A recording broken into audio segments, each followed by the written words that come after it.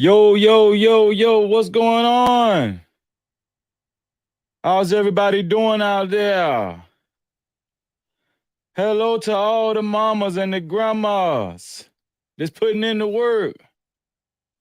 All the daddies and the granddaddies that ain't shit. No, I'm just playing. I'm just playing. Shout out to Dusto, my dog, in the chat. Shout out to Black David. He's always the man behind the scenes. Shout out to Black Man Unfiltered. Black Man Unfiltered. We want to start off this show first and foremost, giving honor to Black Man Unfiltered and his entire family. Um, I want to just say my condolences to Black Man and his beautiful mother. She's still here with us in spirit. And we love you, Black Man, from the Black Man Nation. We love you. And I'm pretty sure everyone else's sentiments is the same. So this is your one and only Freezy, and I'm sitting in for my dog, Black Man Unfiltered. And we got an interesting topic today. And those who are tuned in already, I'm pretty sure you've read the title of the show. The men who do the work and the women who still walk away. Where's the disconnect? We're going to get into it. I can talk to, hey, listen, let me tell you something. I could do this show by my damn self. This topic right here, I could do this by myself. Because when I was younger, well, I don't know if was I ever a simp? I was a simp as a teenager. Yeah, I was, because I was green. I still had milk around my mouth. Okay? This is my monologue, y'all. This is my opening monologue. I got some people coming in. World class, my dog just showed up. But yeah, I was green. I was a simp when I was young. Okay? But it comes a time where you have to mature and grow up and understand and look at the world for what it is. Look at these 304s for what they is and understand what a good woman is. Okay? Black man. No, that's Black David. Yes, I was a simp too. Everybody, this is my belief. Every man at some point in his life was a simp. It might have been for 5 minutes. It might have been for 50 years. It might have been all his life. I think I was a simp from I'm gonna say it was like puppy love simp. I was a simp from when I started dating and liking girls. That was about when I was a youngster, preteen to I'm gonna say 18 years old. Yeah, I was a simp for by 18. After 18, I became a monster. Huh? Yes. And from 18 to now, I'm a seasoned. Well, you go from simp, and then if you graduate from simp, you go to pimp. Okay, most guys don't make it to that level. Simp to pimp. Now, I've graduated from pimp because being a pimp ain't good either now. Now, I still got little pimp qualities, okay? All right? My wife will tell you, all right? But Black David say, I would be honest. I would be honest. I was a simp while in high school, but once I got into college, something changed in me. That's right, David. If something don't change, you're in trouble. Trouble. All right, yes, Alexis, I graduated. If you don't, listen, I don't think we understand how detrimental being a simp is. Being in the simp realm, okay? A lot of guys have lost their natural lives being a simp, huh? A lot of guys ain't here no more because they couldn't take it. They couldn't take the pressure. Okay? They not here. So I just want y'all to understand how detrimental it is to be a simp. It's a form of weakness that you can't imagine. All right, and a lot of guys in these spaces they gloss it up and they paint it up and they make it look good. They make the simp look good, and that's why a lot of other men get tricked into it. But don't let them trick you, I dare you. Don't let them do it. Black David say, from a simp to a pimp. That is real talk right there. That's right, David. But let me tell y'all something, okay? When you go into the pimp category, the pimp world, it can get very gruesome and horrific, okay? Some guys just can't handle that. I'm talking about I would, okay, listen. I didn't have a heart at one time. Okay, it could get bad. Some guys can't handle that side either. All right. That's why I had to pull back on my pimp status too, because you stop being the prey and you start being the predator, and the predator sometimes the predator is a killer in the spiritual aspect, not actually killing nobody. You understand what I'm saying? But the predator is heartless. All right, and I still got a little some of that heartless in me right now. Okay, but y'all don't be like free. Let's start the show. Okay, listen. Okay, we want to. I'm gonna keep shouting out my dog, Black Man. Okay, he lost his mother. Some of you know, some of you don't. I want to give a big shout out to Lexus from Texas. She hit me up in my inbox on Instagram on IG. Lexus, thank you. Much love for you hitting me up and informing me about it, because I didn't know. But now that I do know, my brother got all access, whatever he need. I'm here for you, brother. Okay? This is a big transition. But one thing I know about my brother Black Man, he's a soldier, just like me. Okay? He a soldier. Okay? They birthed us and they left us here to be leaders and to take care of everything after they gone. All right? Can I get an amen? Black David said, I didn't become a pimp, but was a savage instead. I was trying to destroy ladies' spine. Okay. All right, David. Have them trying to jump through the window. Y'all heard my boy David? Man, David said he put that mandingo on them people. David ain't bullshitting out here. David, go easy on him, all right? Listen, man, listen, we don't need you to start putting that war paint on and, start imagining the old days and stuff. You know how y'all do. You come on now. We don't need all that now, David. Come. Listen, now we know you used to put that spear on their ass. You know what I'm saying? Yeah, we don't need that now. No,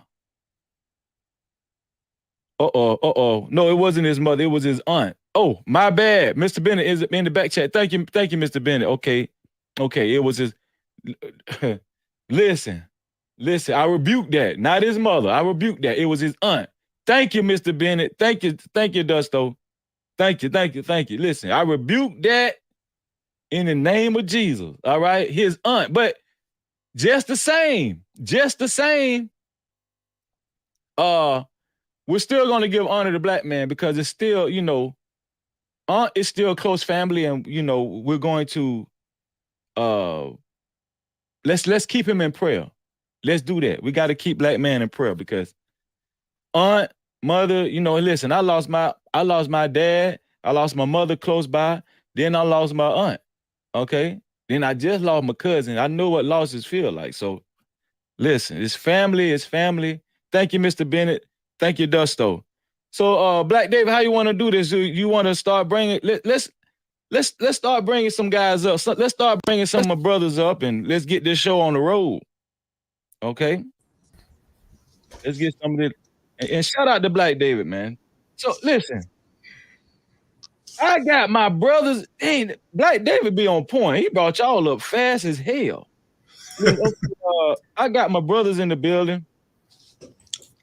I got Mr. Bennett in the building. It's always a pleasure to be amongst good brethren. Mr. Bennett. Miss you, man. Good to see you again. Oh, thanks, man. Thanks. I appreciate that, man. I appreciate that. Noble in the building, world class. Let me tell y'all about this, brother. This one of the most spoken. This one of the most soft-spoken brothers, but this man is gangster. Okay? Oh, man. Don't let that man fool y'all. That man will get on your ass. All right, okay, and we got Dusto. Listen, low-key Dusto be trying to come on this camera with, with the wife beaters on and stuff. We know what you be trying to do, Dusto. That's not a white. Hang on, that's not a white beater. Hang on. What that is? White T-shirt is a white beater. It's got to be white color. Oh, okay. see. That's a charcoal block. What he got? Oh, what that is? That's a gall shirt. That's a gall shirt, Mr. Bennett. That's a gall shirt. He's trying to be buff. That's a buff. That's a bro shirt. That's a buff shirt. But if it's the white T-shirt, the Fruit of the Loom white T-shirt, that's the white beater. That classifies as a white beater. Okay, my bad. See, we learn something new every day. You know what I'm saying? So in other words, the black one would be the girlfriend beater. The black one is the what? The girlfriend beater. Baby mama beater, really?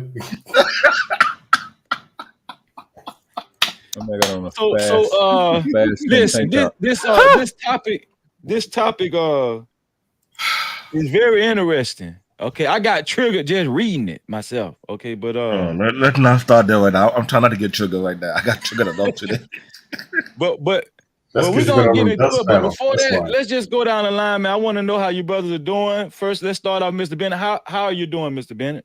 I'm doing well. Just as get my yard work in. I've been working on my yard all week and whatnot. Lost about 7 pounds. About that summertime, huh? This is my cardio.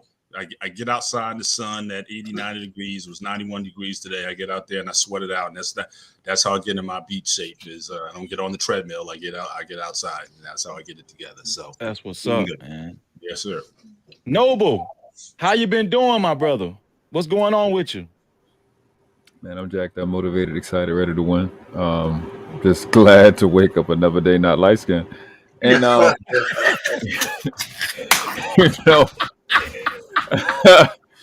it makes me happy when I have to, when I have the benefit of walking around Coppertone.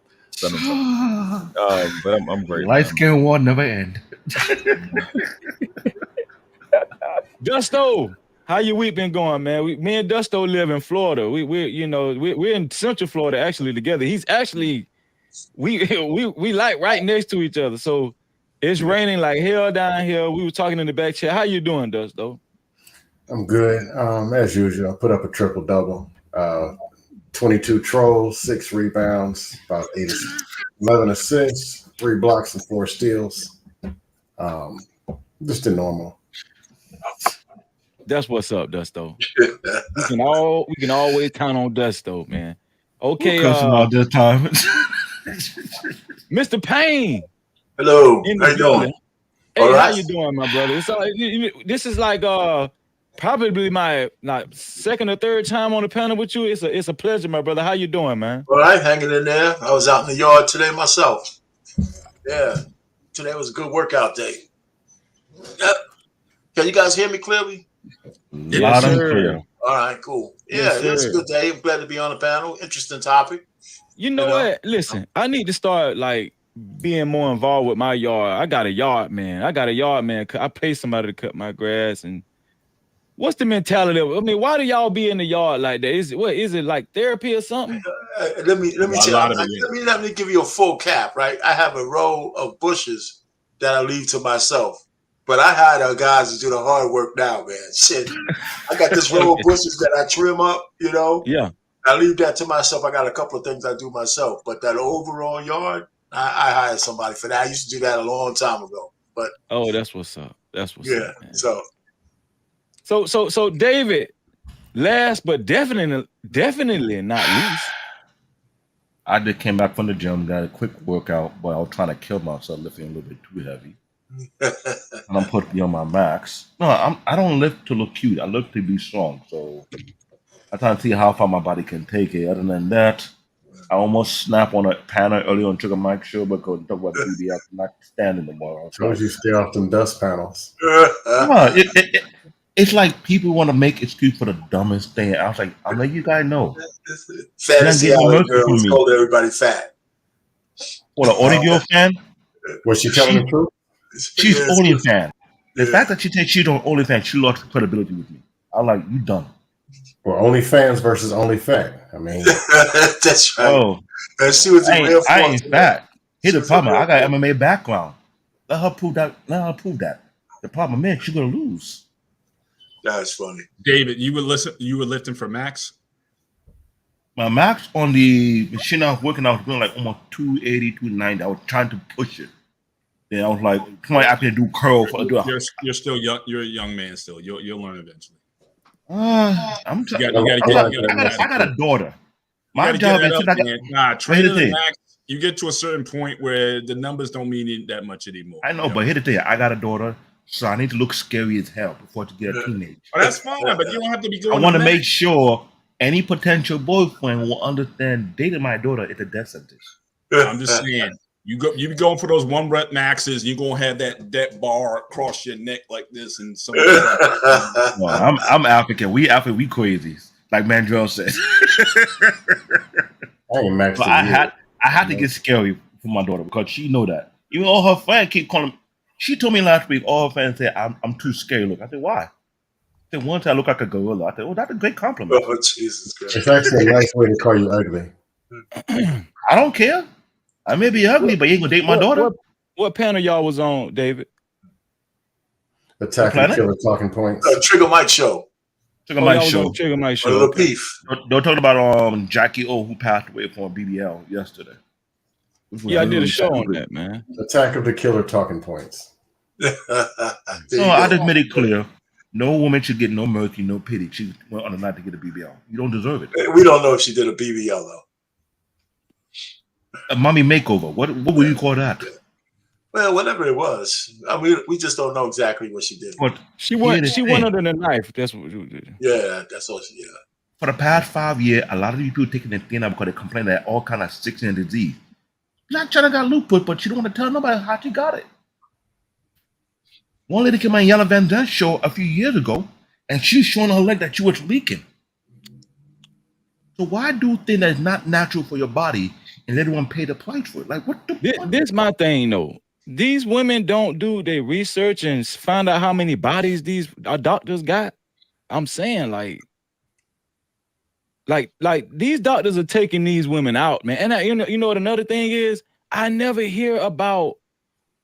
Maybe I just don't read enough, but I read a lot. You know, I don't hear a lot about white women dying up under the knife or other races dying. I always hear about black women dying because they're keeping their mouth shut. Surgery.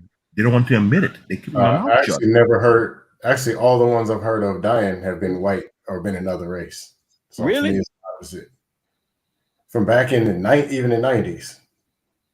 No, I'm talking about like I'm talking about all the way even back then, plastic surgery and whatever, women dying from it. I've only heard of it mainly being white women. Oh shoot! And now it's shifted to black. Well, here I was talking about in the last last 3 or 4 years. It's just been black women. Oh, are you talking to white people?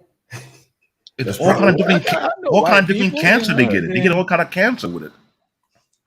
So what's the point of doing something that will destroy your body and telling you this doesn't belong inside, and all of a sudden you start to get all kind of weird sickness disease. You don't understand why until the doctor tell you. Then when time for you to take it out, it starts to look real bad. Like, come on. Who are you kidding? And I've seen some girl in past jobs look like some ugly ass weirdo. Like, I know the butt was done wrong. I know you did in Colombia, but goddamn, you know you look weird. That's what I'm saying. T. Riggles make a good. Go ahead, World Class. I was saying T. Riggles made a good point in the chat. He said, "I've never heard of a grandma dying at 55 from a hip replacement. It makes no sense." Exactly. And that's what I'm saying. Like, Black David made a good point about, you know, all these thrift surgeries, like Colombia and all that stuff, right? Like, these black women are going over there in droves, bro. I'm telling you, they going over there in droves.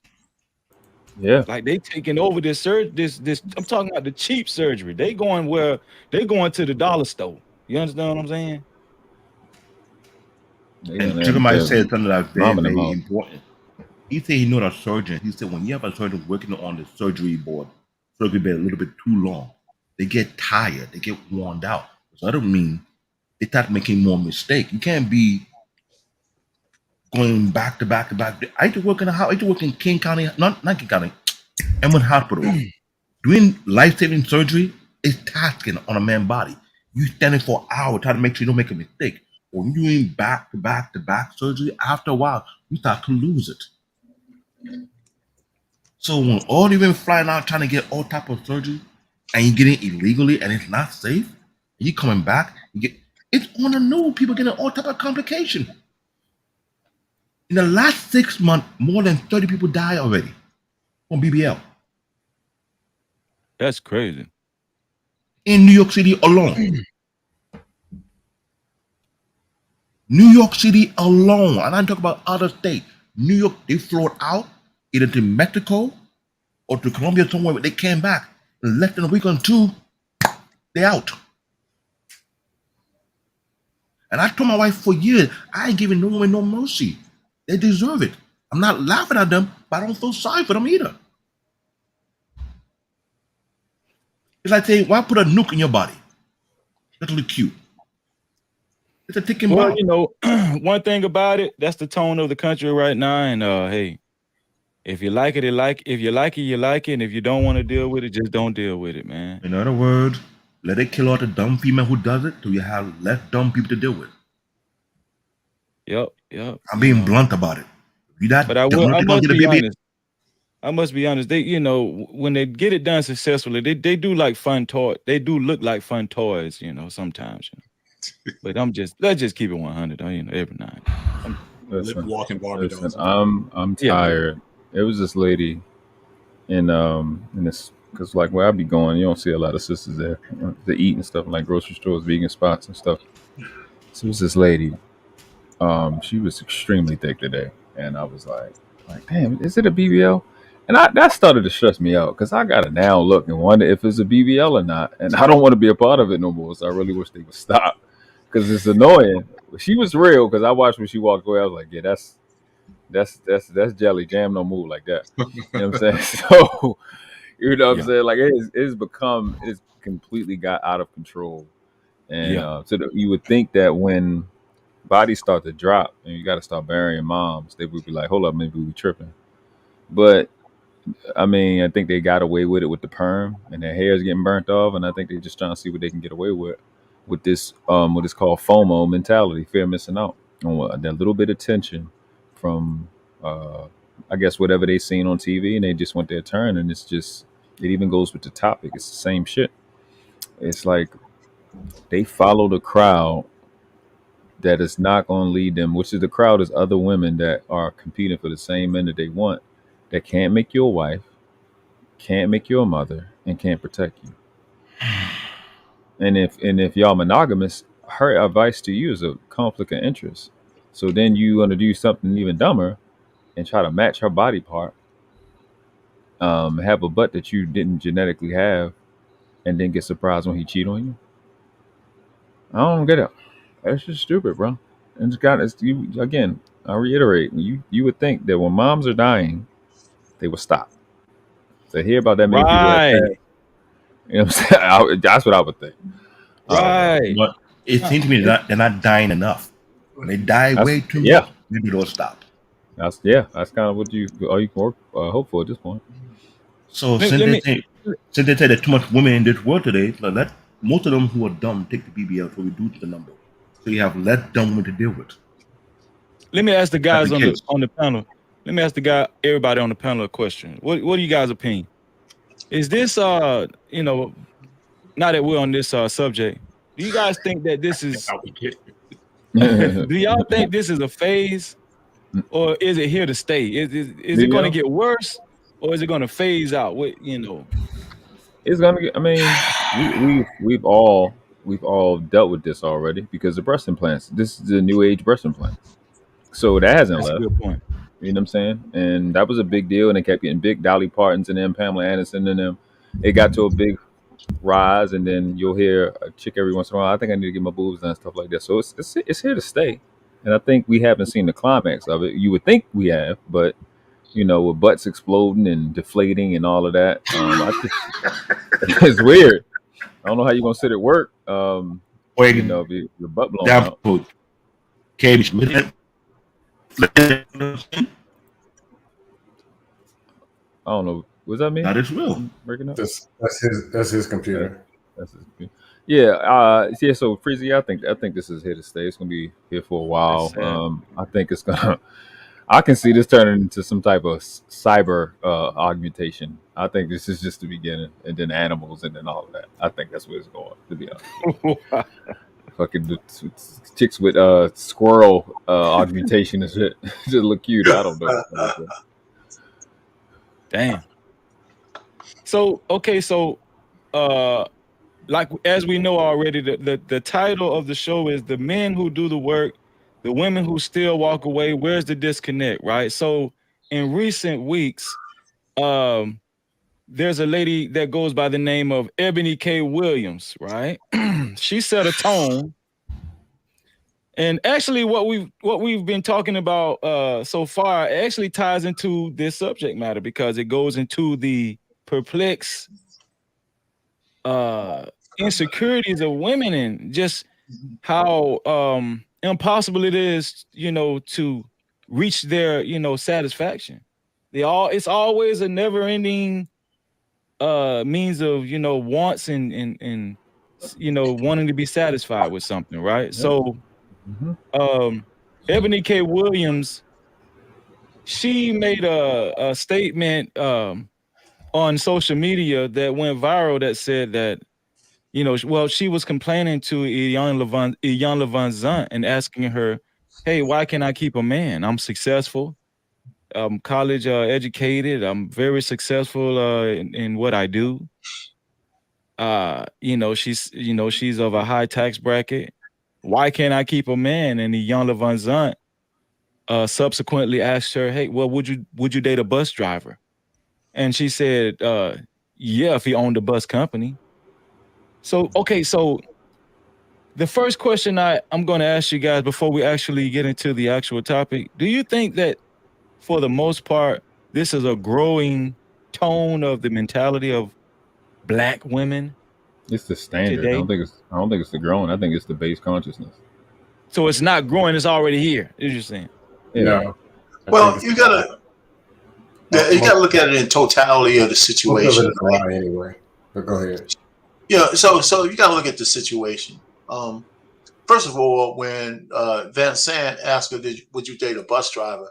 The chick was on this kind of mighty high tirade. So the question came out just to kind of re-level set the field when she just kind of left field to see how she would react.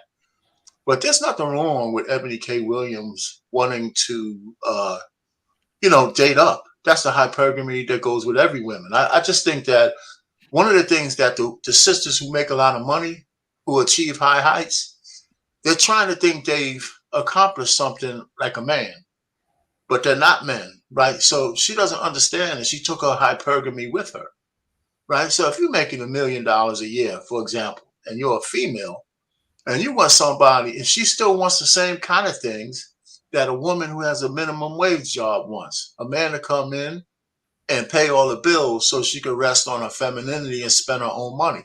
But she doesn't realize the pool that she's swimming in is very small, and it doesn't matter what your race is, right? So the men in that level who can give that to you, one, they're not, if they don't have any kids, they're not looking for a 40-year-old woman, right? That's number one. And number two, they probably wouldn't be looking for a woman like her because she's thinking she's going to be in competition and she's going to be his partner. So if I'm a high value man from the standpoint that I'm rich and I'm looking for a wife, I'm not looking for a partner. I'm looking for a woman who's going to be a helpmate and all that kind of stuff. And Ebony K. Williams is not one. But the real point is that a lot of these women who act like that when they have money, they don't realize that their hypergamy is pricing themselves out of the market.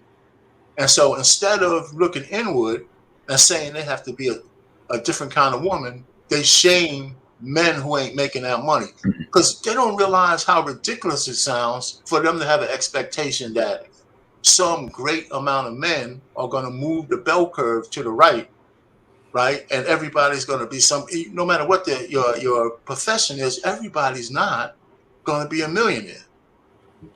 I honestly, I completely reject these concepts of hypergamy. The word don't even mean anything, but I'm going to go down that route because they're not doing hypergamy. They're like any version of it is not real, and if it is real, it's not these chicks today. They do what they're allowed to do. They do whatever's quick, whatever's a quick fix, instant gratification, something for nothing guarantees. That's all they do. There is so many ways to prove this point. They're not prepared for anybody that's rich, anybody that's successful. They can't help their sons be successful. Kevin Samuels, we watch live after live when these hypergamous, quote unquote hypergamous women are asked about the value that they want. They don't have a half a clue on where these guys are, what they're supposed to do, where they work at. They know nothing about these guys. So it's not about these guys. They're in a dominant, submissive relationship with other females that they're afraid of. And they have access to this concept of high value man, quote unquote. Wow, that's a whole nother aspect you just gave just then. Go ahead. Yeah. Go ahead. And they have access to this concept because of TV. And it's easy to press the power button and see these concepts. That's it. Or get on the internet and see it. They don't actually want better. They don't even do better for their own health. They won't even do. So-called black women kill 649 children a day. They don't even do better for their children. They don't actually want better. They want whatever's easy, and they don't want to miss out. So-called black women are not doing hypergamy. They just don't want another chick to have what she wants. If they want to be the only one, the only monogamous one, they want to just as passionately. They don't want another chick to be the only one. That's why a lot of these girls are having sex with their homegirl's boyfriend or their homegirl's husband or baby daddy. Yeah, I got pushback on the whole thing. Go ahead, Duster. We know you did. Go ahead, though. And it's recycled. No shot at our pain, but I don't understand. Yeah, no shot at them. No, but all I heard was YouTube talking points stacked on top of each other. I don't even know what he said. But here's the deal. There's a woman over here.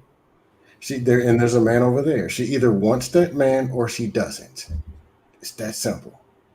That's new. Well, the hypergamous statistical analysis from 18. She's interested, she's going to comply. If she's not, she's going to act a fool. That's how they do. You didn't say anything different than what I said. I just gave it a term. That's all. No, I'm just saying the hypergamy and all. Look, it ain't got to do with all this. Hypergamous is not a YouTube talking point. It's not.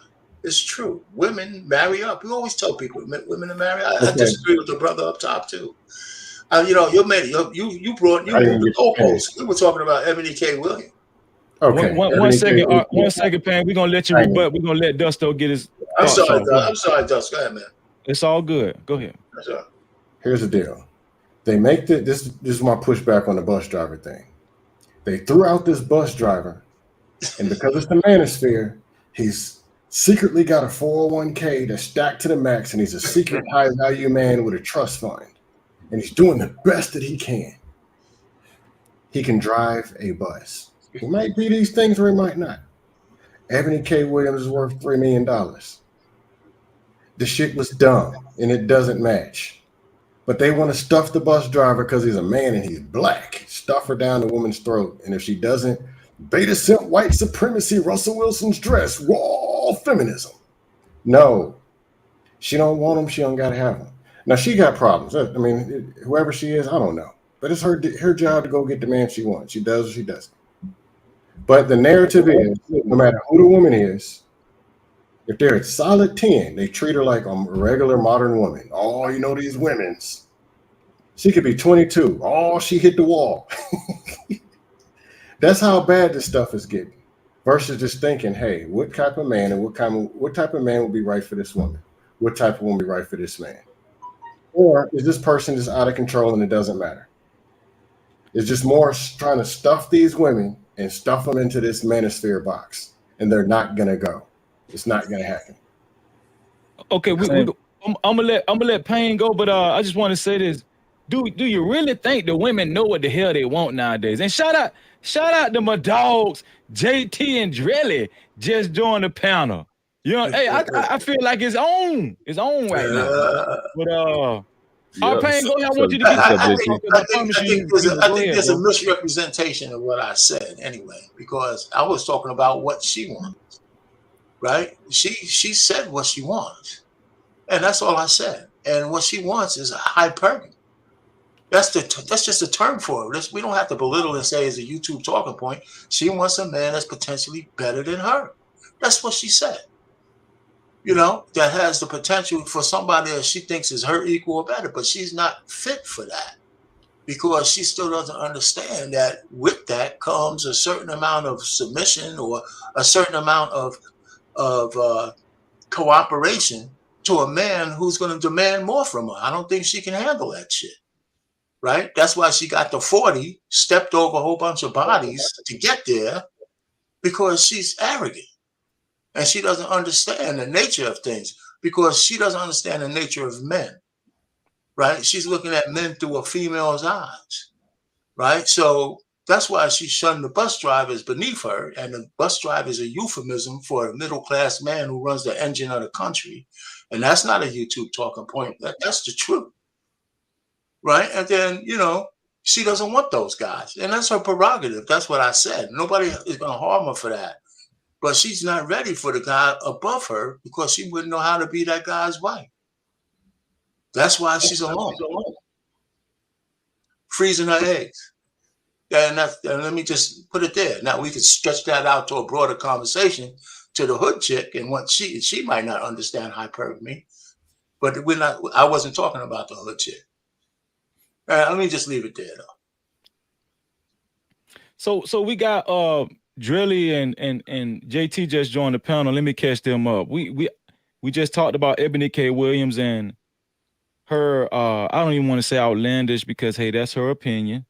But her statement upon, you know, she would date a person that dealt with buses if he owned the bus company, right? So I asked earlier, is this the tone of black women in the country? Are black women demanding a man to be of a certain status? No. And do they deserve it? Mr. Bennett hadn't got in there, Black David hadn't got in there, but you guys jump in, man. Listen, let's just have a conversation. Here's the thing. The answer is simple. Some of them. That's just the long and short of it. I mean, y'all went a long way just to be wrong. So y'all did. Y'all said a lot of words just to be wrong. The answer is some of them. And my thing is this: if a woman is, men are hypergamous too. Cut the shit. You're looking for the baddest broad, the one that looks the best, or the one that has the most to offer you in terms of what you're looking for. So to say women are hypergamous and that's wrong, you're incorrect. You are too. That's hypocritical. So let's be honest. You can disagree all you want. You're still wrong. No, now, here's the thing. It's like scam is putting it Teletubby style. People want what they want.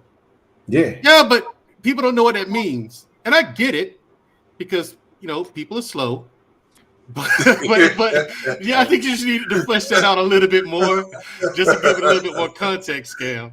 You know what I'm saying? Like that was it. But and the thing is, hold on. Ebony K. Williams, wanting the guy who owns the bus. She didn't say the guy had to be rich. She didn't say he had to be a multimillionaire. She just says it's the ambition. The guy had the ambition to own his own stuff. Now here's the thing. Come on. Also, wait, give me a second. Now, what our Payne said was correct. She is ill-equipped to handle a man that she's looking for. She is. She's ill-equipped to handle the man she's looking for because the man she's looking for is going to want to direct things. And the thing that I haven't heard anyone bring up as of yet, now y'all might have said it, other people on other panels may have said it, I just hadn't heard it, is that she is a woman who has a problem ceding power and releasing control to the guy, right? She has a big problem. She has a big problem with that. Now, that's going to be the biggest issue as opposed to what she's looking for. That's going to be her biggest issue. That's a pretty big issue, really. Yeah, that's what I'm saying. If the guy that owned the bus got two Uh-huh. buses, if the guy that owned the bus got two buses, he got a bus Right. company, and both the damn buses is broke, and the money machine on there broke. She's not happy. Nope. Well, she might. Here's the thing. She might She not want the nigga to be rich. Here's the thing. Okay, that leads me to my next point. She is a woman with a cup that she's constantly trying to fill, but she never will. She's never going to be happy with good enough. She's never going to be happy with what she's asking for. She's never going to be happy.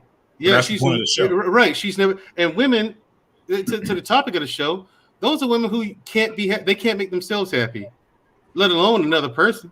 Let's go right into it. Why don't you? Go ahead. You can't. I mean, okay, if a man is doing the work, for example, boy meets girl, they're trying to get along.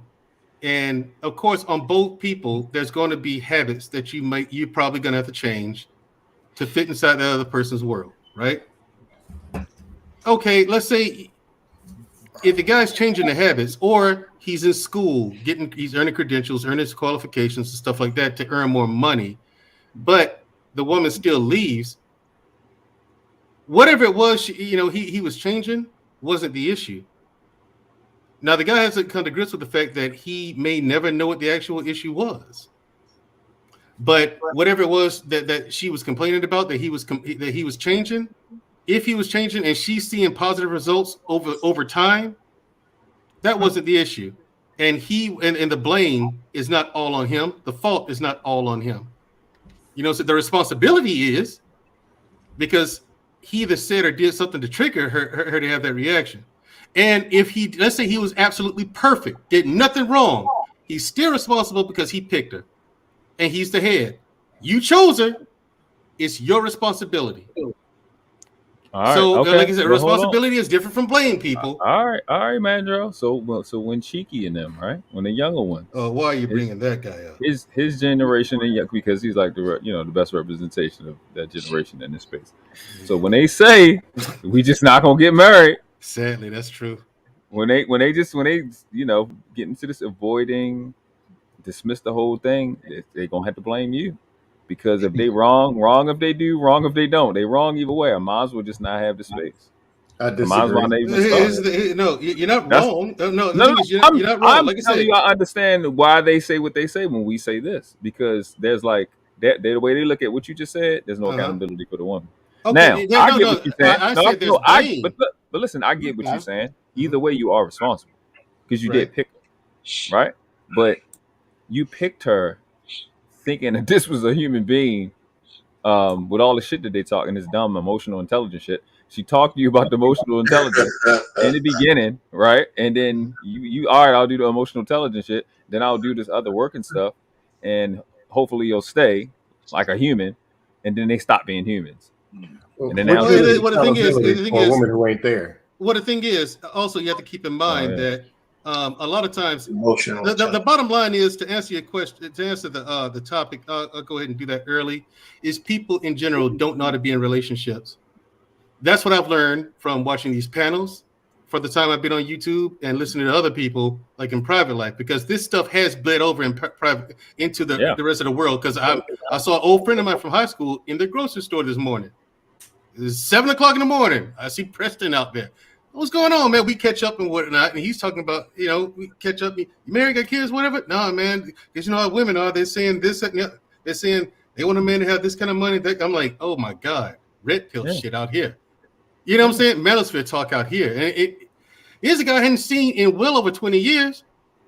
You know what I'm saying? And so people don't know how to be in relationships.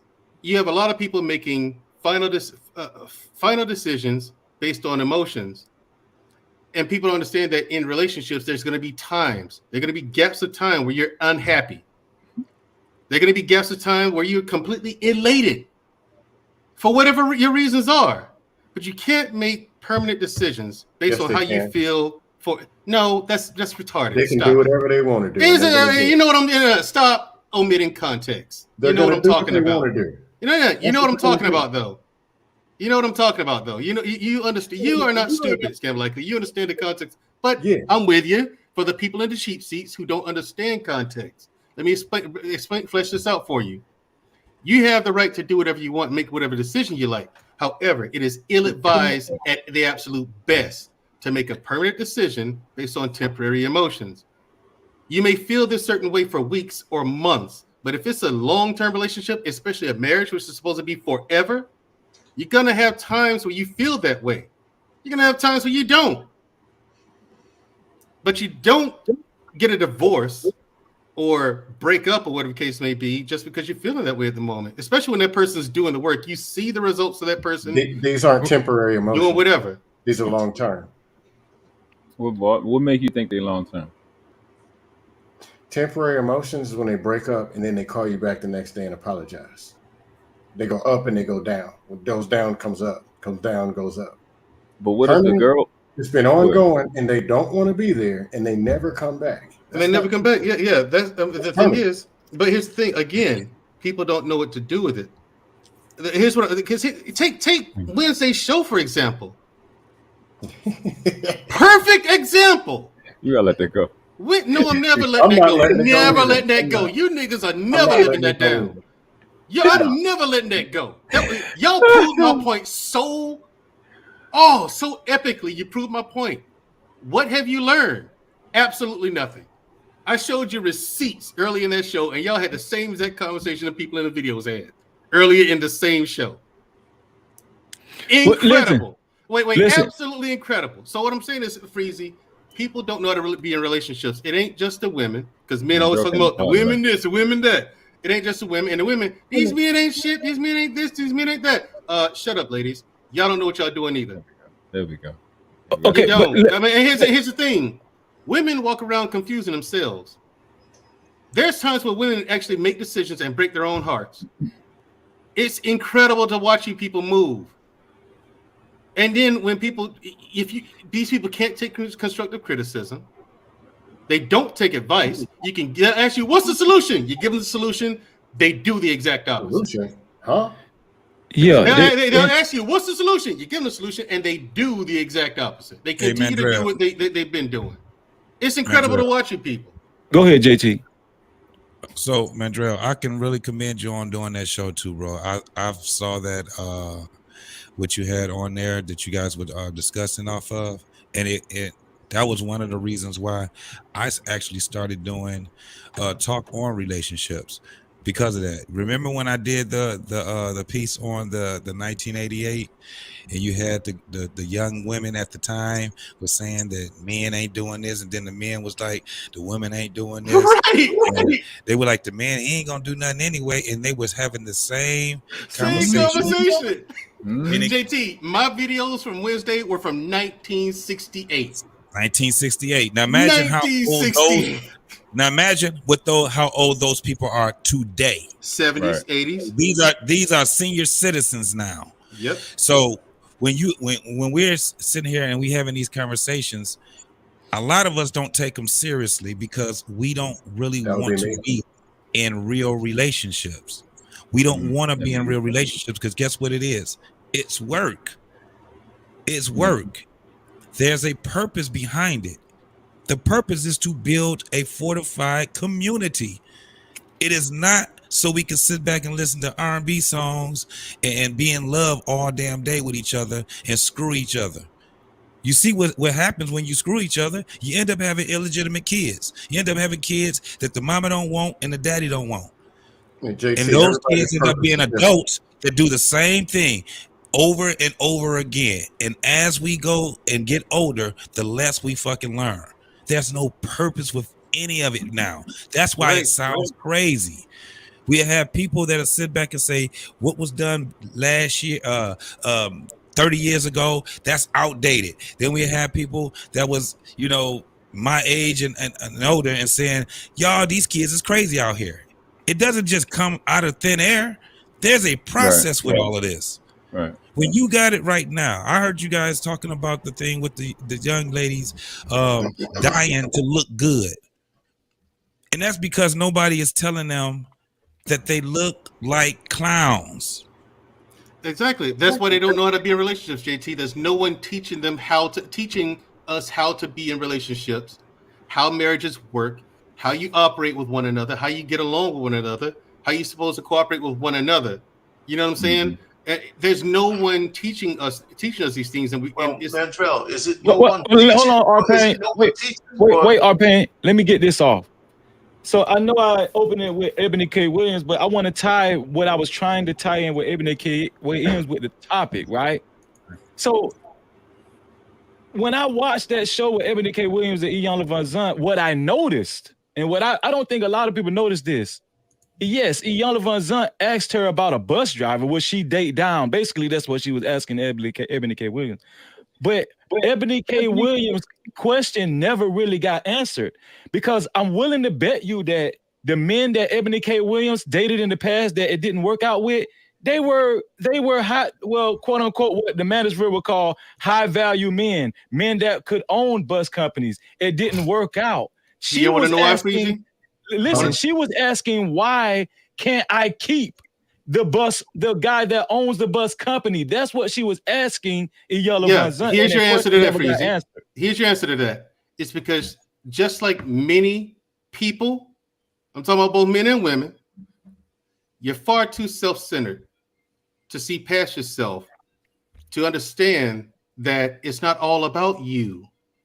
Like when you listen to Ebony K. Williams talk about, because I listened to her talk about her previous relationships, and like Scam Likely and I have actually like teamed up together and scanned the whole manosphere, whatever, and all we heard was selfishness, me, I, and that's all I heard from Ebony K. Williams when she talked about. I'm not talking about just women. I said that's why I said people. I didn't say just women, but people. People want to know, what can you do for them? They're not looking for what I can do for you. Yeah. And it takes both people with that same mindset. If I'm with someone, and see, this is why my relationships haven't worked. I'm looking for what I can do for you. You know what I'm saying? Well, what can you do for me? Well, let me think about that for a minute. You know what I'm saying? And then I start listing stuff off. Because here's why. Everyone is different, so everyone has something different to offer. So you have to take everyone on a case-by-case basis. Are they? You know what I'm saying? So Freezy, it's a servant heart.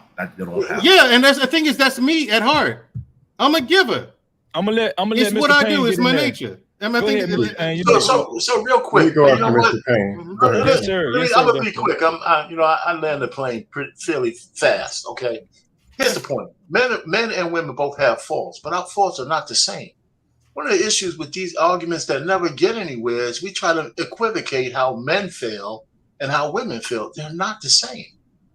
They're not the same. We want different things from each other because of our nature, right? So we want something from women and they want something from us, but we don't want the same thing. What a woman wants out of a man and her priority list is what we want is different than what a man wants from a woman. And neither one of them is wrong. It's just that it's a mistake to try to equivocate them. Right, so this equality thing, everybody gets quit that we gotta be equal. That's just bullshit, man. There's no equality of outcome. So let me just finish. I'll finish with this. So I'm not arguing that men have faults and women have faults, but our faults and the nature of them are just not the same. All right, but what I'm saying is people in general. That's why I get specific with Scam. Like I said, it's not just women. He's right. And I agree with him. It's not. I'm not talking about just women. I'm talking about both of them, men and women. People are far too self-centered now. Being leader, they don't even understand this fact. Are paying. Being leader or head of the household is a servant's role. It is a servant's role. You being the leader, that means you're just the first servant. You're the top servant to that family. You are to serve that family, serve that woman, not in the position of servitude or subservience. But everything you do is for the health, welfare, and benefit of your family. Now, in the beginning, if it's just you and your wife is your family. You do it. Everything you do is for her until you have offspring. So this is the way this works. Hold on. This is the way this works. Mansfield, let me just ask you a question on your point before you get too far away from it. I don't think men do that bad when they're in a marriage with serving as leaders for their families. That's why we don't leave because of humbugs. And if we look at the title of the show, if we look at the title, if we put that to the title of the show, right? The show is about men doing all their things for their family, but the women still leave. It's kind of paraphrasing it, right? Okay. Right. So I don't think men are guilty. I'm talking about a righteous man who was guilty to run his family, pour into it, and then have his wife wake up unhappy one day and leave.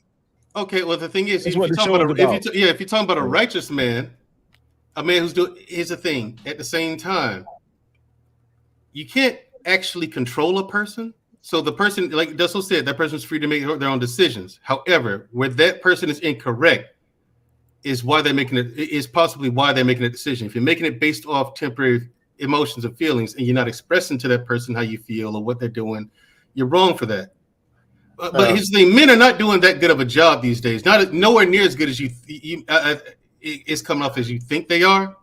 Women are leaving for a reason. Women are leaving for a reason. Yeah. What's the reason? Whether that reason is good or bad depends on the woman. We need to know what the reason is. Actually, it doesn't. Can I chime in? I haven't chimed in yet. So yes, please, Mr. Bennett. Mandrell, I think your sister nailed it yesterday. She was on DLC. I watched it. And she basically said women want to tingle. Yeah, they want to gotta make them feel good. Whatever that is, that tingle of being in love or whatever that is, as long as that tingle's there, they'll stay around. When they don't feel the tingle, regardless of any other provision, protections, or anything that these guys talk about that they want, if that tingle dissipates, it's not going. It's she's going to feel a certain way. It's like that's something that they're always striving for, and maybe that's a taught behavior or learned. No, it's not. That's what I'm talking about. No one's taught how to. Women are not being taught how to manage. I understand, but I'm saying, but that emotion stuff to get to the topic of the show. Why are women leaving? Again, it's about the tingle. And it is. Just because you're doing all those things, it's not necessarily going to be there. And the other thing I want to point out, because again, I've been hearing the brothers talk about, well, men don't leave. But to Mandrell's point, that's still not leadership either. Like just not leaving is something to be commended. If you took the vows, yes, you're supposed to stay. So why are you getting credit because you said you didn't leave? Because you know what you're supposed to do in the relationship that are not building it, like listening to her or always serving and trying to as best as you can, because again, you can't make people happy, but to the best of your ability, be sensitive to what her needs are and trying to meet them. If you're stepping out, so there's a lot of guys who use that. Well, men don't leave, but they still stepping out. So this whole thing about using that as a badge of honor, I'm sorry, I'm not buying it. That's at minimum. You're not supposed. If you take the vows, you're not supposed to leave. So why are we even put? That's like saying, well, I'm a good parent. I raise my kids. But you're supposed to raise your kids. You're supposed to. You do what you're supposed to do. Right. Why are you trying to avoid points for stuff that should be automatic with the role that you say that you have? Because it's self-centered, Mr. Bennett. It's self-centered, and they're looking at themselves and I'm doing this right. I'm doing this right. I'm doing that right. And the thing is, they're not looking at they're not self-evaluating themselves properly. Yes, look at yourself at what you're doing right. You're supposed to also examine what you've been doing wrong. This is when you go to your significant other. Hey, what do I need to clean up? What am I doing that you may find distasteful, or whatever the case may be? This is a part of effective communication, because that person may feel a certain way, or you may be doing something, and they may not be sure how to approach you with that issue. So if you ask them the question and tell them, hey, be perfectly honest, not an argument, nothing like that. Hey, I just want to know so I can be better to you. I can treat you better. Hey, you know what I'm saying? And then let the conversation go where it's going to go. Get his point off, and then you next, JT. Oh, okay. Go ahead, Dusto. All right, here's the deal. I'm trying to make it simpler. There's a dude and there's a woman. One of them doesn't like the other one, and there is a problem. A lot of the men you hear on the dust and crust panels, women don't like those men. Listen to them talk. Don't nobody want that. So there's a problem. So women are ragdolling, getting what they can. These are Wigosauruses, by the way, and they're leaving and going over to the next and whatever. Out of control men attract out of control women, and they beat the hell out of each other all day. That's how this works. Then there are people who could actually make something work, and they just lack the skills to do so. I've been in that category. I had to learn the hard way. Anybody say, actually, this is how femininity, everything works. Now, men who say they want this femininity comes with emotion. It's a package deal. Let's be real. But dudes want the femininity and they don't want the emotions. You got a problem. Soft skills Sammy is taking your girl, and he doesn't make but half the money that you make. Then you'll be on YouTube crying, well, the money, the high value, the hypergamy. No, you make $320,000 a year, and the post office worker is smashing your girl tonight. People don't have relationship skills. People don't have communication skills. People don't have this basic good character that makes them an actual person. Or last thing, and I'll pass the mic. When you get in a relationship with a woman, instead of all these damn protect and provide, and you might care about that. You have to sit on the couch with this woman for 3 hours on a date. You have to deal with her for a week when you take her on a trip, if y'all go. Or if you're in a one-bedroom apartment, you have to be there. Hours, days, years. So if they don't like you and can't even get along with you, one day they're going to open the front door and they're leaving and they're not coming back. That's how this works. And it has nothing to do with the data. Well, 32.6% of women are divorcing because they're black. No, you have no connection. She's gone. Your relationships, like I said, people don't know how to be in relationships. It's a lot. Just 1 minute, Freezy. You've heard me say several times. Yeah, you heard me say several times.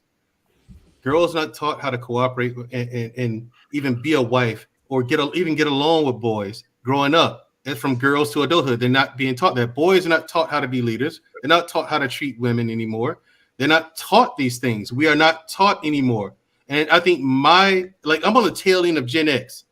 I think I'm the last bastion of guys who got the lesson in chivalry. I really think so. I mean, because it's almost gone nearly completely now, And so when you have your relationship skills are that low, and then you have bad relationship after bad relationship, so on and so on, people tend to get worse as opposed to get better because they're looking at them. They're not looking at themselves as, okay, what can I do to improve? They're looking at the other person as to what did they do wrong? You shouldn't have left me, instead of examining why that person left in the first place. Yeah. One other thing. Please, no, because I got to get JT in here. No, Duty can't save you. That's please, JT. Let JT speak, and I'll pick up. Go ahead, JT. Go ahead. I think right now, every time we have these relationship conversations, I always bring up the question of who are we talking to? Who are we talking to, and for what purpose? One of the things I can tell you right now is that it's not the younger generation. They're not listening to us. I look at a lot of these platforms where they have younger folks, 20s and 30s, and they're not having the conversations that we're having. Their conversations is based off of sex, what type of nigga they want, or what they won't take from a nigga. And the dudes is talking about screwing females or what kind of position they go, eating ass. I think we're missing the mark. And I think we're missing the mark as a society, because what we talk about over here basically is to date for marriage. And through my observations, there are very few people that are even ready to even get to the marriage part, because they can't even have a relationship, because they don't even understand how to build a relationship. And one of the things is because they're confused. They're all confused. And they're not confused because of these panels. They're confused because of what's in front of them. They're looking at their parents, aunties, uncles. They're looking at their friends, their peers. And no one has real answers when it comes down to how to build a community. I mean, how to build a relationship. No one's leading, JT. Right. So when we talk about dating to marry, who are we talking to? We're not talking to people that want to get married, because when people want to get married, they go get married. And they make it work. Then they start working on something then. You got people talking about doing married people stuff while they're 2 weeks 2 months in a damn relationship. That makes no sense.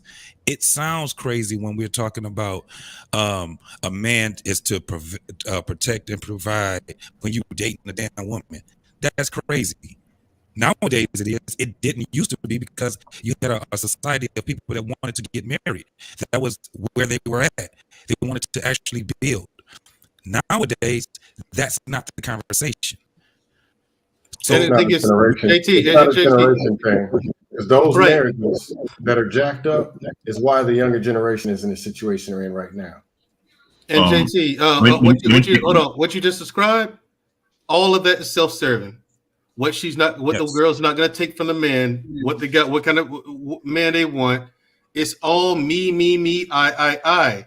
We're not taught to work together. Even men, we can get together and build something. Are we taught to do that? No. We're taught to look at each other as adversaries. And so the only reason why we got our mouths out about it now is because women are treating us as adversaries. They treat us like enemies. That's the only reason. But for decades and decades, Freezy, black men have been treating each other like enemies. We look at each other, we sleep around each other with one eye open. We never drop our guard. Sadly enough, in this society and the environment we're in, we can't drop our guard. I'm talking this, but am I going to drop my guard around people? No, I'm not. Let me think on this. One thing I've noticed about modern women, right? Today, they don't so much care about you. They care about what you can do. It's kind of changed a little bit, right? Yeah, self-serving. Again, self-serving. I'm going to put myself in a position. My wife, she cares about me. You know how I know that? Because even before we got married in our relationship, bro, I done fucked up. I'm not perfect. But bro, she cares about me. You understand what I'm saying? Like I've done things, and I'm willing to admit I've done things where if she would have just left and never looked back, I wouldn't have blamed her ass. You understand what I'm saying? But what I'm saying is this. Do you guys think that that's the proper mentality? Now, I was using myself as an example, but I want to ask the whole panel, do you think that's a proper mentality for women? And would you teach your daughters that? Let me think on that first. Should women not care about the man? Should women not care about the man and versus care about what he can do? If you're trying to build a family, you need both, to be honest. Let me pick on this. I have worked in the church for many years. I've worked in multiple churches. What I've noticed is something that I had call out the leader of the church and it was good to look at it. The value of relationship is not being taught from the older generation to the younger generation. You have older women who are so stuck out, they feel like they don't need to teach young women anything. And you have some old men who feel the same way. And I watch marriages in some of these churches fail in ways unheard of. And the pastor somehow think he don't understand how it happened. And I'm looking at the pastor like, dude, you dropped the ball.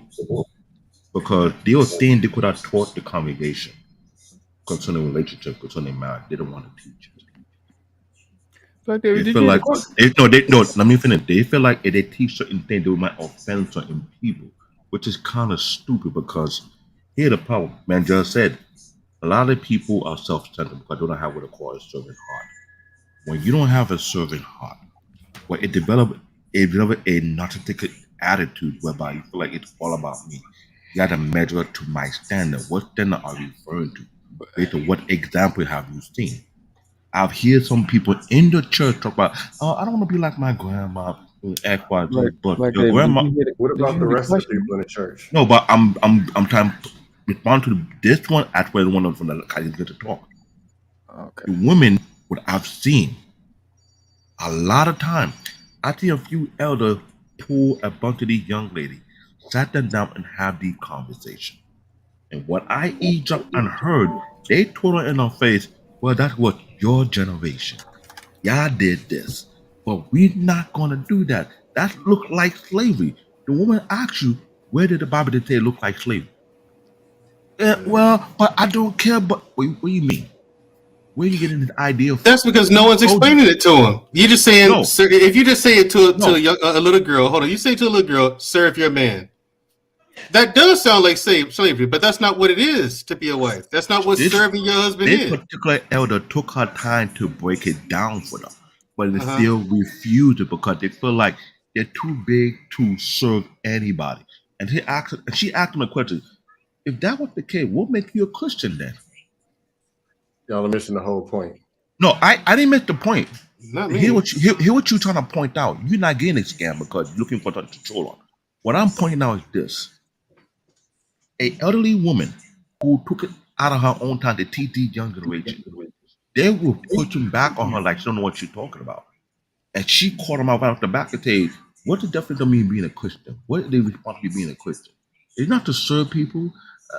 Yeah, but if that's the case, what's wrong with serving your husband? You're missing the point. And later, no, I'm not mentioning the point. You mentioned the point. What I'm trying to point out, too many young women look at the word serving as slavery. Look at the word serving as slavery, but it's not. Problem is, they don't want to do the thing that they saw your old generation did.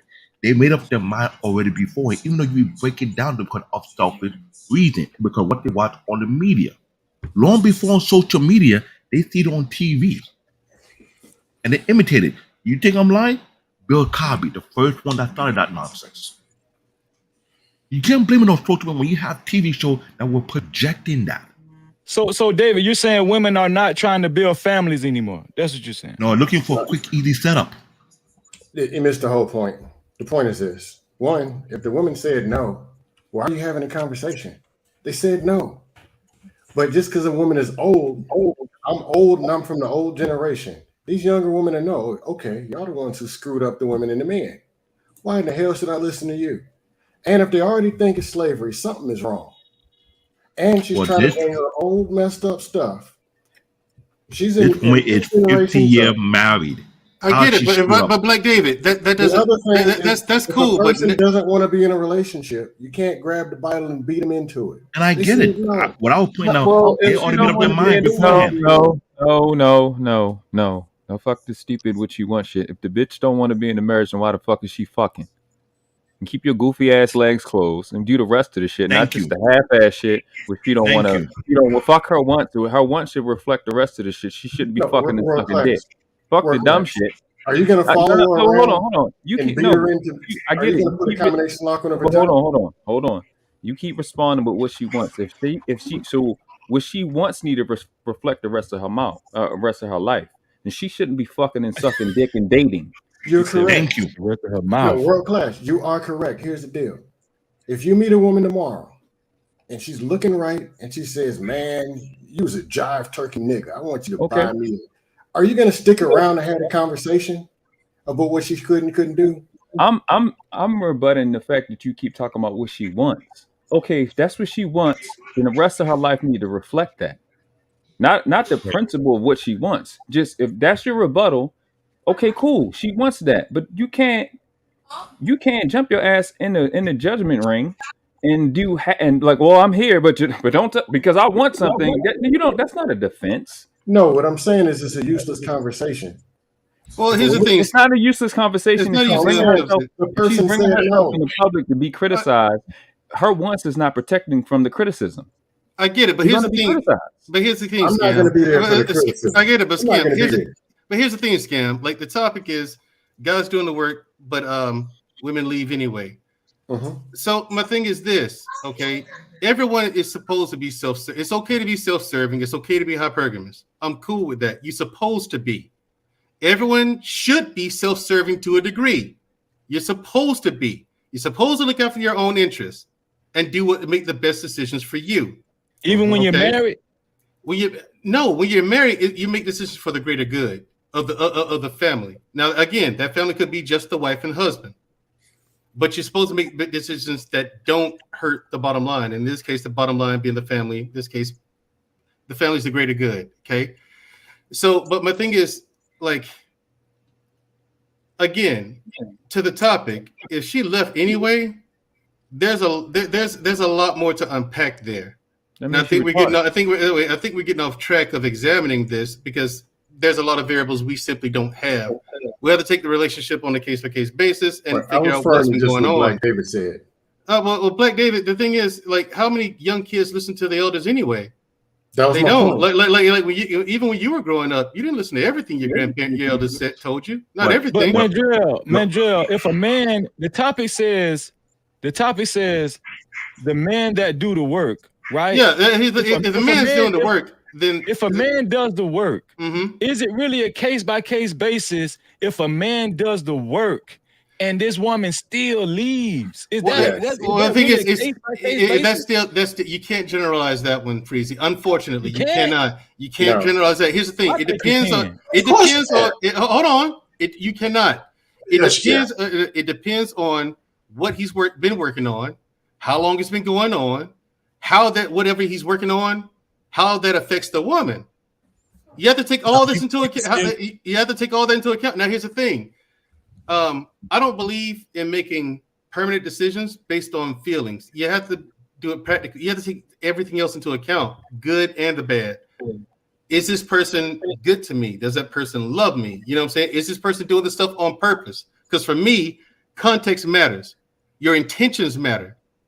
And if you're doing the work, does matter. If I'm with someone and she has a habit that I don't like, and I see her working on it, not days, not weeks, but over months, and I see consistent progress over months, okay, I'm not gonna hold that against her. I mean, she's working on it. That shows me she gives a shit. That shows me she wants to be there. Now, granted, yes, it's a choice. No, Just like that means for you, it's a choice. You can quantify that. You can't quantify and you can't generalize it. You can base it off of stats, man. You can base it off I don't of think you can the base it off divorce stats. rate. Listen, you can off the divorce rate. You can still generalize. But here's the thing about that: Absolutely. are those guys in those stats? Are they the guys doing the work? The stand-up dudes. Here's the thing: stand-up dudes do lose. You can't win them all. So let's talk about doing the work. What you're saying, Mandrell, we can't have a conversation because you're eliminating every aspect of how we conversate with It's each not other. that. I'm not. No. Hold on. No, I'm not. The thing is, you niggas ain't. You niggas ain't thinking. We got Sam over here saying the elders don't know anything. Maybe that's one of the things that's wrong with That's not what he said. That's not even what he said. You're not even listening. Let somebody else say something. Yeah, You guys, you scam. You say, well, nobody wants to hear what you have to say. Maybe that's one of the things wrong with the black community because we discount our elderly who have all of this wisdom because they're older. That's crazy to me. Again, when you were a child, RP, you didn't know the elders anyway. So if we want to say, hey, Freezy, we got this title. Maybe we should bound what we mean by this title so we could have a conversation.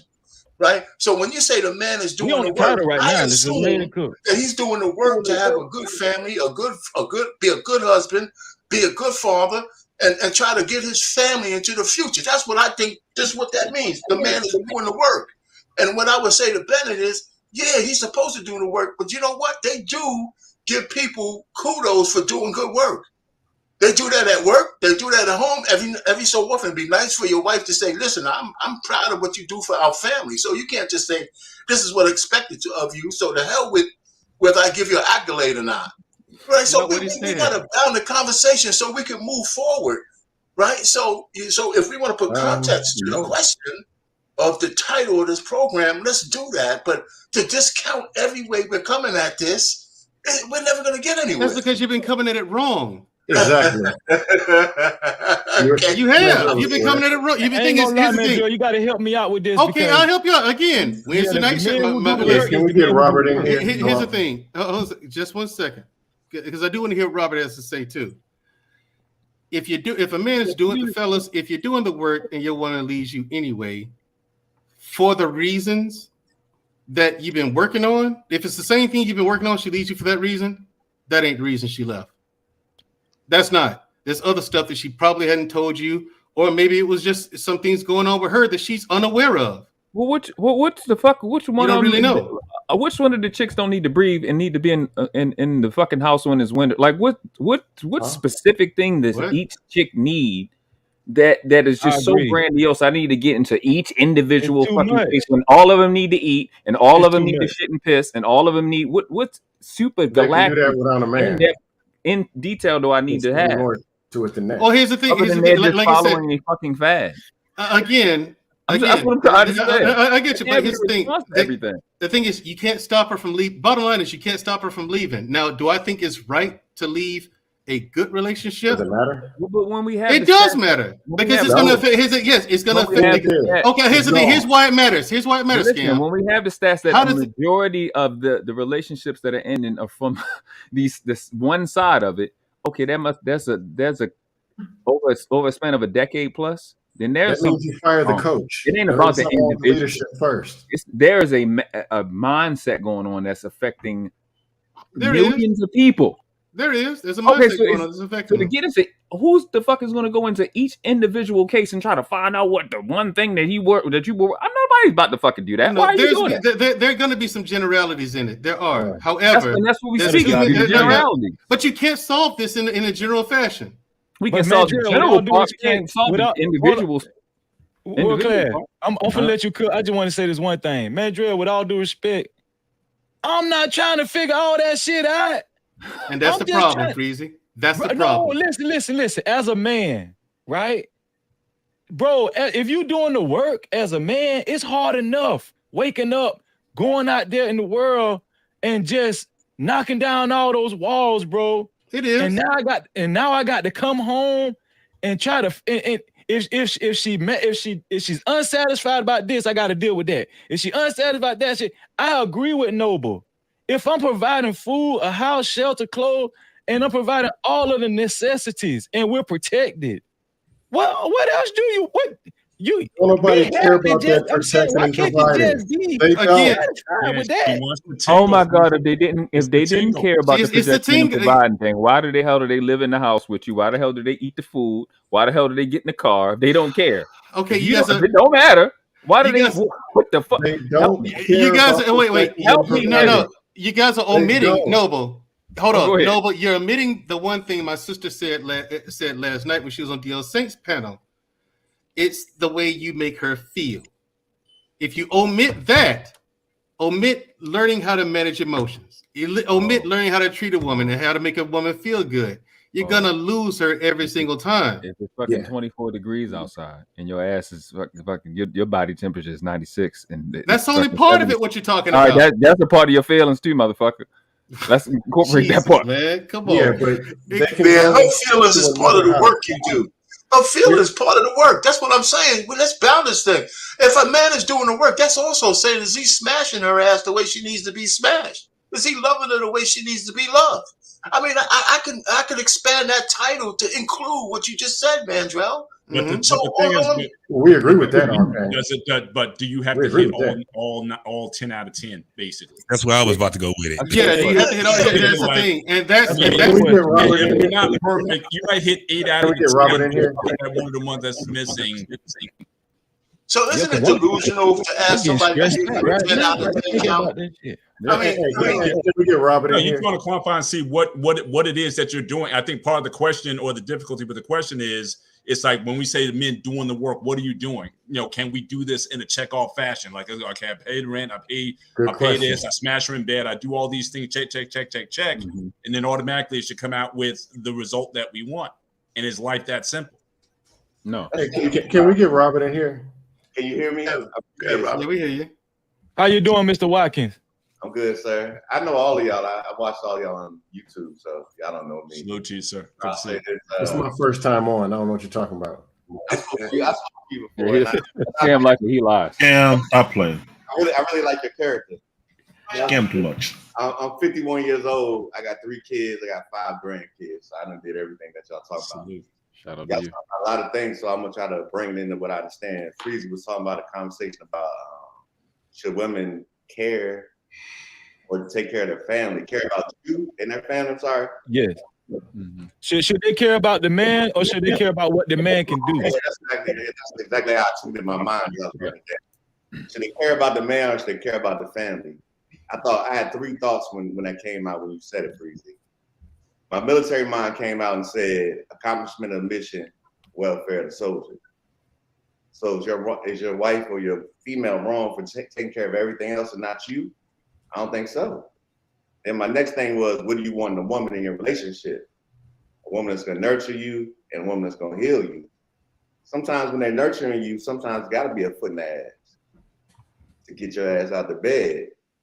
That's just the nature of men and women. It's gonna be a conflict all the time. And the third one was, at least you got a woman, you know? I think I'm not on the internet all the time. I watch y'all a lot when I'm bored. No offense to anybody. And I know everybody's like, but what about the woman's accountability? But that's not the way I came up. I'm 51 years old. A woman's not accountable for anything. It makes no sense to me to say we're 50-50 or she has to do this in order for me to do that. And this checklist doesn't say you're doing all the work. It's always evolving. I don't understand that part. So I come here really open to have a conversation. Not trying to attack. Well, I'm gonna give you just a little pushback, Robert. So I stress this right here. If you are the leader of your family and you're the leader of your household, and I believe this truly to my heart, if the man is not right, nobody in the house ain't gonna be right, bro. That happy wife, happy life shit, that's some bullshit that men have bought into for far too long. And I really do feel like, you know, if the woman is tending to her man first and foremost and making sure he's right, well, by golly, the whole family gonna be right. Because listen, if I'm depressed, right? If something happens in my life to where, you know, I'm too weak to get out of bed, right? I'm not, you know, and the bread and the bacon start slowing down. That's gonna affect everybody in the household. That's gonna affect the kids. That's gonna affect my wife. When my wife wakes up, her first focal point should be me. It should be me. So I think this concept has gotten lost, and I think that women's needs have moved to the forefront, and this is what's going on with modern day society, right? So all I'm saying is this. I understand what you're saying. It seems like, Robert, you're coming from a protect the woman type of standpoint, and I'm agreeing with you on that, right? But all I'm saying is this. The topic of the show is the man is doing the work. And just like Arpain said, just like Noble said, just like Mr. Bennett said, the work includes my wife. The work includes my wife, right? And so often, women, their needs, it's like a revolving door, bro. And it's like chasing. You ever heard this saying before? It's like chasing, like it's like a never-ending chase. You're chasing, you're chasing your own tail or some shit like that. Let me ask you a question first before I answer it, and then I'll open it to everybody else. If your house is on fire and you had to save your children or your wife, which one are you gonna save? Children. For me, wife. I should freeze you first. I'm gonna save my wife because I can have more kids. I would say the same thing as you, because them kids better be already fit for it. But some people will look at it the other way and say, "Well, my kids are helpless," right? It's all about your perspective of what you see at the time, right? So, and you look at it and say, "I'm doing all I'm supposed to do. I pay the rent, I pay the mortgage, the lights, the food. All I want to do is come home and relax and everything. And your wife's on your back and all these other things. Are you really doing all the?" Well, I'll take that. You know what? In your scenario, I'm gonna answer that question one more kind of way. My first goal is to try to get my kids and my wife out, and if I die, I die. You want to get it going? See, there you go. Trying to slip out. Can I chime in? Can I get the equivalent to your question? Can I get the equivalent to your question? If you save your wife and not your kids, she's gonna leave you for not saving the kids. Oh my, that's obvious. But here's another concept. Would you give up? Damn, Pain. Well, hold up. Let's say this. If you have $1 million in your retirement, right? Let's just say you got that. Would you trade your career or your retirement? Would you give up your career or would you give up your retirement? Like say you got a business. I have a business, so I would give up my retirement. Okay. So that would be equivalent. Your retirement would be like your children. So you would start all over? Yeah. At 50. Who just had a baby at 82? Yeah. Amen. That's commitment. I just want to see the consistency. Yeah. The thing is, my thing is this: to get back on just to stay on the topic. I mean, leave, because there's so many reasons why the woman could have left. But like I said, if she's not leaving you because of what you're fixing. Because if you're fixing it, that eliminates that reason right there for leaving. So it has to be something else. You know what I'm saying? She's dumb. Well, I mean, if that really is her reason for leaving, the thing that you're fixing, then that's a person who either doesn't know how or simply for whatever reason doesn't want to build a relationship with you any longer. So that's not necessarily true either. That's not necessarily true. Let me tell you what happens with a lot of these women. They will leave that man that they had a family with. They will leave that man that they built something with. They will go. Guess what they end up doing? Calling him back. When shit don't turn out the way that they thought it would turn out, they will try to get back in that man's life. What a pipe dream. JT, that's rigged. That ain't rigged, bro. I lived it. I got family members that lived it. I got friends that lived it. Let JT cooking right now. No, JT, here's the deal. If the woman doesn't like you and don't want to be there, she's walking out the front door. Does it matter? No, talking about somebody that you dating. Let me tell you, women will go. They will get the hell on. I had a woman that I was a woman who's married and doesn't want to be married to you is walking out. I had a woman that I was almost 10 years. Hold on, I had a woman that I was almost 10 years with. She divorced me. Let's go 21 years where we at right now. Away from that. That was 21 years ago. That woman's still trying to get me. You know why? Because it ain't working her way. Life is not going her way. She's getting older. She's singled. She's doing all this shit on her own. That shit she wasn't doing on her own. I know many of men that had that. I've never regressed it trying to get back with her. That's one of the reasons why I would tell somebody in the dating game. That's why I said, who are we talking to? Because we talking to somebody, we talk about dating, we talk about something different. We're talking about people that's doing the work, that's in this relationship, and they're doing the work. Women will leave because of what you say, Mandrell, temporary things. Yeah, either they're having a lull in their emotions. I mean, and it's never a good idea to make a permanent decision based on how you feel. They're not making it on temporary decisions. They're making it on long-term decisions. I had a question. In the long term, I said a long term. Hold on, but hold on. It's a long-term decision to break up or get divorced. That's a long-term decision, but you're basing it on how you feel. If you're trying to build a relationship with a person, if you're trying to build a marriage with a person, it's based on long-term feelings, not short-term. Long-term feelings, long-term feelings. Yeah. Shit don't right? No feeling is long-term. You don't have not one feeling ever in your life that made it to the next day. Right, I was tired of the 11:59. Right, I was tired of the motherfucker. I'm very tired this morning. I'm full of energy now. It goes back to, like, again. The thing is, it goes back to what I said before. People aren't taught how to be in relationships. People aren't taught how to manage emotions. People aren't taught what emotions are. Like my sister talked about the tingle last night. That's not going to last forever. If you're with someone a year, you're not going to feel that tingle every single day. I see why they're leaving now. Y'all are proving you're not going to feel that tingle every single day.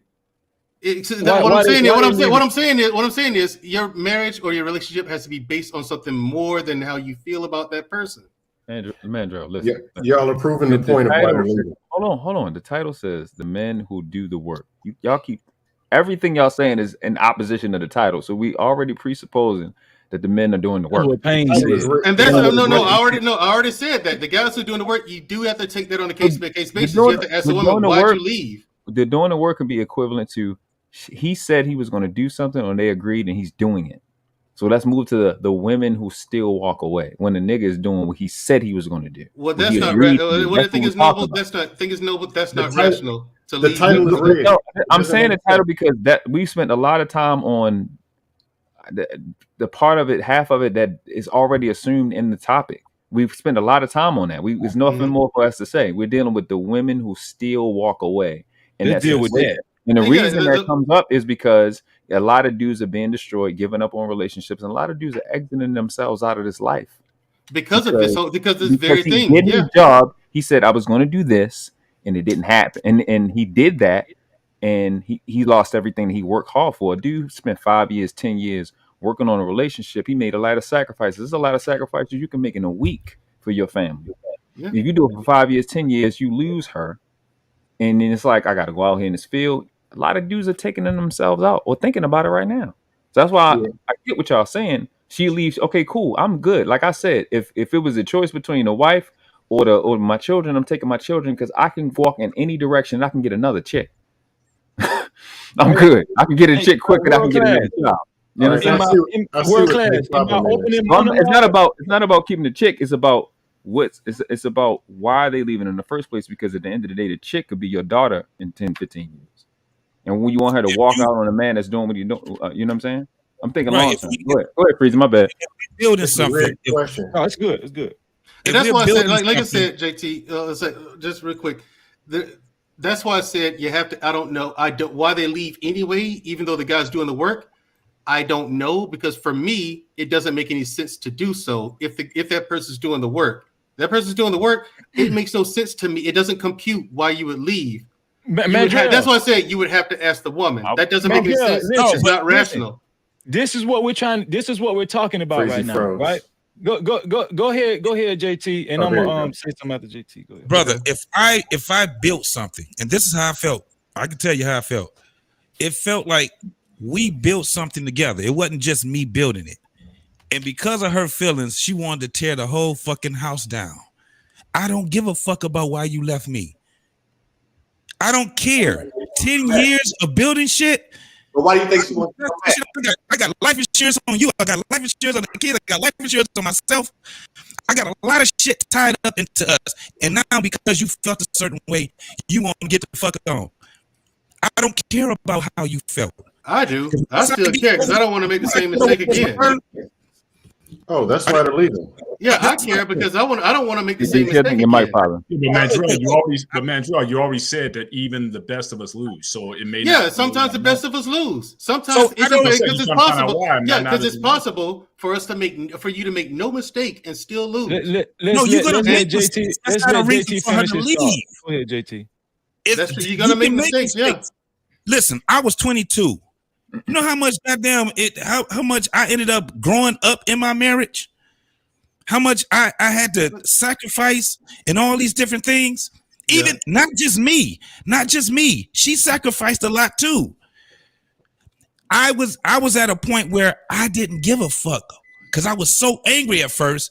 Then I was hurt. It was like a fucking funeral. Like a 5-year fucking funeral. It took me 15 years just to get financially back again on my shit. That shit destroyed me. And for what? Because she felt a certain fucking way. This is what we're talking about.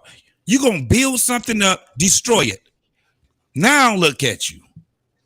See, we did good. I'm sorry I did that. I was wrong. I don't give a fuck about you being wrong anymore. I've moved on. And I want you to move on too. You know why she can't move on? Because she had children with me. I actually did it what I thought at least was somewhat like the right way.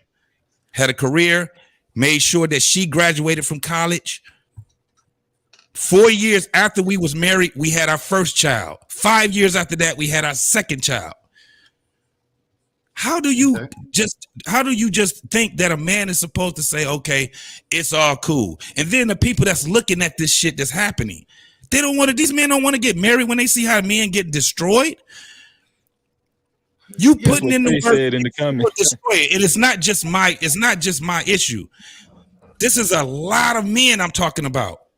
A great deal of men that have to deal with this crazy ass shit. And it's how other. Can I just say to JT real quick? Do you think your wife wants to come back to you, or your ex-wife wants to come back to you because you're a good man, or you're the man she knows? Good question. Both. Because we were 15 years old when we first started dating. We got married at 22. So which one? So it was both. Which one do you think is a higher percentage? Because she knows you, or because you're a good man? Because I'm a good man. Because she see the woman that I have right now. She see it. Like she knows we're still like family. That's a good We're question. still like family. That's a good question. Yeah, the thing is, JT, the thing is, what I'm saying is, like, as far as like why a woman will still leave, again, I'm trying. This is something that this is a question that confuses me, and trying to find the answer is very difficult. That's why I said it's not general. You have to ask the woman why she left, and then because the question in and of itself doesn't make any sense. If a person's doing the work, why would you leave? It leads to another question. If you feel what I'm saying, because the question is rigged. Yeah, because it leads to another thing. Is the question in itself leads to another question. Now, that's what I'm saying. Is it wrong to leave? Again, yeah, it depends on what's going on in that relationship. There's too much. There's too much that we don't know. So we would have to move to hypothetical. The reason why this is a very serious topic. In my opening monologue, right, I was talking about men of a more weaker emotional state, right? There are men, I would go as far as to say, in relationships, during breakups and stuff and divorces, men take it harder. Yeah. Men take it harder. Yeah, I'll agree with that. If that man loves that woman, like really loves that woman, right? Because I'm a person personally, I'm a person who if I'm in love with you, I'm in love. Period. You got me, all of me.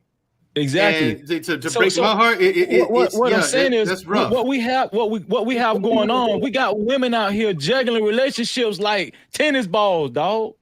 You understand what I'm saying? So I'm gonna tell you the truth. What JT said, that's where I'm at, and my wife know it. Man, bro, let me tell you something, man.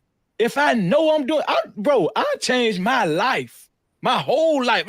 I did a 180. If y'all know who Freezy used to be, man, listen. I changed my life, bro. You understand what I'm saying? So, the way I am right now, my wife, I don't give a fuck. If you leave me and you go to another man, bro, I'm so cold with it right now. I'm telling you. But I advise every man to be like that. Society would be better. Families, I'm telling you, bro. Because a lot of men, they go down. They go down after the woman. Women set the tone a lot of these relationships, bro. What JT said, he was 100% right. And I understand how he got like that because these dudes is taking themselves out. Go ahead, somebody. Yeah, let me chime in real quick. One of the things is that, and Mandrell, this is one of the things that we're saying, for the sake of the conversation, yeah, it's perplexing why women leave, but that's the point. Women leave for superficial reasons. And they'll break up families, they'll break up everything just for dumb shit. Right? And when they took away no fault, when you have the no fault divorce laws, when they changed the divorce, you used to have to go and have a reason to get divorced. You don't need that anymore. Mm-hmm. Right? So it became more easy for a woman, and most of them do that. It's more educated they are, the more they leave as well. And so they're either monkey branching or they're either saying, well, why should I put up with this shit? If this guy is successful, I could leave, take a bag from this guy and move on. And they do. But what I'm saying is I don't completely absolve men from that situation from happening, because I think half of those marriages should have never took place in the first place. Yes, sir. Half of those marriages should have never took place in the first place. And when we say, nobody talks about how to court and vet a woman, that's really not true. People just ain't listening. Because listen, I don't want to just pump myself, but there's things you need to do before you get married. And there's questions you need to ask in the right kind of order. And everything's not 100%, because a woman will tell you something now and may change your mind, but you need to get a feel for who you're getting them you're asking to marry. And a lot of men don't do that. They just fall in love or want sex. And if this woman for the time being says, okay, I'll marry you, and there's no substance underneath that, because you really don't know who this person is. So you got to vet them, you got to court them, and when you're courting them, the dating process starts to happen underneath that courtship, right? And so this way, if you're courting a woman for marriage, when you date her, you don't worry about superficial shit like who's paying and is you a foodie date and all that other horse shit. So all I'm just trying to say is there's steps to this. If you're religious, there's a religious Bible on how to vet a woman for marriage. And if you're secular, there's just certain steps you could take. And you just need to think about all those steps. And you need to go through this conversation with the woman, candid conversations about sexual biorhythms. Is she superficial? Can she be natural? If you're a man who wants a woman that doesn't have weaves and shit like that, I want to see what you really look like. You need to talk about that. What about happiness? You got to ask that question. Is her whole life based on how happy she is? That's a red freaking flag. But the thing is, Payne, is that you can have those conversations during the courtship. You should have those conversations. The thing is, you can have those conversations during courtship and vet all the live long day. However, it does not matter. You could be doing the work. You could be doing everything right, and that woman will still leave. Now, the reason why I keep asking, the reason why I keep asking why did the woman leave is because you have to have the why. If you don't have the why, you can never come up with a solution. I got a question. Hold on. I'm a big picture person. I'm a solution-based person. I'm always going to look for the solutions to mistakes that are made, so I don't make the same mistakes as someone else, and I don't repeat the same mistakes that I made. The why is because she could get away with it. That's why. But if you're that intrigued, if you are that intrigued, Mandrell, ask her about her last relationship. Did she leave? Did he leave her? Why? And you challenge her on that. Challenge her on it. It goes back to what Dusto was saying. He said that it's a rigged answer, right? So for you to unrig that answer, you challenge her on it. Why did you leave her? Then why was this? Talk about that situation. You either gonna scare her ass away or you're gonna have her engaged. I guarantee it's gonna tell you a big story about whatever it is going to go on in your relationship. If you want to know that bad, you can learn. Yeah, you can learn something about a person based on their past relationships. You can. However, I mean, again, there's too many variables that are missing here. Because that don't mean that your relationship's going to go the same way. Yeah, but you're not suggesting you don't do any of these things, are you, Mandrell? No, not at all. I'm not saying that. But however, what I'm saying is just what I like to tell people is like, okay, yes, vet, but don't rely solely on that. You know what I'm saying? I mean, like, married, Mandrell? Say again? Have you ever been married? No. I think at the end of the day, you always rolling the dice with this shit anyway. Yeah, absolutely. It's all a gamble. I think with a lot, especially with today's, with the technology these days, I tell people all the time, with the social media shit, it's made shit really weird. And I say that because one thing I tell people is nobody ever looks at social media as, and I've told people this before, you have all of these niggas that basically have your chick's phone number. And nobody looks at it that way. And when I say that, people be like, huh? And I'm like, there's no difference between a DM and a text message. It comes to the same place. Exactly.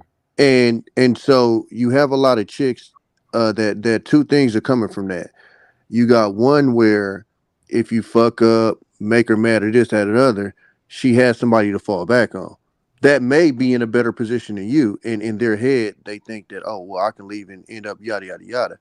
Number two, you also have these women who get this superficial thought of themselves that's not true because these dudes are pumping their heads up. Mm-hmm. So you get chicks out here that are, and it's not to dog them out, but realistically, if you was on a dating market, you might be a 5 or 6, but every nigga in your inbox is telling you a 10.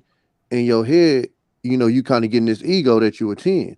The problem is, once you leave that relationship, it ain't the inbox no more. It's the real world. And when you step outside that car at that gas station, you're going to find out if you're a 10. Mm-hmm. When you walk into that mall, you're going to find out if you're a 10 because they get a certain amount of attention. And if you really a 10, those are the kind of options and issues you're going to be dealing with. And the problem with a lot of them is they leave the relationship thinking they are that.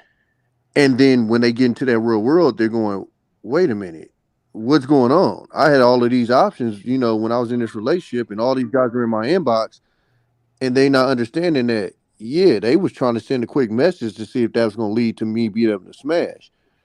But most of them in the real life would have walked straight past you, because you got to also remember what you're presenting on social media usually is the best of you. Chicks ain't posting up they ugly chicks. They not posting up their average day. They're usually posting up their best day. So when these dudes are hollering at you, they're hollering you based on your best day, your best angles, yada yada yada. So even with you posting, you're posting basically a avatar of yourself, because you're not showing the days when you didn't wake up and feel like doing your hair. You wake up, you didn't feel like doing your makeup and stuff like that. When you get into the real world, that's what the world's going to see. And so now in your head, you're thinking that that's what they've been seeing all along, but you're not even understanding that. Nah, them ain't the pictures that you post. You post the best of you. So when we looking at you, we like, damn, she bad, da da da. But your husband at home watching you take that wig off and you got them cornrows, and he ain't tripping. He ain't giving you the The feedback. single niggas out here is gonna be tripping off of that. Like, hey, Cleo, you tripping? You feel me? So, I think that's kind of the problem. I think another thing is, and I've had to explain this to women. Do you understand what you're asking a man to do for you when you say you want him to make you happy, or that you don't expect him to mess up? We're talking about forever. We're not talking about 5 years, 10 years. We're talking about forever. So you mean to tell me that you mean that when I meet you and we decide to get married, from the time we get married until forever, I am to never mess up? I'm to never, there's never a point where you're supposed to be unhappy forever? God can't even do that for you. How the fuck am I supposed to do that for you? And it's a lot of women that's walking around with that mindset of, you know, and I knew this was going to trigger some people with the Summer Walker interview. I don't know if y'all seen it, but the key thing she said in there, when I get married, you know, I just want to be happy. That happy word, that, you know, I don't agree with a lot of shit in this manosphere, but that happy word, I agree with, man. That shit is fucking shit up. Happy mean I just want to have my way. That's all that shit mean. I want my way, and my way is whatever the fuck come on TV, and I don't know what they're gonna put on TV as a man, so I can't make you happy, man. Or whatever the fad is, or whatever your girlfriend's talking about that week. But the thing is, to Tommy and Noble, is that it's so, like I told you before. You heard me say this a million times. Tommy, I know you heard. Tommy and Noble, I know y'all two heard me say it. You have men on this panel, and you have reasonable, sensible men say this too. Say these same things, but you can give women the answers to the exam and let them use the answer key while taking the exam, and they'll still find a way to fail. Like, you have men on this panel saying that, okay, the happiness thing, it can't be all about that. You can't make a decision whether to be with me or not based on happiness, unless you really are miserable. Like, if the guy ain't doing, but we're talking about a guy here tonight who is doing the work. You know what I'm saying? If he's doing the work, you're not happy, chalk that one up to, like, I mean, you know what I'm saying? Just chalk that one up. Most of these girls' happiness is dependent upon what reaction they get from whatever's on that receipt that they have. Yeah, but the thing is, what they understand is the guy's not going to always be happy either. So they lack their happiness, which is the main thing that they say why they leave these marriages and these relationships. It's a guarantee. It's inevitable that they're not going to be happy, because you're solely dependent on how somebody's going to react to you. Because, like Tommy said, and he said the same thing you said, they have this artificial identity. You said earlier, selfishness. I was thinking pseudo selfishness. They only know themselves through a receipt. They only know themselves through a service. They only know themselves through consumerism. So they're not, again, to your point, they don't have no relationship with nothing that doesn't come with some type of commercial background, because they know that the commercial background, the media background, the stuff that's on TV is going to damn near guarantee me a reaction. And that's what they want. They want guarantees. That's why I wanted to marry. You got to make me happy. This whole marriage, guarantee me something. You want me to guarantee you right now because of the fears you have, and like Tommy just said, forever. I'm supposed to make you happy. Or let's use another one. Make you feel safe. What is your feelings on safety based off of? Your understanding of how to protect you when you couldn't and you can't from other men. Like, a lot of the stuff has to go down to the level of thinking that they have, and where they get this thinking from. Hetero suggestion is, suggesting that it's coming from outside of you, which is TV, her friends, her girlfriends, her past relationship. I'm not there 24/7 to know what's going to make you feel insecure or what's going to make you unhappy. A lot of the times these chicks is leaving because she's watching her friend get a certain interaction with her boyfriend and you working. So the friend is getting something and you're not, and she's not getting something. Now she's unhappy because she wants you to do it, but then she's not going to tell you. She just wants you to do it just because you should do it, because you don't want to tell a man what to do and all this other malarkey. It's a lot of stuff that factors in, and it goes to your point, man. It goes to the standpoint that has nothing to do with us. It comes from this artificial identity they have through this fucking media and TV. I'm including TV too, because TV is like, people are not looking at the fact that TV is less than 100 years old. You're not realizing how much of a negative effect it's having on people's mentality. The damn schizophrenic. 1 second it's a cigarette commercial, next minute is a premiere commercial, and their emotions is going up and down, and then you're supposed to, I guess, reverberate that, and you can't ever feel that. Like to what I was saying too with the social media thing. One of the most dangerous parts of what's happened with the social media is the fake relationships that they show. And exactly. A lot of these chicks are basing it off of these relationships. And again, they are showing the highlight of these relationships. They aren't showing, the under the hood shit that we know you go through in a real relationship. And so you looking at them and it seems like they're on a date every weekend. And we as men know, if I take you on a date like that every weekend, that could hit me for shit $1,200 to $1,500 a month. Realistically, every weekend, and these dudes, these people on social media are going on dates that literally is gonna hit you for $400-500. Mm-hmm. We're not doing that shit. The fuck? But they're looking at it because, again, women don't have to pay for dates. All they gotta do is attend it. So they don't respect what we, what we put into it. They might appreciate it if you got a good one, but they can't. It's like a kid. They can't respect the money that you spend because they didn't earn it and they didn't have to spend it. Yeah. So most women, they don't respect or understand what you just spent on that date. They just have to attend. So they're watching these social media quote unquote relationships, which, and this is the goofiest part about them, a lot of them shits is fake. And they still follow this dumb shit. You know what's worse too, Tommy? They don't even respect your time. Yeah. That's the shit that's worse. They don't even respect your time. If you're a dad, you took time out, they don't even give a fuck. I just know the other girl got to get it and I want to get it too. Hey, quick question. Hit a big deal. Hold on, hit a big deal. A lot of these women have. Go ahead, Mr. Bennett. Just based on what Brother Tommy was saying, do you think that a woman's willingness to spend on a date, should that be something that men going forward should start considering, or are we still going to be, I guess, old fashioned saying, "Oh, well, the man should pay"? But would that be a criteria in the dating market of 2023? Should that be a criteria? Like if it's going to be a $400 or $500 date, if she's willing to put her own money into it, because I think part of what we heard, especially earlier in the show, was it seems like for a lot of women, even if you're making money, it's your money. Even when you get married, a lot of times it's your money, and you just want the guy to be able to still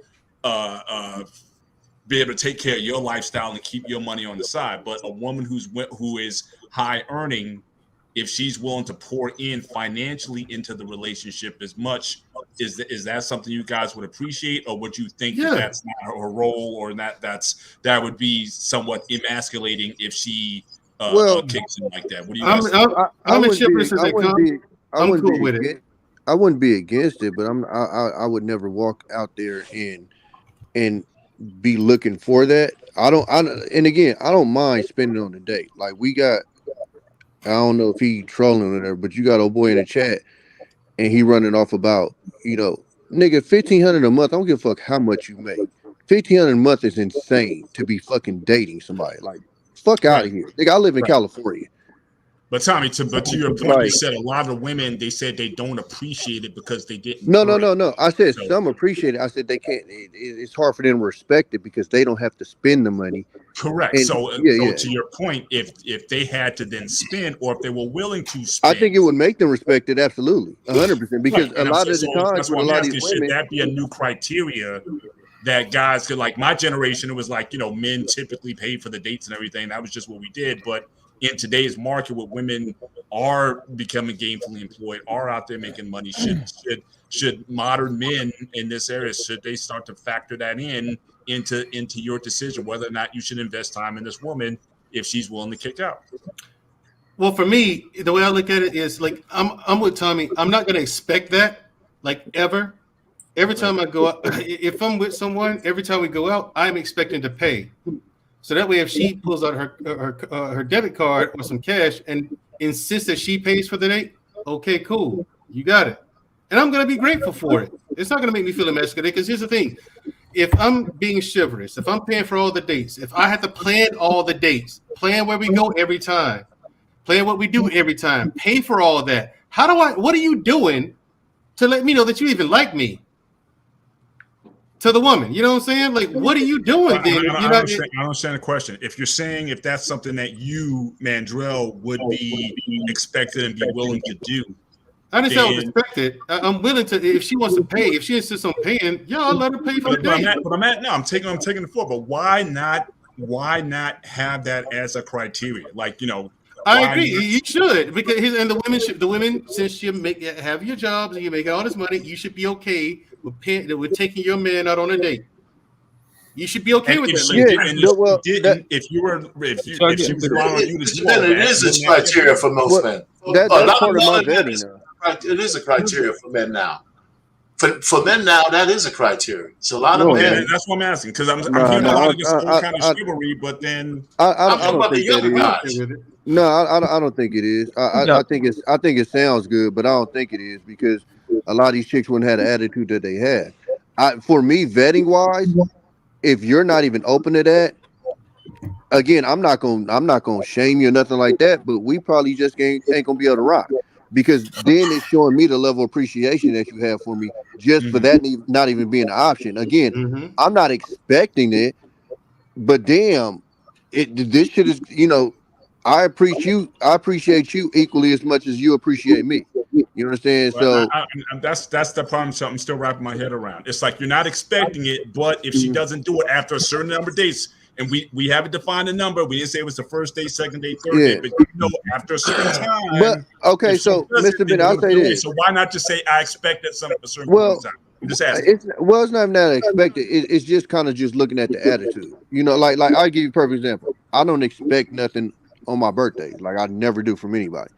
I appreciate anything anybody gets from me, but I don't expect anything.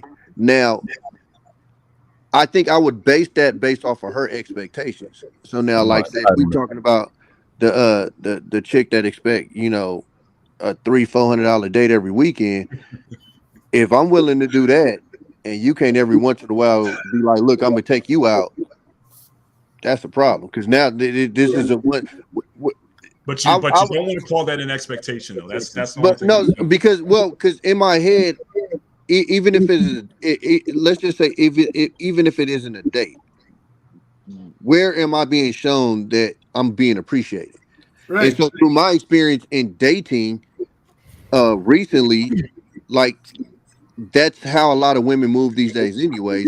And they'll, it's one of the things that someone put on social media. Like they will take their man out.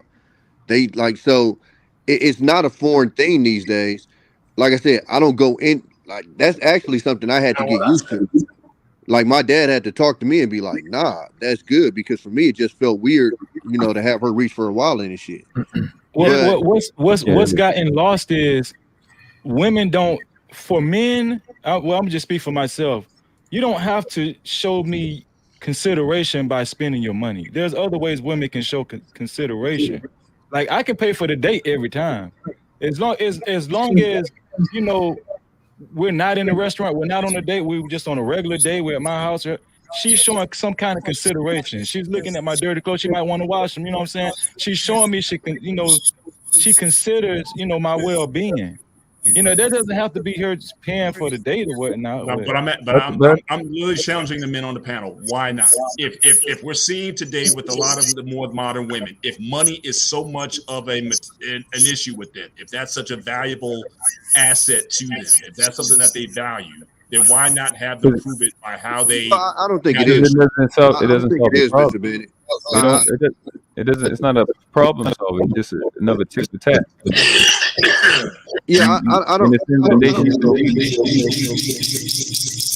a bad. Oh, he got spooky. No, Mr. Bennett, I think the money thing is overblown with the women these days. Let's just get one thing understand. Once they like you, them rules and shit that they have, them out the window. The rules is for the niggas they don't like. If they like you, you could be pushing the bucket. It is what it is. She gonna try to make it work. She gonna make every excuse in the world to make it work. So I think this whole money thing is an argument coming from a lot of these guys who are in that category of she don't really like you, bro. So I mean, I literally had a conversation with a chick I used to date, and we was joking about how I used to have to tap the starter on our dates to get the car to start. Yeah, I think a lot of guys are not. I think I'm the youngest on the panel, and I think a lot of these guys in the space have not been dating, have not been talking and meeting new chicks. You don't understand the hustler that they've become if you've been out of the field, not in the field for a while. And like Trey is in the comments talking about broke this, broke that. Now, bro, we came to the fact that these chicks. Don't even pay attention to that weirdo. These chicks are hustling, man. I had a chick last week that I literally met maybe 2.5. Maybe a week, two weeks ago. She was literally angry because I wouldn't fuck her the first day I met her. I literally swam my life. She was upset. Because why? After she gets a dick, then she can guilt trip. I know the move. You know what I'm saying? I think the point we got down to the paying for the date, but the point Tommy was making was that the shows that these chicks was watching gives them the impression that you're supposed to be on these $300 prissy dates every week. You know what I'm saying? And that's how their mindset is where we're at right now. That's really the part of the second part of the question. I mean, of the topic is what are they thinking? Instead of being worried about what is the man doing, how do they think now? And we having these conversations with these available single young women, and we finding horrible things. We find very, very horrible things that they think about males. And these is some of them are younger, but I'm like, damn, I got a 6-year-old. Like, what is he walking into? So that's why I'm in these conversations like that, because I got to keep my ear to the ground and hear and see what's going on, so I can prepare him when he gets in the field, you know, whatever 10 years from now. And it's scary, the mindset that they have. For him to tell my son, yeah, I want you to be married, but you do your job, right? You do what you say you're going to do as a husband, and she still leaves because relationships is just a heist now. It's just a come up for these chicks for whatever reason. You know what I mean? But also, brother, let me ask you this. So I'm sorry to cut you off, but on your point that you're making, if we reverse it and look at it from a man's perspective, okay, I think the amount of money that you're willing to spend on a date is is based on what you expect from the woman. If she's just somebody you want to smash, that's one bill. If she's somebody that you want to cultivate a relationship, that's another kind of bill. I mean, somehow when I was younger, back in the dinosaur days, I had a budget. I call it a research and development budget. I'm serious. I didn't have a lot of money when I was going through college, but the women I wanted to date, I would spend a certain amount of money on that. If I couldn't get past a certain point, then that money stopped. If I ran out of my budget, I just waited till I got a little bit more money. But since I had a budget, and since I had a budget for dating, I think that's what men should think about. There should be a budget for dating. We budget everything else. You know, so I try to put discipline into the practice. Now, if it was a woman I liked, I might, the budget's not one size fit all. I might have a little bit more money. It wasn't a lot of money because back then the shit wasn't as pricey. But under no circumstance should a man take a woman out on a $300 date if he's just first meeting her. That's crazy to me. But, and also, I wouldn't take no woman on a 300 date unless she's my wife. Yeah, man. What woman deserves that type of date? Well, hold on. Let me say this, man. I've been listening. You in Kentucky, I'm in California, bro. It costs I don't give a Tommy. You gonna take your California ass to goddamn Wendy's? Fuck that heifer. Let me say this, man. we need to utilize. To me, social media is a cheat code for us men. We just got to realize how to use it. These heifers show, post, say everything. So when y'all talk about a woman talk about happiness, you see it in one of her message, you say, fuck this. She ain't going to make the cut. And you keep it moving on to the next one. Utilize our resources, guys. That's what we have to do. It's right there in front of us. They showing, exposing, giving off everything. They don't hide anything. And like you said, are they putting a good foot forward every time? Yeah. And so now we know what they look when they're good, but that's going to let me know even further if I want to even take it even a little bit further in the relationship by some of the words I see they use. And then if I find it deemed enough the conversation is good, we're going to talk on the phone. I'm going to take you out on the coffee date. And we're going to exchange right then and there. Why would I take her half out on a $300 date? She don't deserve it. Yeah. Not one woman deserves it unless she got my last name. Now, Tommy, I understand if you can go to a nice restaurant, don't have to be what that girl said, a 5-star Michigan restaurant. No, why does she deserve that? Her pussy ain't that good. It's not that much different from any other chick's pussy. So, because that's what you're doing it for, right? We all know why we doing it, to get a shot of ass. Might well go pay $40. If that's the case, you might as well get you a prostitute. Exactly. And skip the middle, man, and go straight for the ass. Facts. Crazy. If I can ask you, can you go back back from DB? Because Mr. Bennett brought up a point to be like, why is that? About the men paying for dinner dates. And I think DB had made a point in there, and nobody actually except for Tommy addressed the issue. And he was like, it ain't about the money, it's about something else. But I think we kind of skipped over, and I think DB got frustrated about it because nobody else addressed it. You know what I'm saying, sir?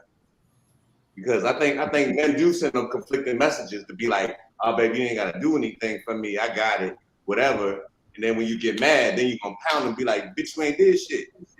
we say why do men get offended when women offer to pay for their own stuff on a date? That's what you're talking about? Yes, sir. Yes, sir. It's at 11:35 p.m. Yeah, and then Mr. Bennett was trying to bring it in the conversation, and then it kind of got lost in the mix. And I saw she had her face on her hand because I wanted that too. I had that same problem too. I was that Superman before, and I was like, yeah, I got it. And then when it got hard, oh, bitch, what are you helping me with? No offense on the word bitch, I apologize. But you know what I'm saying? I was wondering if like other people get in there and be like, I don't want, because I think that's more men. I think that's everybody's idea to be like, I don't want a woman to spend money on me, but I want to be conscious of me. On my fault. So I think some men was raised a certain way, and like when if you raise a certain way where a woman don't pay for nothing and then she offers, I could easily see a man getting offended like that. Like, nah, like bitch, what type of nigga you think I am? You know what I'm saying? I done seen that in my life. I'm not sure if that's the perspective she coming from, or maybe she talking about these dudes on the panel, but I can see how. I think I'm sorry, world class. I think from her it's conflicting for women because we don't even know it ourselves until it gets bad sometimes. That's a result of us getting conflicting shit from them. You want 50-50 or you want to be a boss bitch? What you want? You gotta let me know. I just want to address it because I thought it was a question. I was wondering what everybody else was.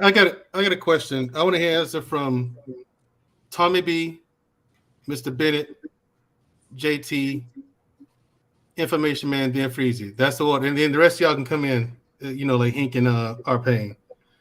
All right, let's say, because I'm sitting here thinking, and I'm trying to square this circle, trying to find solutions to it, but let's say you were the woman. So, Mandre, you just going to bypass my man's question, huh? You going to just fuck his question. I didn't hear his question. It's because you wasn't here, Mandre. Right. We all talking about money, and that's got nothing to do with the topic. No, talking about money. No, you missed a lot. Get this question answered. What's the question? On, Mandre, don't be a well, I put it like this. What's his question? Through my experience with women that I've dated, normally they take pride in showing appreciation of taking you out every once in a while. I'm going, no, it's on me. And for me, it's just a character thing for me. And I mean, that's just how I. Hey Tommy, I gotta say this though. This always comes up, right? We always say this word different. I don't care how this sounds, but and I don't care if people get offended. There are those of us men that are in a different category of attractiveness to these women. A lot of other dudes, you may have to pay $200, $300. Most of the time, I'm keeping shit a bean. Most of the time, I fuck before I date it. So it's a different experience. So you could Go get easy on them. Go easy on them, though. I'm God. keeping shit a bean. You could get certain men can get that appreciation factor. Most of the women I interact with, what do you need me to do? Can I do this for you? Can I make this for you? That's the conversation I'm having with most women most of the time. A lot of other dudes, oh yeah, you broke if you don't spend 300. Nigga, you broke if she's not cooking from scratch. What you talking about? How old are you, world class? 37. I'm gonna be honest. Like a woman paying for my date, that shit don't do shit for me, dog. Like I don't mean nothing to me. I want to know if you can cook. It's way more important things a woman can do for me than pay for my date. Like, I don't need to feel like your bitch. But you know what I'm saying? Like, let me say this real fast. If she's paying for my date, she's cooking dinner for me. She's paying for my date right then and now. Right, Getting exactly. the food, preparing it, the time and energy she's using put into it, and I'm okay with that. If that's to me, that's her paying for a date. It's still a date, regardless if she's a home cooked date. Are we going out to a nice restaurant? It's still a date because she paid for the food. She paid for use her time and a light gas bill. But it's not the actual date. It's just the gesture. It's a gesture, yeah. It's not. It's not. A date is a gesture, though. We all know that. Yeah, but the thing is, I just wanted to add something. My thing is, I've only dated one woman who's paid for a date for me. You know what I'm saying? Just one. And when she did it, the first time it was awkward at first. I ain't gonna lie, I didn't know what to do, but I was like, all I could do is show gratitude. You know what I'm saying? I was grateful. For me personally, I was grateful for it. I mean, because that's something she didn't have to do, and no other woman had done it. So I mean, all I could do is be grateful for it. I don't see why you feel awkward about why you feel less than about it, Freezy. I'm not sure. No, it ain't that. It's just like women. Let me tell you something. I know women that will pay for your date. They got game, bro. Like they will pay for your date just because they trying to run game on you. Bro, you feel I'm what I'm talking saying? about your woman. I'm not talking about some bitch that you just finding on the street. I'm talking about my woman. Yeah, woman. Yeah. Oh, okay. I thought you were talking about dating. In a date. To be honest with you, in the dating process, I'm probably pay for all of that. But I'm saying once we get locked in and we actually have a relationship, that's when I'm more talking about. But in the dating process, I'm probably paying for all of that shit, to be 100 with you. I'm planning all of that shit. Yeah. Right. I just wanted to add something to the discussion. I've been listening to you brothers speak, and World Class made a point that I'm gonna piggyback on, and I think this is what's the problem, particularly with guys on YouTube who have their complaints about women, and it gets back to one of the most important things that people need to realize, and not every man is going to fit that category. And the reality is women do all types of shit for you when they are into you, they are attracted to you, and you make the pussy wet. And I'm sorry, some guys just don't make the pussy wet for some women. And then that's how you get friend zoned. And that's how some women will say, okay, he's green, I can manipulate this dude. A woman knows when she's got a real one. A woman will know very quickly by your behavior, how you carry yourself, how you talk, just your whole vibe. She'll know if she can run one on you, whether you're green or she's someone that she needs to reckon with. Okay? And it's just the reality. A woman, if she's into you, she's gonna do all type of shit for you. She gonna cook for you. She gonna break you off when you want to be broke off. You're not gonna have to beg for something. If you gotta beg for something from a woman that you supposedly want to be in a relationship with in general, this is not the right woman for you. You need to get away. You need to move away from that. And I think this is what it really comes down to, gentlemen. I just think a lot of dudes are butt hurt because they just don't measure up in some way. And that's why you have some guys that will lead with their money. The woman will take your money, but she really fucking Tyrone down the street. For free. Right? So this whole thing, and I know I'm going to hurt some people here. You know, Kevin Samuels came out with the whole high value man. I know dudes who get much pussy and they ain't got a nickel or a dime to rub with. Because why? The women are attracted to them. So even Tommy, though they didn't don't I have no just money. say that the other day? No, check this out though, Freezy. If what I'm saying is not true, why is it that you've had cases in the past where a woman meets for her a good-looking man who ain't got nothing, but then she does what? Starts buying him clothes, start trying to change him. She sees potential in that dude, right? Even though she should have known better that he's just a player or something, and she should have left him right where she found him. But you got cases all across this country where you got sisters getting with men who weren't intended to be fathers. They're not father material. They impregnate them and then they bounce on them, right? The women are caught up in how they look and how they feel. Women that are being abused and keep going back to the same dude. There's something about that dude that they're drawn to, right? Because when you have sex with a woman, especially a woman that you're into and that you have feelings for, when you come together sexually, you're both giving off energies to each other. And those energies will what? Will imprint you. So you've imprinted that woman. And I'm just sorry, gentlemen, there's some of us who don't have that ability, and I'm just sorry if that's the case for some people, but it's just the truth.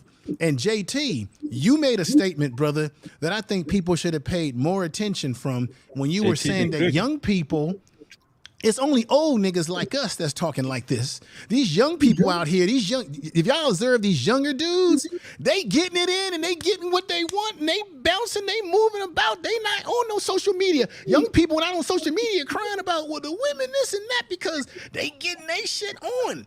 They getting it on. However, we disagree with it, right?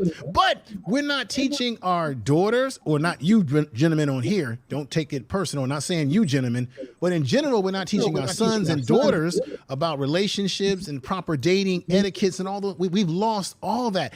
I'm a Gen Xer, born 1969.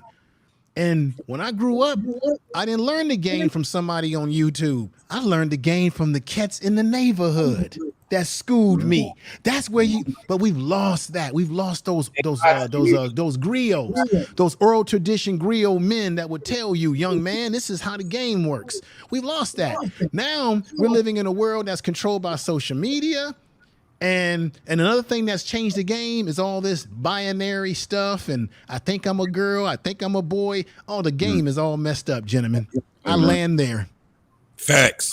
I learned all my games. That part right there, they don't affect us. At least I don't think it does. I don't know. Well, Mandrill be hanging out with them motherfuckers. So I know Mandrill definitely be hanging out with them. So let's get one thing kind of out the way too. No. It was noted. So it was noted earlier or whatever on one of the things that you posted up, Freezy, to kind of go against the point that we was making that you know top tier women were rich dudes. I fucked a very prominent NBA player's chick. Kim Kardashian, I know a nigga that she was smashing in on. None of you niggas know, and this nigga is not sitting like that. Kobe Bryant's wife. Come on, man. It rappers are like, I'm not trying to hear that shit, bro. The game is the game. Tommy, if you seen you, it's in you. Tommy, can we have a moment of honesty, man? He's telling the truth. Hey, but listen. Let's hit the horn on that one. God bless Kevin Samuel. Okay. I used to listen to the cat sometime. But let's just be honest, fellas. Be honest. Listen, the reason why Kevin Samuels came up with this concept with high value men, and listen, Kevin looked this sharp. He had a suit on every day. That's all. Okay, and he started making a little money. Okay, but we all know the problem this man was shitting. He was shitting on that dude who made $40,000, but he was a whole magnet. The dude that would fuck Kevin Samuels' girl all the time, and he was mad about that shit. I use niggas as a lie. It's the fact. So what I'm saying is like let's start having real conversations, guys, and let's stop compartmentalizing everything like this dude in the suit is the best dude all the time, and he's not. Okay, so all I'm saying is that The reason why this panel that we got, you guys, all y'all been cooking. But I want to raise one more. I want to raise this issue right here. Now we know that 80% of divorce. Well, so I gotta go on mute. So is it an echo still? No, somebody needs to go on mute. Yeah, everybody mute up because I need to get this out. 80%, we know from statistics, 80% of divorce are filed by women. Now, if my memory serves me correctly, I think Black women are at the highest of that percentile, categorically.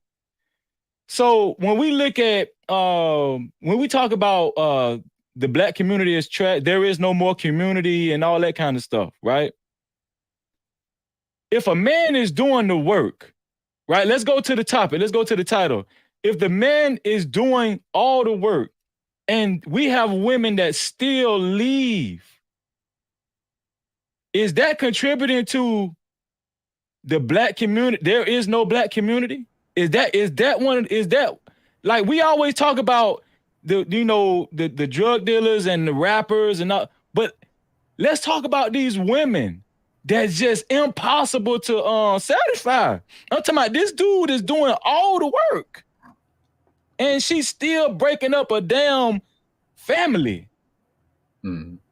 Is that do you guys think that she can be put in that category as one of the main culprits of why is no Black community? Yeah, absolutely. Well, There's a contribution. Let's just put it this way: that's a contribution. There's a lot of reasons. That's one of them. We can't put it all on that, but it's part of it, definitely. But you don't. But Mr. Payne, that's big though. Yeah. Here's a guy that's doing the work. We can't ask any much more of him. It's a borderline treat. What I'm saying? Just one thing I would say. World Class made a point earlier that we were all assuming that the work was the same, but I know Freezy, you said earlier on that as long as you're providing a roof over her head and the basic necessities or whatever, that was enough for you. So not everybody defined the work, because there was a comment that was just prior. This came up that not everybody necessarily looks at work in the same ways to include the emotional support and all those additional things that she feels that she may need. But the question is still the same, though, right? Even if you were doing all that, a lot of ladies still leave. Whether you're doing the basic minimum or you're doing the most, a lot of honeys just leave based on feelings and all kinds of superficial shit. But see, we're talking. But Mr. Payne, we're talking about it as if it's not a big deal. No, I ain't saying that. I'm just saying we know that the problem is. I'm saying it contributes. There's a contribution to that, to the community being broken. Yeah. But the bigger contribution is that most women are having kids out. I don't know. I got to get the statistic, but yeah, it's most. Most women are having kids out of wedlock. So that's a bigger contribution to the destruction of the community. You know what I'm saying? That's what I'm saying. So I'm putting it relative to that. So it's a contribution because it depends on what that woman does, right? If that woman leaves you from a marriage to be single, she's damn sure taking enough to at least, to make you pay for the fact that she left you if you were the breadwinner. Now, you know what I'm saying? And then the men, on the other hand, they got to get back on their feet. But, sometimes they regress. And sometimes, if they're lucky enough or they spend 15 years getting on their feet, like JT said, they survive. And the women turn out to get a little weaker because now their infrastructure is gone. And they're back to their old ways because they don't have anybody put in order to their stupid ways that they're doing. So I mean, there's all kinds of examples of that, right? They don't just go to glory once they leave you. Sometimes they leave you and stuff gets real messed up for them. You know what I'm saying? Because they left for structure and infrastructure. Now they're on their own and they're back to making stupid decisions or emotional decisions. That's why that's what makes what you just said is what makes the conversation worthy, because they're making decisions that don't make any sense. Then they're still getting in public, whining and crying for help when you created the problem only. There's no, it's not even, so like what Mandrell was saying earlier, the decisions is selfish. That's why I say it's not selfish, because you're not even thinking about yourself. You just doing shit just to be doing shit. And then saying, "Oh, feelings, oh, my happiness." And No, and Noble. The problem, the ultimate problem is, Noble, is that they think they're right. They think they're right. They think that that's the correct answer. They literally do think that is the correct answer. Yeah. This is the correct decision. And it's like, you really think that's the best choice? Yes, this is the correct. How? You know what I'm saying? It's like people don't know what building a relationship or building a marriage is. We are not taught, and we're left on our own devices to figure this stuff out. There's no guidance. There's no leadership. You know what I'm saying? So, but the thing is, I get what you're saying, Noble. Like, it doesn't make any sense. It doesn't compute. And it's just what it makes it scary when it's happening so often. I didn't know it. I didn't know that it was. This has happened to a lot of dudes. Mm-hmm. A lot of men have gone through, have experienced this too. I didn't know that until recently, and that shit is crazy to me. I mean, so I'm like, why are the women leaving? That's why Scan Likely he pushed back on me saying it doesn't matter why. It absolutely does matter why. I disagree. It does. Here's why. Here's why it matters. Number one, you need to know why she left, so you'll know what contingencies to put in place to prevent it from happening again. And number two, how do you know if you did anything right or wrong if you don't know why she left? It might have had. That's why I said you might have not done anything wrong, because her decision to leave may really not have had anything to do with you. You don't know what it is, but you don't know unless you find out why. But man, Joe, now before you go, Hank, real quick, now I understand why you was asking the question, because you're new to this. See, we already answered those questions. We've already gone through and found and asked, or if I do this and if I do that and if I do that, we've already found all those things out. What we're finding is that what I've been saying constantly, whatever little fad is going on, whatever's popular through FOMO, fear of missing out, they are making decisions that aren't decisions. They're just doing what the crowd is telling them to do. Girl, he should be doing this and he should be doing that, and if he don't, he's supposed to leave. When again, if y'all supposed to be monogamous, why are you listening to your competition? It's a conflict of interest. One example as to why they think they're right, and it doesn't make any sense, because they conform to whatever the crowd is doing, and that's more than likely the main reasons. More than most of the time, that's the reason. She's following some other girl or some crew or group of girls or females or whatever you want to call them, and the shit don't make any sense. Or TV, they're just following. I was about to say, you got to add TV in there. TV, media, and that. My fault. You can go ahead. What I was gonna say is, have an exit interview, just like you do at your job. Before you give it 2 weeks notice. I don't know if a lot of y'all do it. A lot of jobs still do it, but have an exit interview and ask the question: well, why are you about to make this decision? Do you think it's the most logical, financial, mental, best decision for us as a whole? Not just for yourself, but us as a whole, as a family. More than likely not, and maybe you can convince her to make a different decision. But another thing is, if you sitting there listening to this woman is being influenced by friends, dude, you messed up already. Yes. Why did you even get with her if she was able to easily be influenced by her friends? You should have locked that down during the interrogation stages. Mm-hmm. That's why I was saying the hard, tough questions was asked and said during that time. Why didn't you ask some questions? You know, how do you feel about family being involved in our relationship? Friends, loved ones being involved. And she just said, yeah, I believe in sure. Okay, baby, today's the last day. I'm gonna pay for this meal. I'll see you later. I'm out. I'm done. Because when she talks like that, it's going to happen. It's only a matter of time when she's gonna involve her family. As soon as you get into that argument, because your ass to take that goddamn trash out at the time she wanted you to take it out, even though you're gonna take it on the day before the trash day is, she wanted to took it out on Sunday. That's a problem. So now she ready to call and complain.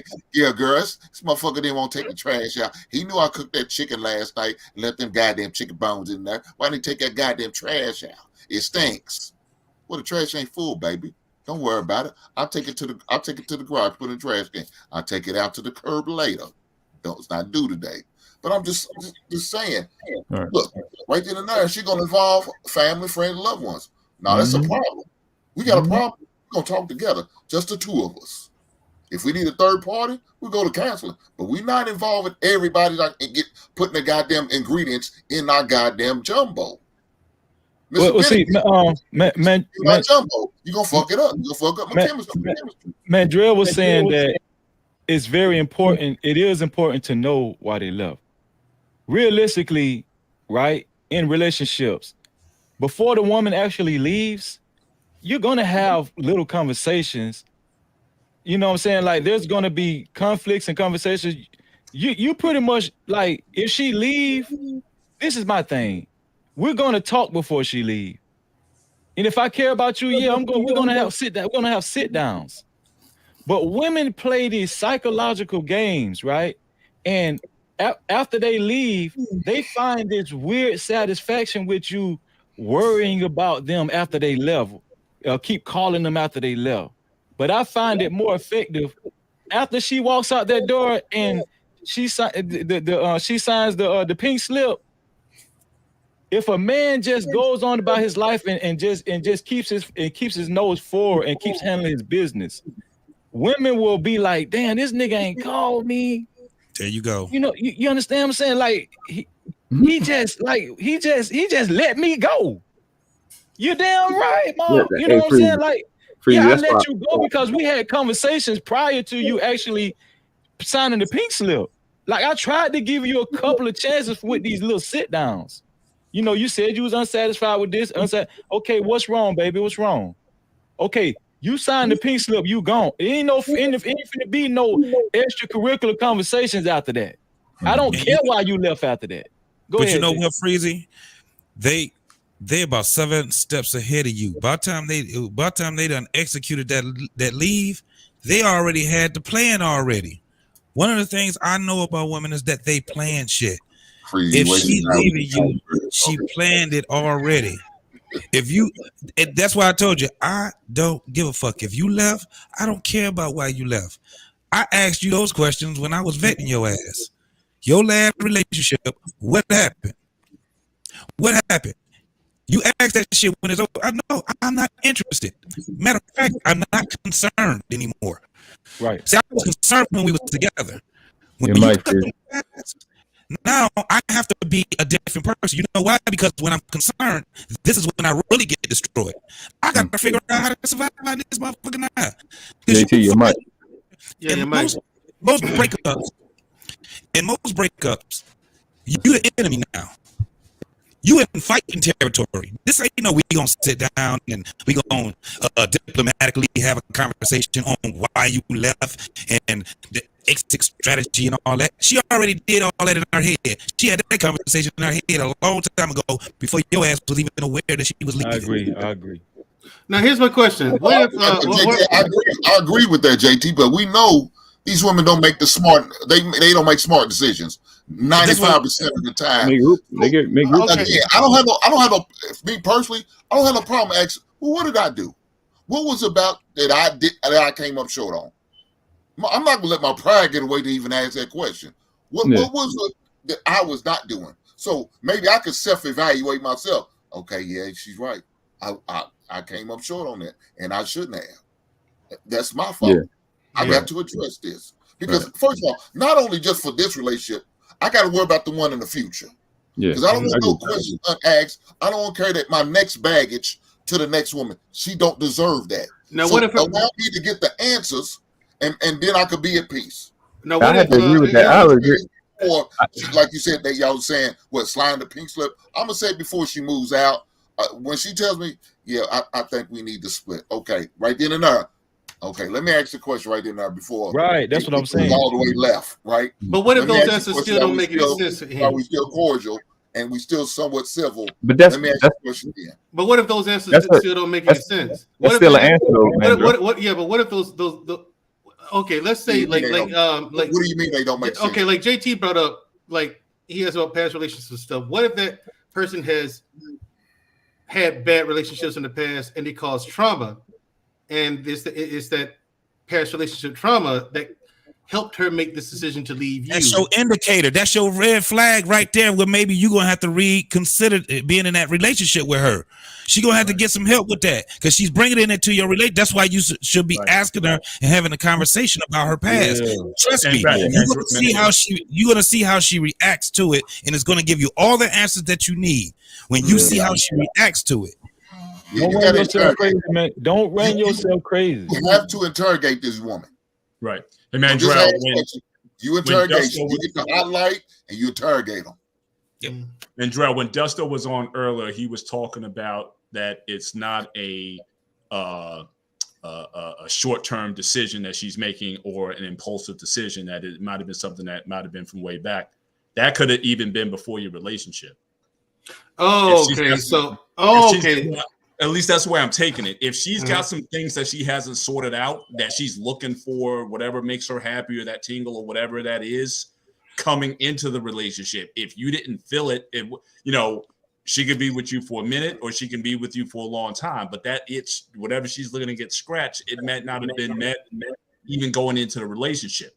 So even you may be still asking the question, why did you leave? It might not have had to do anything with you. It could have been what she came into the relationship expecting and you weren't it, regardless of whatever it is that you put out.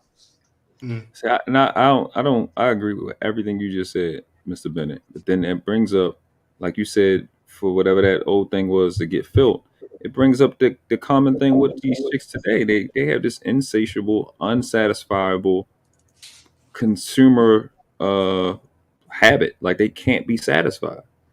It's like even and the part is, if you have a chick that has a safety issue or some type of security issue, ma'am, if you have never been in a situation where you've been safe, then you don't know what it looked like.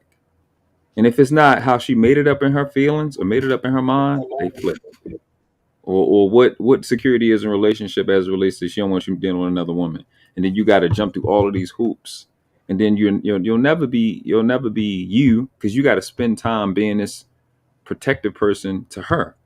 So we get into that part of it, and I get that. I mean, Dusso was right with that. But if she doesn't have the ability to be satisfied, which is the part of what y'all keep calling, I hate the word that, but the interrogation I think should be a thing, and finding out her family history. If you don't have a place where, like, say happiness, if you're not happy by yourself, man, with like what the fuck what am I doing? If you can't be secure when you're with you, what am I doing? I'm not here. If the God you pray to, the family you come from, and you that you with all day is not good enough to make you happy, what am I doing here?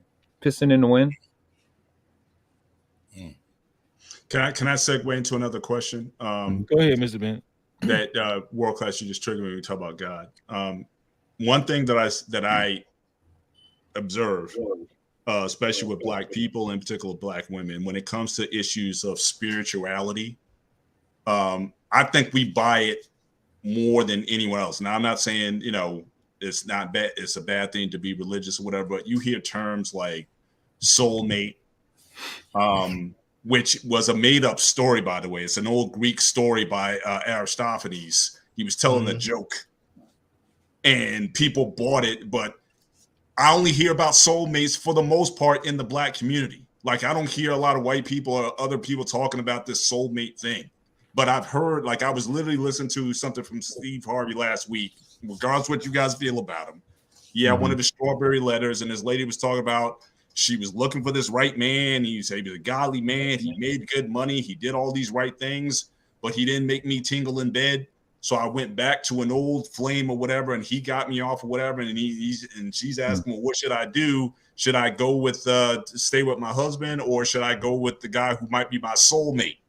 And Steve was basically pitching the soulmate thing. Look, he may not be your soulmate, as if that's supposed to be a thing anyway. So we have all of these spiritual beliefs, going back to what Janelle said earlier, what we've been taught, that are in our community. But I've heard a lot of people, even people in the church, saying, well, this wasn't the one that God didn't have. Well, this wasn't my soulmate, or this wasn't the one that God had for me. So therefore, that is my reason, my justification to leave my situation, because I married the wrong person, regardless of the vows that I may have taken. But is this level of spirituality that sometimes that we seem to buy into. We get into the crystals and the beads and the whatever it is that also hurting our ability to stay in relationships because we thinking in these terms like there is someone out there that is supposed to make you tingle all the time, even though it's not supposed to be. But is that we're brought up? That's with? how women think. I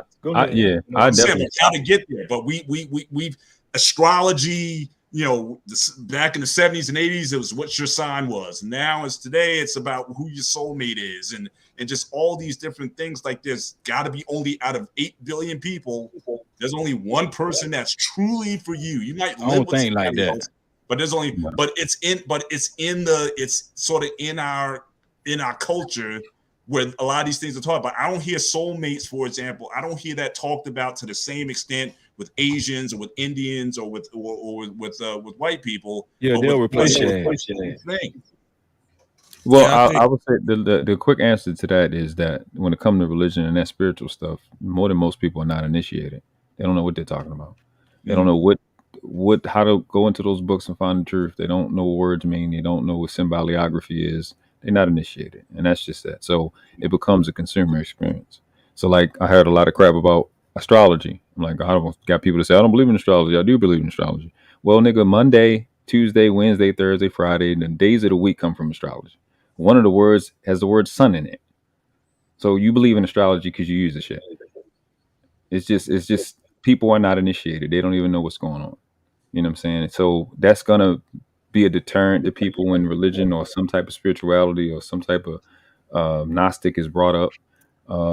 It's always, but it's not an excuse. And even if you are initiated, it's not an excuse to misuse it and then blame religion on people's asinine, lazy behavior. Mm-hmm. You know what I'm saying? Yeah. That's basically what messes up a lot of our conversations. Well, not on this panel, but a lot of these conversations, even conversation that you would have with your family members, because they will use I'm a Aries, so this is why I do whatever I do. Exactly.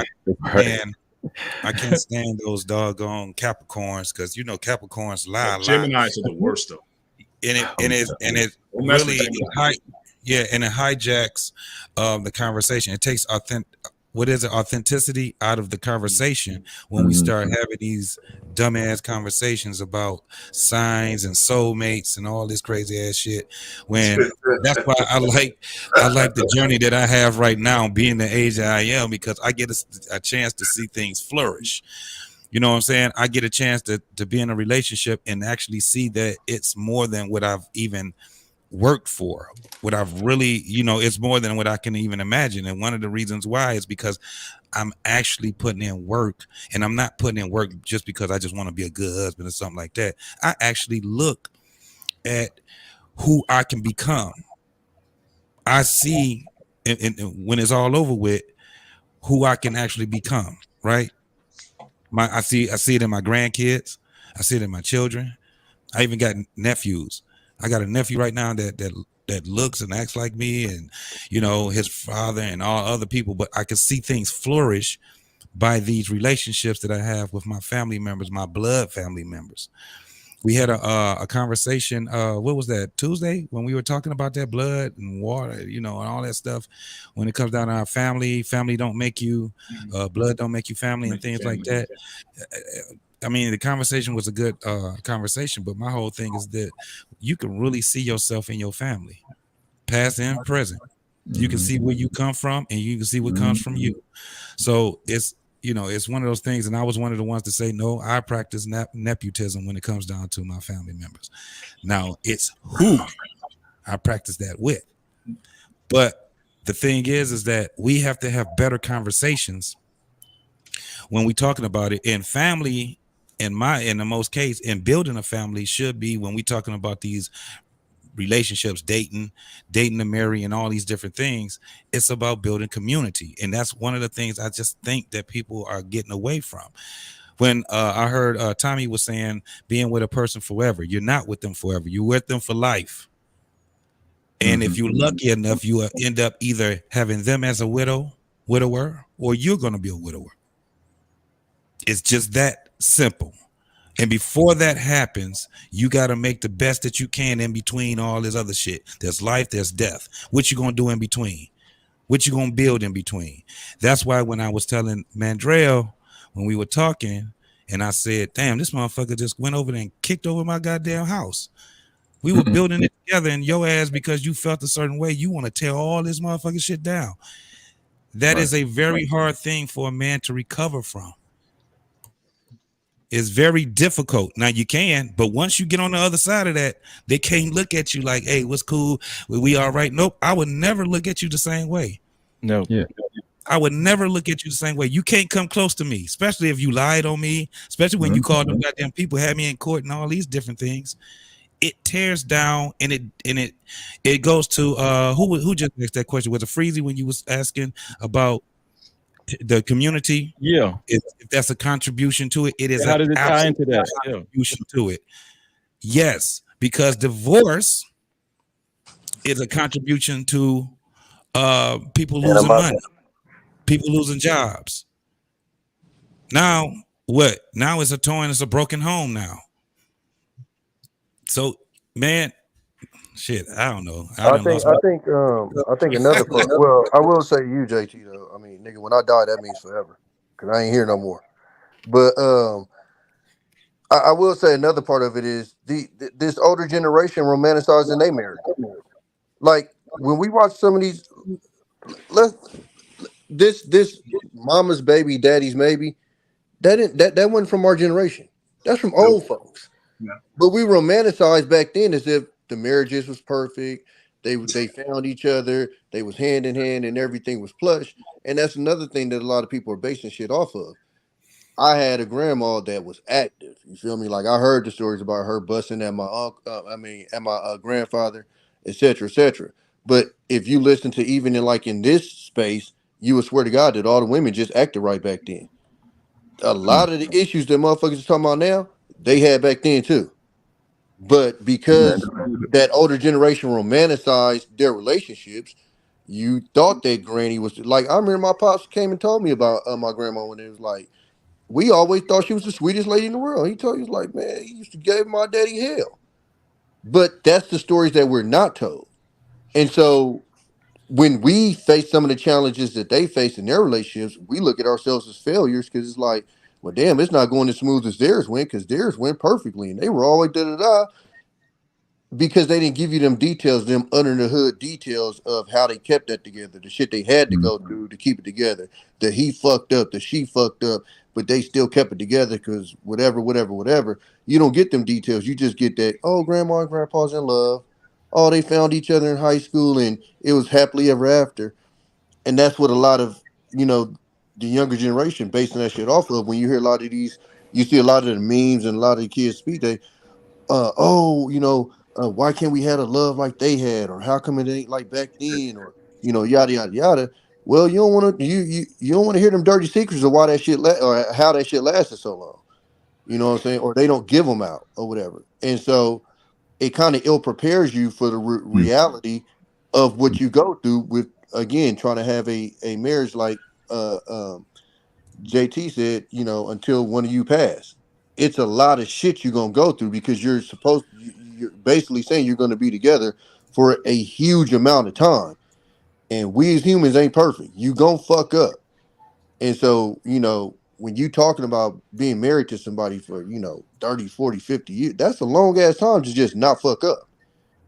And when you're looking at it through the lens of my grandma and grandpa did it, and, I ain't heard of this, I ain't heard of that. Soon as this person fuck up in your head is, oh yeah, I got to go because you didn't do it the way that they did it. This is the way it was supposed to go. Yeah, Tommy, you're right. Based on back in those old marriages, they had a much higher tolerance level. They plus we were under different kind of conditions back then. Yeah, right? and they stayed together because they kind of had to. Let me just finish. Let me just finish real quick. So you're absolutely right about all that stuff, and a lot of the bad times were hidden from the kids as best they could. But you can't only hide things. But the tolerance levels are different now because times have changed, the media has changed, the way we interact with each other have changed, and so the culture has changed.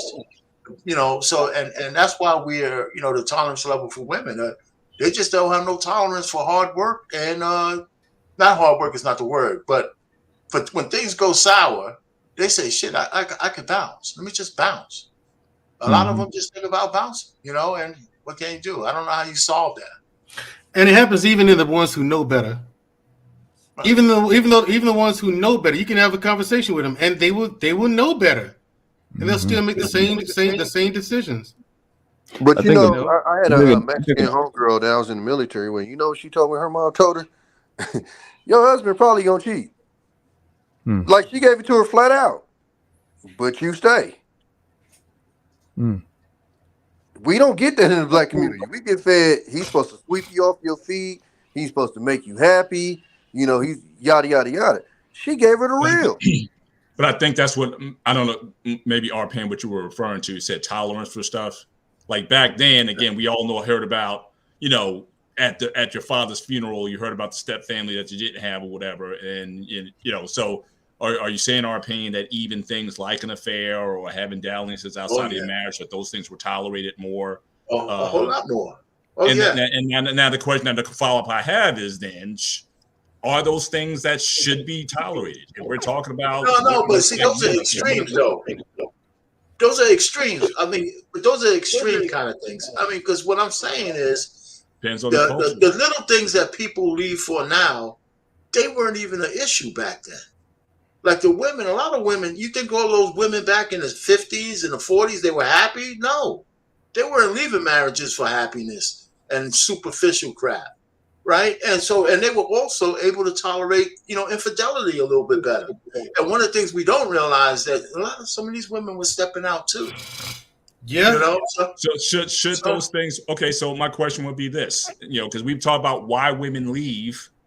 Are there things that, okay, put DV out of it? Okay.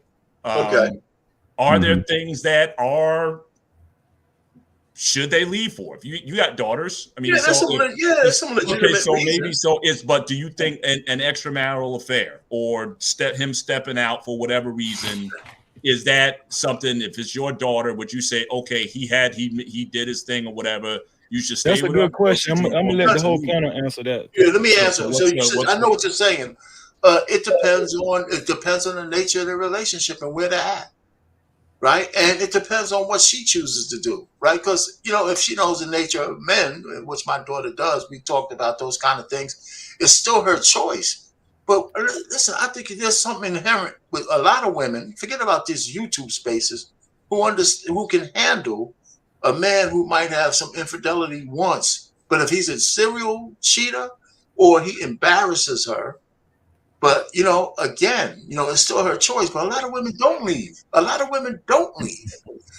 all these hyenas on the internet. Let me just say this. Just a lot of women on the internet who talk about the biggest thing that they're concerned about is their men cheating. That's just a projection. Because a lot of these women are out here cheating. If you listen, one point they're talking about they want a man who's going to be faithful. And then the next point they're talking about it's okay for men to run trains on them, right? So I mean, you know, so you sit back and say, "What are you talking about?" So look, they're really projecting because we know the infidelity rate for women is high. Is pretty high now. You know, so it's really a flex. Well, it's pretty much matched with men. It might be 1 or 2 points lower or something, but it's not a big difference, right? It's not a big difference. And Mr. Bennett asked a good question, actually. I want to get in there too. When it comes down to infidelity, right? In my humble opinion, I think that men should try to target women who look at the big picture when it comes to family, when it comes to, you know, the community and stuff like that.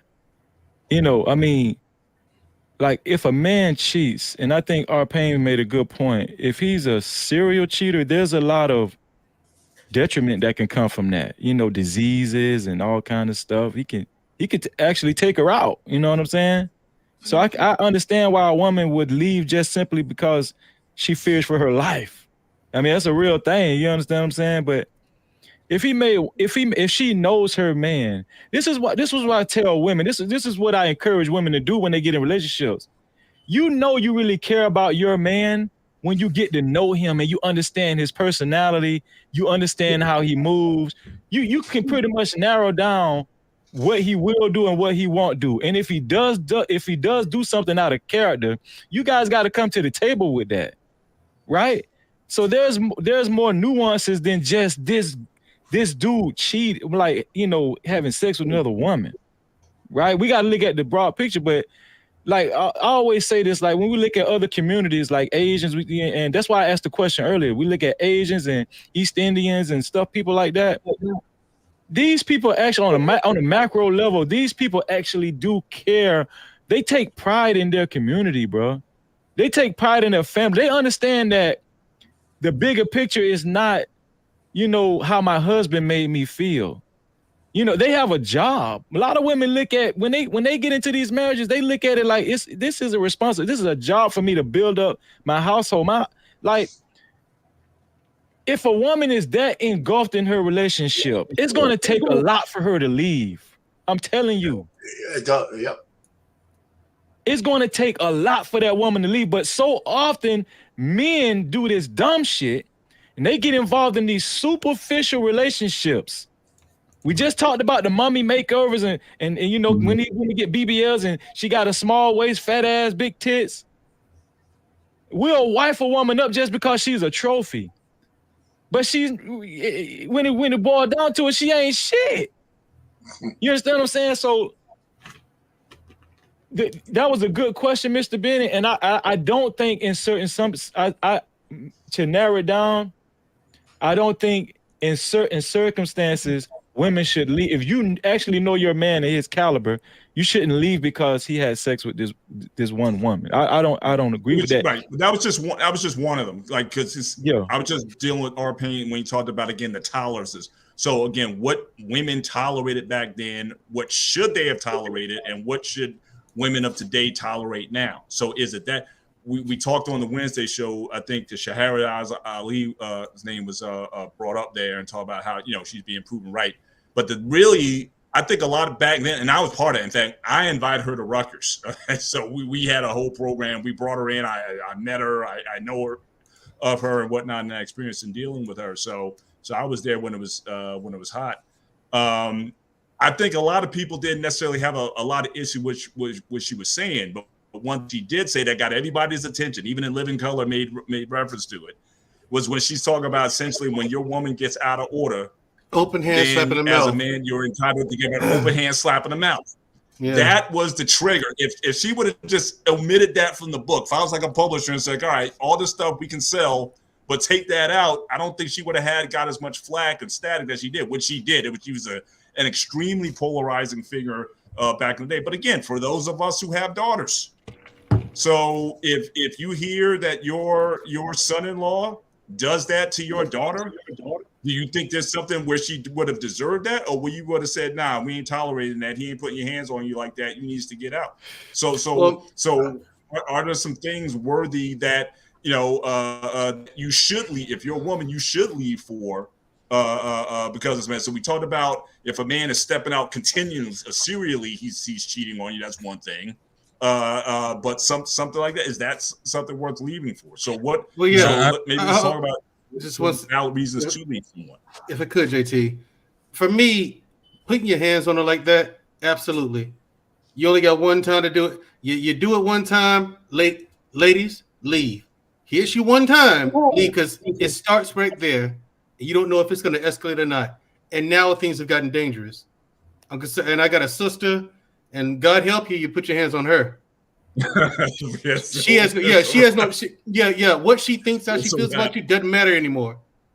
What she wants, none of that matters anymore. And hey, Black David, bring Trey up. Black David, go ahead, Madrill. Yeah, Black David sleep. Right, and also the serial cheating. If she's not okay with him cheating and he's doing it serially, and she's yeah, she should, because now, I mean, for me, cheating in general, that's a betrayal. And I can forgive almost anything myself, but betrayal, that's a hard sell. For me, you got a long and very difficult road to redemption with me if you betray me. And very few people, y'all just people. Real honestly, you probably just ain't got the grapes, so we might as well call it quits if it's a betrayal. But the serial cheating, yeah, I mean, if she's not comfortable with it, because it's just put to the point where it's disrespectful. Okay, Mandrill, let me shake it up a little bit. Let's deal with the open hand slap again. I've never hit my wife, right? Right. But some men know their daughters. Some men know their daughters will say some despicable shit that will hurt you to your soul. Right. And let's say, you know, I know you're the type of man you don't tolerate disrespect. If you, and let's say you're not a man the type of man that hits women, but this woman says something to you that it affected the core, you know, like your core, and you just all of a sudden out of nowhere you just slapped her. Careful, bro. Words ain't never gonna No, I don't care. Here's the thing. Here's the thing. For me, now the thing is with me. Look, I'm with Tommy. Your words. I don't care what you say to me. Yeah, I don't care. Right. I don't care what you say to me. Your words are not gonna move me to hit you in the face. I don't care what you say. You know what I'm saying? It's just shit. Just don't move. Words just don't move me like that. Now I'll say something. And here's the thing. I'm probably gonna say something back. I may say something back to you, but I'm not gonna raise my hands to you like that. It's just not in me. I'm just gonna crush your soul. I'm gonna say something. The evilest thing in life. I'll say something back to you. Like, okay, so what if she hits you? I mean, so what? It's a girl. I'm gonna laugh. No, probably. No, I don't want you to misunderstand. Listen what I'm saying, Madriel. I don't want you to misunderstand what I'm saying. Wait, listen. I've never hit my wife, but I just don't want to throw off the table certain circumstances. Like I've heard guys on this panel, on not this panel, but certain panels. We all know what I'm talking about. But I'm just saying, like, I've heard guys say, if a woman so much scratch him, he's going to dog walk her ass. And y'all know what I'm talking about. But that's ridiculous, man. That's ridiculous. Freezy, I just said the other day. Now, but just to clarify the showers out of the league, it was because of words of this. Words of disrespect. And it wasn't she hits you and then you can give her open hand. No, it was if she said something that was I said the other day, Freezy, that baby boy is right. Not because of what you said. And I think it's Freezy. For me, Freezy, Tommy. See, for me, Tommy, I just want to hear what y'all got to say. I don't care what you say. I'm not gonna put my hands on one. No, but what I told him was baby boy. Baby boy tried to lead the situation. The goofy broad jumped in front of him, and then started popping him. He gave her a smack. Nothing wrong with it. He didn't get on top of her and start trying to finish her. You talking about that? See, look, you could. The funny thing about it with a lot of guys and why we look at the shit the way because we think that. Women's hands are made of marshmallows and rose petals. Like, no, that's a woman with some heavy hands. Okay, she can hurt you. So she might pop you one time, and your natural reaction is to pop right the fuck back. Hey, listen to me. My goddamn kids have hit me a couple of times. I'd had to grab the covers, like nigga, nigga. Yeah. You know what I'm saying? Like, hey, all up in your face and here's the thing. They swing with no restraint too, bro. To Breezy, Mr. Bennett, and Noble. Now, if I'm in a situation where I honestly believe that I need to defend myself, I'm not gonna hit her. I can restrain a woman. You know what I'm saying? Right. I can restrain a woman. I can block. I can dodge. I can bob and weave. And I'm probably gonna. I'm probably women are coming in at 250 though, man. Some of them are coming in. I'm not dealing with a woman 250. Like that, but it was somebody in the back, but you was asleep. You did. Hang on, you did. You almost. Hey, so what? I mean, but listen, everyone. Look, the guys may smile at everybody once. Okay, I was trying something new. So, but wait, I was trying something new. So anyway, going on a tangent. So anyway, it's some. You making a backhanded joke on me, Mr. Bennett, trying to be funny tonight. That's all right, Mr. Bennett. So that was years ago. Hold on. That was years ago also, by the way, for the record. Years ago. So it doesn't even really count anymore. So anyway, but I'm saying, go ahead, Noble. Go ahead, Noble. Yeah, hitting a woman. It ain't for me. I'm not doing it. It's just nah, man. The question was about what is basically about tolerance. What should she walk away from? Right, I think right.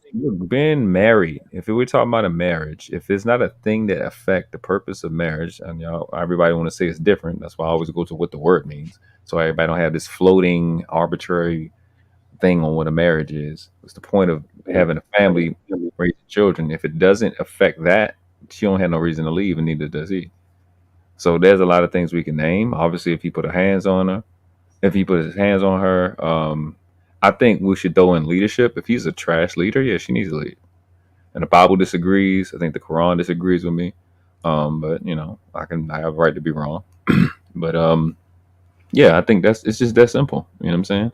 But the vows are for better or for worse. So if it's not gonna compromise, I guess, the covenant and the purpose of marriage, there's no reason for her to leave.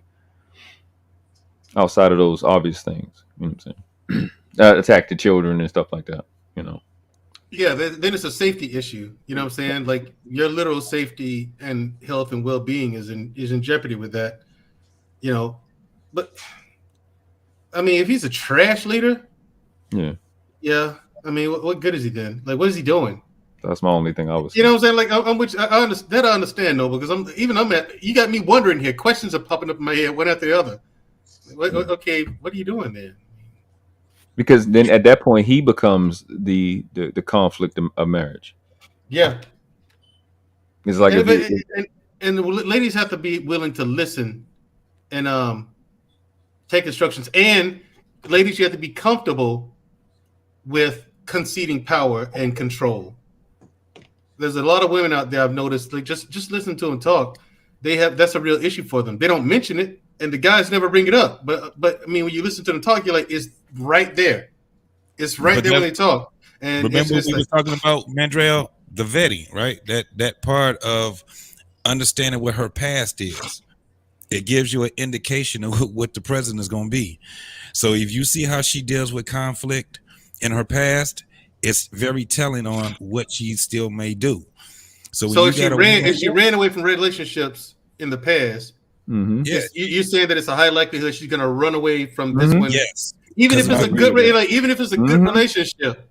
Yes, she'll run. Okay. Yeah. Oh, another one is if she had trauma from not running away from a relationship and somehow it ended, she's going to overcompensate in the next one and still run away. Absolutely. Yeah, that's a very good point. That was gonna be my next question. What about if she had trauma from staying in a relationship too long that she shouldn't have been in? Now she's in a relationship with a guy she should be with. This guy messes up somehow. Man, Joel, we just talked about that earlier. Well, listen, Freeze, I have to step away for a minute, okay? You gotta. We talked about that, dog. Okay, well, listen, I missed it, Freeze. No, you didn't even watch. You haven't watched my show in 3 weeks. No, man, Joel, I'm talking about me and you. You and I talked about that. Yeah, we did on the phone. We talked about that earlier. We sure did. In prep for this show. Sure did. So those are the reasons why you would have all these issues too with these women and men are not actually looking at, you hear everybody talk about red flags. What they don't tell you is that red flags are indicators. It's not a sign to run. It's showing you that there's something wrong with whatever is going on. So you have to either have a conversation about it. Say it again. Red flags are indicators. Yeah. But the what now? Say the rest. Their indicators are telling you there's something wrong. There's an issue. But there's not a reason to what? It's not a reason to leave. No. Thank you. No, they're indicators. So this is the thing. Indicators something needs to be worked on. Okay, these things need to be worked on. And if they can't be worked on, now let's have a different conversation. Right. Because in your relationship, you're going to have conflict. Conflict doesn't mean that it has to be to the extreme. It's just going to be conflict. It could be something about, we have to get bills paid or whatever. That's still conflict. You know what I'm saying? It may not be a conflict between you two bumping heads and things like that, but it is conflict. It's how do we resolve these small conflicts and some big conflicts, right? That's what it is. Most people are just taught to leave. They're just taught to leave, and that's one of the problems that we have. So when And if you see leave, what's you never happening build right now- anything. right? Like So- that's what I'm saying. This is a leaving thing. Wait, so you're trying? If you were someone trying to build, right? You think you're telling me that it makes sense that your answer is to leave and start all the way over from square one with somebody else? That's what I was asking Robert earlier. That's what I was Like, asking him earlier. like that's why I said no, but that's why I said earlier. It doesn't make any. It doesn't compute to me. Mandrell, it's But- psychological. Most black women have abandonment issues, bro. So they do it first. You think so? Oh, y'all think Yes, so? so they do it first. Yes. So they do it Before first. you get me, I'm gonna get you. Right. But I'm not in that type of. What if you would have type of? It don't matter if you are. It don't matter Maybe if dating you got the to live dude with her. that was before you. They may you ain't never been in an argument with a girl and she be talking about some shit some other nigga did. You be like, wait a minute. Yeah, that's true. Wait a minute. You I ain't do no that. shit. Wait, hold up. I ain't do that. Wait a minute. Now, this ain't me. Other relationship. What Right. the hell You is got it? this still got the What the relationship. hell? What is this? What is all this? And you know you're in trouble when they're looking away from you as they're doing it. It's almost like they're talking in third person. It's like they're weird. talking It's to a weird. third person. It's Yes. weird. It's like they're looking away from you, and like the Right. person's like right there, and they're looking at them while you're Yeah, saying they be seeing ghosts. They seeing ghosts. JT, that has when you said that it's like when you said I was like, oh my, I was like, oh Lord. Yeah, all of a sudden this person, a person would be on a tangent about stuff you did. Like, okay, yeah, I did that. I take full responsibility, take full ownership. Wait, what now? Huh? Now what's that? Wait a minute. What's all this? What's all this shit? Wait, I didn't do this now. Yeah. No, here's the thing with me, JT. When it happened to me, I didn't say a word. I was in my mind. I was saying, wait, I didn't do all this now. This ain't. Let me add this one. Hold on. Let me add this one. Hold on, let me finish. I was like, man, wait. I don't even know what this is. Like, where did this come from? I've never. What? I was confused. I was like, I didn't do that. Mandrell tried it. Well, Mandrell tried it. Am I the woman said she don't love you because she don't love you because you don't love her enough, but you don't whip her ass. She think you're not good enough because you don't beat her up. Yeah, listen, I've met women like that. Like when I was in the army, I met a woman and we were just talking, right? Just casual conversation. Wasn't no dating or like that, but because it was all well in the group and we was talking about marriage and relationships back then. And it's like she said, Harris, if a man don't beat you, he don't love you. I said, what now? Amen. Yeah. I heard that too. I said, what now? If a man don't beat you, he don't love you. I said, where the hell do you get that from? I said, I would never love you then because I ain't going to put my hands on you. I ain't going to jail. That's number one. Number two, I would not be able to look at myself in the mirror if I hit a woman like that. I think I have to live with myself. And people think I get on these panels when I talk about honor, integrity, and stoicism. I'm not just talking out of my ass, people. I live that shit. This whole thing, that samurai shit I talk about, I practice that shit every fucking day. That's not but that's not. I'm trying to be a better person than I was yesterday, today, and tomorrow. I'm going to try to be more awesome than I am today, tomorrow. You awesome today? That's yes, the problem, I'm Mandrell. every day. What are you talking about? When's the last time you was awesome, Mandrell? Yeah, world class. What are you talking about? I'm better than you. Nah, you definitely not better than me because there was a little podcast that had some rainbow members. I don't think you was awesome that. Hey, listen, you were up there. I've seen the podcast. Hey, fellas, etc. Hey, look. We thought you put that behind you. I made sure I circulated it. All right. You was. I understand. You play him up with a big screen so we can explain it. Awesome I understand and accept the fact, Trey and Noble and JT. I will never live that down. The three of you was just on the panel last week. You was on the panel with him last week. No, wasn't. Oh, you were. I was on a panel, and then that person came up. Oh, that's you. Why didn't you put him down? I wouldn't. It wasn't my panel. You understand the pressure you was on? It wasn't my panel. By the way, that whole issue. Hey, Mandrell, you got a restraining order. If they come up, you got to leave. That's right. You got a restraining order. You got a restraining order. They put it on you. You got to leave. They still showing up, man. God damn. I mean, hey, JT Mandrell, they say Mandrell, you got to follow I made the announcement abundantly clear, Freezy. I said it on several lives. I am done. I'm finished with that issue. I will not be revisiting it. I have no interest at all in revisiting that issue. Opening up that can, that's Pandora's box, and I want none of us in it. No, thank you. Just spit on it. Do you sign the paperwork on that one? I'd rather that, JT. I'd rather that. That turned into a situation, bro. I was like, listen, no. I live a very peaceful life, people. Very peaceful, and I like it to stay that way. No. Oh man, yeah. Let me tell you something. I'm already not living it down because y'all not people like Trey, JT, and Noble. Y'all not gonna go away. And you know what the crazy part is? Nah, man, Joe. I only bring it up when you need a little humility. Well, see, here's the thing, Trey. Humble yourself a little bit. I don't give you any pushback, Trey, because if it were you, I'd be doing the same thing. Exactly. I'd be doing the same thing. I brought it up. That's why I don't push back on you. I brought it up because you know what? I had it. Hey, he's right. I had it coming.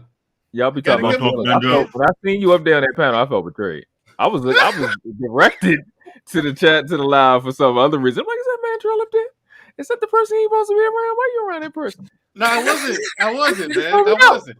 Nope, I was there first, and then the person came up later, and I was like, oh, okay, whatever. Yeah, you got a no shared panel order, standing order. I share no panels with them. You can't even chat with them. Wow. No chatting, no nothing. You can't even chat. Like, who over here is probational up? Like, who all of y'all, because all of y'all gonna bring it up. Yeah, it's a team effort. Yeah, all of y'all. You see, he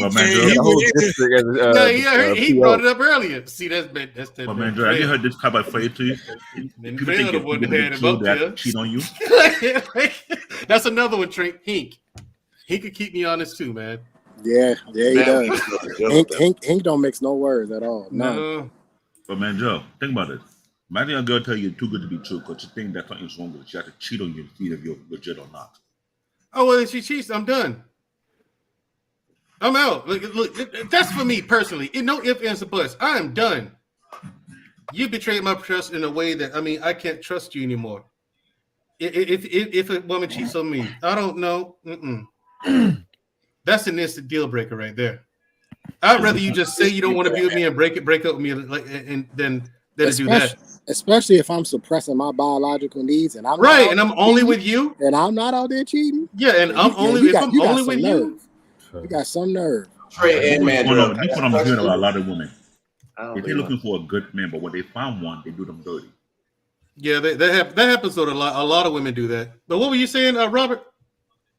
What's the longest relationship you've been in? Because you seem like as soon as a woman cheats, you out the door. So what's the longest relationship you've been in? Longest relationship I've been in, I think it was like what? Jesus, man, it was from high school up until I left for the army. I think total like 7 years. 7 years. Yeah. Five for me. That ended because of distance? Well, distance put a strain on it, and she decided to explore the options while still with me, and I wasn't having it. So I was like, all right, cool. I mean, look, I ain't with this. Do your thing. Really no. Yeah, even when I was young, Freeze, I had enough sense to say no, to get out of that. No, you right. You did right. I'm just saying, like, half of your relationship was puppy love anyway, though. So. Yeah, it was. But, aside from that, I think the longest aside from that was like 4 years. I had a question, though, because I'm going to be real honest with y'all. Y'all talking about I just don't understand. Like, I think our perspectives are different. But that's why you're here. It's good. Bring a different perspective. Honestly, so I'm going to ask this question. Honestly. Do you think beliefs and facts are the same thing? And I open that to the panel. No, beliefs and facts are not the same thing. So do you think what most of y'all are saying are beliefs or facts? It's just a different perspective. And the perspective comes from a person's experience. It's the conclusion a person draws based on experience and knowledge that they have accumulated over time. So, some of it's belief and some of it's facts. Because we might we may have facts, but add on beliefs on top of them and come to a completely different answer than say you or I would, but I think there's similarities in what all of us say on this panel. That's why it's so similar. You know what I'm saying? We have similar experiences, I think it's a fact. I think it's a fact that if a man is doing the work and she leaves, she ain't shit. I think that's a fact. Okay, that's my whole point. Yeah. I'll say from my experience, this is probably a belief. Women leave when you ain't giving them the action that they want. Women believe in action. So if you're not providing that action they want, they're gonna find somebody that's gonna give it to them. Does that make them wrong? Yeah, absolutely. Why? Because it's them. They always wrong. Damn, Noble, that's your answer. See, there it is, Robert. A different answer. Because it's them. That's Noble. But think about this way. Hey, you know the funny part? The funny part is World Class gave that answer, but a woman would say the same thing. I'm not saying that he's saying what a woman would say, but I'm saying if the question was posed to them, the woman would say, "Well, he's wrong because he's a man." You know what I mean? They would say the same thing. Right. So I don't disagree with World Class. A lot of the times they are wrong just because you're a woman, you don't get it, you're wrong. When you fish and you ask 2-3 questions, all it takes is 2-3 questions, and you found out they don't know what the fuck they talking about. And in my last relationship, Slim, if I would have listened to her, I'd have never dated her. If I would have actually paid attention to I'm dead serious. I'm being completely 100% honest with y'all. If I would have paid attention to the words that came out of that girl's mouth, that's real though. I would have never dated her. But I saw beautiful brown skin, natural hair, fat bubble booty, thick thighs. She ran. That's the problem. I was mesmerized. I was like, man, this is everything I've been looking for right here. And whole time she was telling me, I'm not the woman for you. I'm not the woman for you. She was screaming it from the mountaintops. I'm not the woman for you. And even when we had our first little issue, Slim, she dipped. She was like, I don't want to do this no more. She dipped. I let her come back. So when she finally left because of her happiness, I wasn't even mad. I was like, you know what? The whole time, it should have never happened. It should have never happened. I didn't vet her properly, and when she showed me who she was, I didn't believe her. So what did you expect of her? Trey, I want to ask you real quick. Go ahead, Robert. What did you expect of her? You know, I've said this before, man. Men are in love and women are in business. I truly think that there's like a romantic part of me that just thought, man, I was 32 when I met her, and I was just like, man, I'm ready to settle down. I want to be with one woman. You know what I mean? Like the thought process in my head was, this is the one, this is the girl, because it's not like we didn't have good times. We laughed, we joked, we traveled, we had a good time. But if I would have just listened to her, we were having these conversations and I wasn't so blinded by her physical appearance, bruh, like even when I think back to the conversation, like, man, this girl she was telling me the whole time, like, no, don't be with me. I'm bad for you. And I'm going to choose. Ultimately, what she was saying is I'm selfish. I'm going to choose my happiness over everything. Every single time that I get the opportunity, I'm going to choose my happiness over everything. She reiterated it over and over and over. And so, but I wanted her to be selfless. I wanted her to be you was trying to change her. Exactly. How do you express it though? And how did you express it though? How did I express what I wanted from her? Like, I want you to be my nurse and my nurturer and all these things. He's trying to stroke it into her. That's what he tried to do. Yes, he tried to stroke it into it. It ain't work. Honestly, it don't work when you stroke. You got to choke them and spit in their mouth. Choke them, spit in their mouth while you stroke. Time or something. That usually gets the right response. Honestly, my thought process was I'll just lead by example. And she, what I mean, I'll lead by example, and I want to. I mean, this is 5-6 years ago. You know what I mean? So I am not even close to being who I was then. The person I am, the person I am now, I would never do any of that. I wouldn't do none of the shit. I would never even approach a relationship the way I approached that one ever again. But my thought process was, I'll show her, what I want from her by treating her the way, like that's always been my mentality. I treat people the way they treat me. But it was, and I was saying this in the chat to Beautifully Animated. The shit was never built on the right foundation from the beginning. I want to say this too. Like one of the misconceptions that women can multitask. They cannot. A lot of it, which we think or associates to their happiness, is the fact that they be trying to live 2 different lives, 4 or 5 different lives, and women cannot multitask. I don't know why people think they can, but they really are trash at it. multitask is just that you're effective, and you're But not they try to effective. make you believe they can. No. World class, hear me out. World class, hear me out. Why is that when you a good dude, you do all the work, they leave you, but the moment you find somebody outside their race that decide to treat you way better than her, she had to come back and do all kind of nothing to destroy that particular relation that you didn't do with that person. Because I can answer that because her friends are going to talk shit about her. She's going to say you're the reason that he went with a white girl or whatever, an Asian girl. That's why. You looking at the logic. You not the true empathy is seeing from her perspective. You don't got to sit in that salon while she getting her hair done and hear all that shit. Like that's the reality of it. You know what I'm saying? That's the thing I'm trying to understand because they say looking for a good dude, they find one to do them dirty. But the moment someone see what you did to that particular dude, try to pick that dude and say, you know what? I'm going to replace the woman who did you and do better. All of a sudden, they want to go, no, you can't have him. You can't. But you say she wasn't a good dude, so what's the problem now? Why does sudden want to sabotage the relationship? The problem is that she know is what Trey was saying. The problem is that she know you ain't shit because you fucking with her. Damn. Yeah. Well, we might as well end the show on that one there, fellas. Yeah, Mike drop. Hey, fellas, it was good seeing y'all, man. Only world class can do that. Only world class. I'm gonna put that on a t-shirt. Yeah, that was a samurai sword right there, man. And this is what I'm trying to get people to say because I'm seeing it a lot lately. Oh, he ain't good. He ain't this. He ain't that. But the woman that watch you do that man dirty, come around your back when you gone, decide to come in that relationship and actually it's better than what you had. All of a sudden you want him back? But I think he wasn't no good for you in the first place. Oh, you want to fly out the country? But you wouldn't But good wait, for you like in the first. David, the thing is, like, okay, fellas, here's the thing. My question to you all. Let's say this person, and I already know the fucking answer. I don't know why I'm asking. Let's say this person does make this decision. Clearly, it's a mistake. You know, she gets a good guy, but because of whatever, you know what I'm saying, she leaves, realizes, God, you know, I mean, that was ridiculous. I shouldn't have done that. And then she comes back. What do you say? JT, don't answer. We already. No, JT, you don't say nothing. You already made your. We already know what your answer is. Okay. No, you same goes for you. We already know. Trey, I'm curious. Yeah, one more time, Andrew. What's the short version?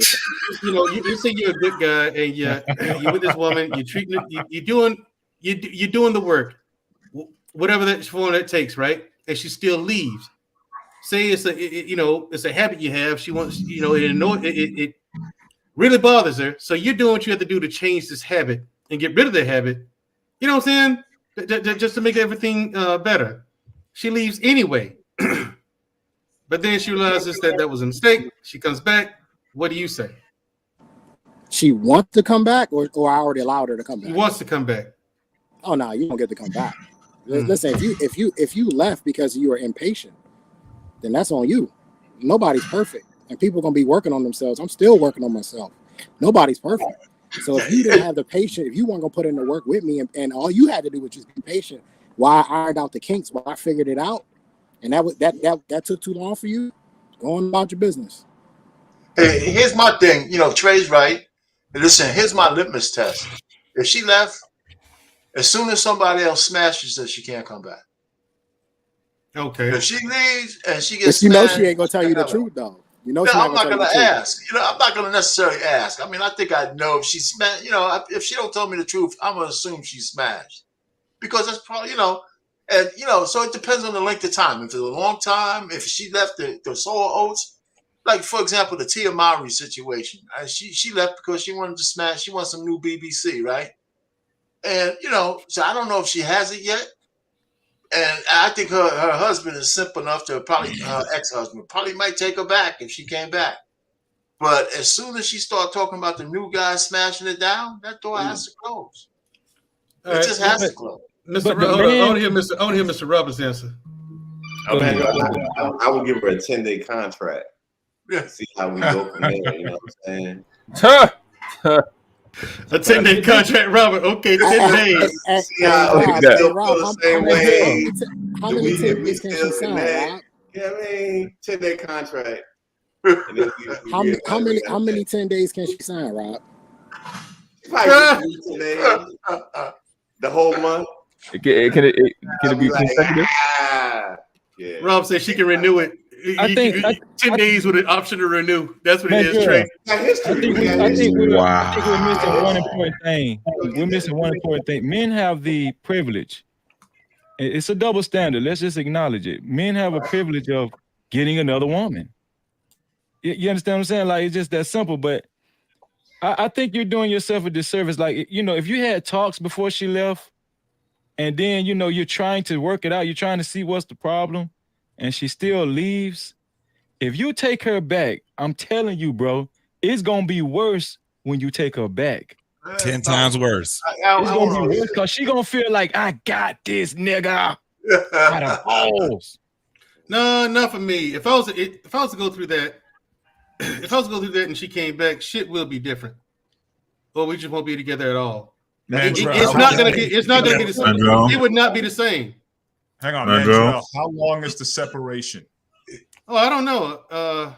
Because for me, that wouldn't matter. If you're talking about 30 days or less, you know, maybe you guys just needed, you know, some time. Yeah, some time apart. Yeah. But I do agree with our pain. Yeah, if she went and, you know, she gave the box up, it's over with.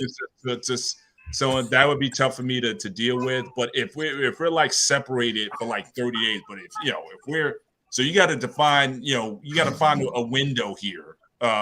If it's 6 months or longer or whatever, I think the longer we're separated, the harder it would be to take it back. But 30 days or even 2 weeks, you're just like, oh, you know, she realizes right away, I messed this up. Mr. Bennett, we know the difference. We know the difference between a breakup, misunderstanding breakup, and it's over. Like we know the difference. Like when she signed that pink slip, that's why I said it can't be over if it's 30 days though. That's what I'm saying. I don't think you can say 30 days or less that it's over. Even if you say it's over, even if you say cancel me and all that kind of stuff, 30 days is just, you know, not enough time. Especially if it was something like, if it was like an affair thing, like you were saying earlier, if you had an affair and she said, look, I'm out, it's over or whatever, but in 30 days she realized, you know what, maybe we can't work past this or whatever. I mean, you know, so I think you have to add that into it. If it's truly over, I'm talking like 6 months. Mr. Bennett, how many? Just like what Trey said. It's like what Trey said. How many times is we gonna do this? How many 30 days is we gonna go through? No, I agree, but I'm saying 30 days are left. I don't consider it over. So if Mandrell is saying you guys are done, like you file for divorce and the divorce papers are dry, then that makes a difference because you went through probably several months, if not years, of trauma, you know, just back and forth and whatnot, not happy or whatever. So a divorce is something totally different. That to me, I would say is over. But if you're dating somebody, if you're in a relationship, you guys just decide, you know, you say it's over, but then 30 days later, not seeing each other, then you guys just start in a relationship. Yeah, depending on what type of woman that is, you be happy to hell to see her ass. You be like, God damn. No, but if you take the time, even if you went no fault divorce, even if you went no fault divorce, you gave $500, the $299 divorce, right? Even if you did that. That's still, to go through all of that, that lets me know that, yeah, it's pretty much over. And to that point, no, I don't think there's any coming back. Yeah, when you tear it up, the whole thing is when you tear it all the way up. When it's toe up, when it's a done deal, there's no coming back. But if it get to a point where, you know, we done had an argument, I think we should just, you know, be apart. Yeah, we should be apart. And you going through that little thing, especially nowadays, you know, you still gonna have some type of communication. You know what I'm saying? At some point, it might be like a 2-week delay or something, but somebody's gonna reach out to the other person.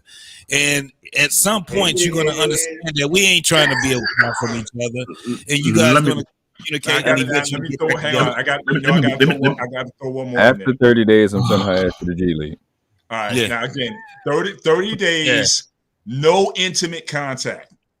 All All right. Yeah, it's done. It's a done. So no, but you know how some people, even people who the ink dried, but if you know if that well is dry, sometimes you hit it up even after the divorce or whatever. Y'all still, you know. Oh yeah, the regrets together. But look, on any given occasion, I've heard people doing that stuff, going back to. So you can't have any intimate contact, or else the clock starts over. You know what I'm saying? Yeah, because most dudes don't realize we do. And then it's from that time on. Most guys don't realize how much they are attached to that woman by having sex with her. That's the thing. The more you away from her, the more that you're not having sex with her, the less that you're going to end up caring about her. A lot of dudes don't see it that way. But it is that way, especially if she got that good. If it was good and it didn't fit around and we good to go, and now we breaking up, man. I'm telling you, most dudes still gonna be like, all right. Guys who said sex with the let me say this. Let me say this. If she screw up, she gave it to somebody else. Bye bye. I gotta take this page from JT. If you've been married for more than 10 years or so, and she gets going to get a divorce, based on how she feels. 10 years is like an investment. When you destroy that because of based on your feeling, then a year or two later want to come back. Nah. I'm sorry. I'm gonna look at you like you a ghost. Like, who are you again? You know. I want to say this. The thing is, the amount of effort I put in a marriage, where I had to build, continue to build, invest my time, my effort, for you to destroy that. And 2 or 3 years later, you realize you made a mistake, you want to come back. I'm gonna look at you, give back all the years I lost. Give me back my 10 years. Because it's not that simple. It is not. And a lot of women these days in today's society think it's okay. It's not a big deal. No, it's a massive big deal. I would rather call your mom and dad if they're still alive. I'm like, give me back my 10 years. Give out my sweat and tears, because I can't take this woman back. Ain't no way in hell. I had 2 ex-girlfriends in my past. When they screwed up on me, their mom went behind their back and begged me to give them a second chance. The first one did, I warned her, if I catch your daughter messed up, and I hear she was cheating on me in front of the house, I make sure her mom catch her in there. I said, don't ever call me again. Again, I was the first one. Okay, that's kind of freaky. The second one. Oh, you should have fucked her mom. Go ahead. The second one. Right. That's what I was thinking. The second one, I made it clear. I told her mom right off the back, ain't nothing that will move me to take her back. She came out of her mouth and said something very, very stupid. She told me, I could get any man. And to me, when a girl says such a thing, you fail it. I said, yes, you could get any man. You could get a murderer. You get a raper, you could get a drug dealer, you could get a scammer, you could get a burglar, you could get a crackhead, you could get a bum. That just means you get all kind of men, but you can never get D-man. When she made that statement, she was done with me. I'm telling you, she want to train right on her. When they talk like that, to your point, David, a woman told me that before. She told me something similar. She said she felt like I wasn't treating her the way she wanted me to. And it's the same thing as this topic. It's just, you're never happy. She's never happy. You just feel it's always something. She had a bad attitude. She had a very bad attitude, right? And she told me, God's going to bless me with a man that's going to love me the way I want to be loved. And you know what I told her? I said, you know what? Let's pretend God does bless you with that man. Do you think you will be a blessing to him? Shit. Ooh. Bang. Ooh. Do you think? Listen. Let's pretend this man does come in your life. The way you are, your badass attitude. Why would God do that to that man? God would never do that to that man. Another mic drop. Never. Another mic drop. How long you been married, sir? So I'm just telling y'all guys, when women run that G on y'all, when they run that game on y'all, don't let them women tell y'all that. But it's just psychological. And another thing is this. Another thing is this. It's to a woman's disadvantage if she keeps playing these breakup games. 30 days, 40 days, 15. Listen, just like JT said, one of the number, and we could pretend like it ain't real, fellas. But one of the number one things in a relationship for men is sex. The longer women keep doing that bullshit, men are going to find it. I'm telling you, it's the cold hard truth. Do what? Men are going to, they're going to get their sexual satisfaction off some kind of way. You understand what I'm saying? If you're not taking care of business and you want to play these 30-day games and shit like that, you're inviting. It's just, especially like what Mr. Bennett said, especially if you're not married. If you're just in a regular relationship, you don't stand a chance.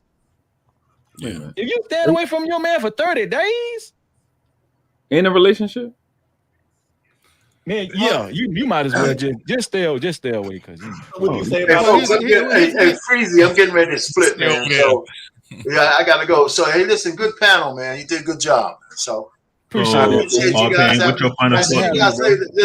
I guess these are my final thoughts. And so listen, it's a good panel. It's a good topic. Unfortunately, these topics we can't solve anything, but we could talk about it at least, get a better understanding. But so that's the way it is, man. Men, we could do our best. I think the best thing a man has to do is vet his woman as best he can before he asks her to marry him. Put all your protections in place. And sometimes you got to just let the chips fall where they may, because you can't solve everything, right? You're not going to know everything. You are going to have to take a leap of faith at some point, right? And the mitigation stuff with her leaving, I believe in prenups.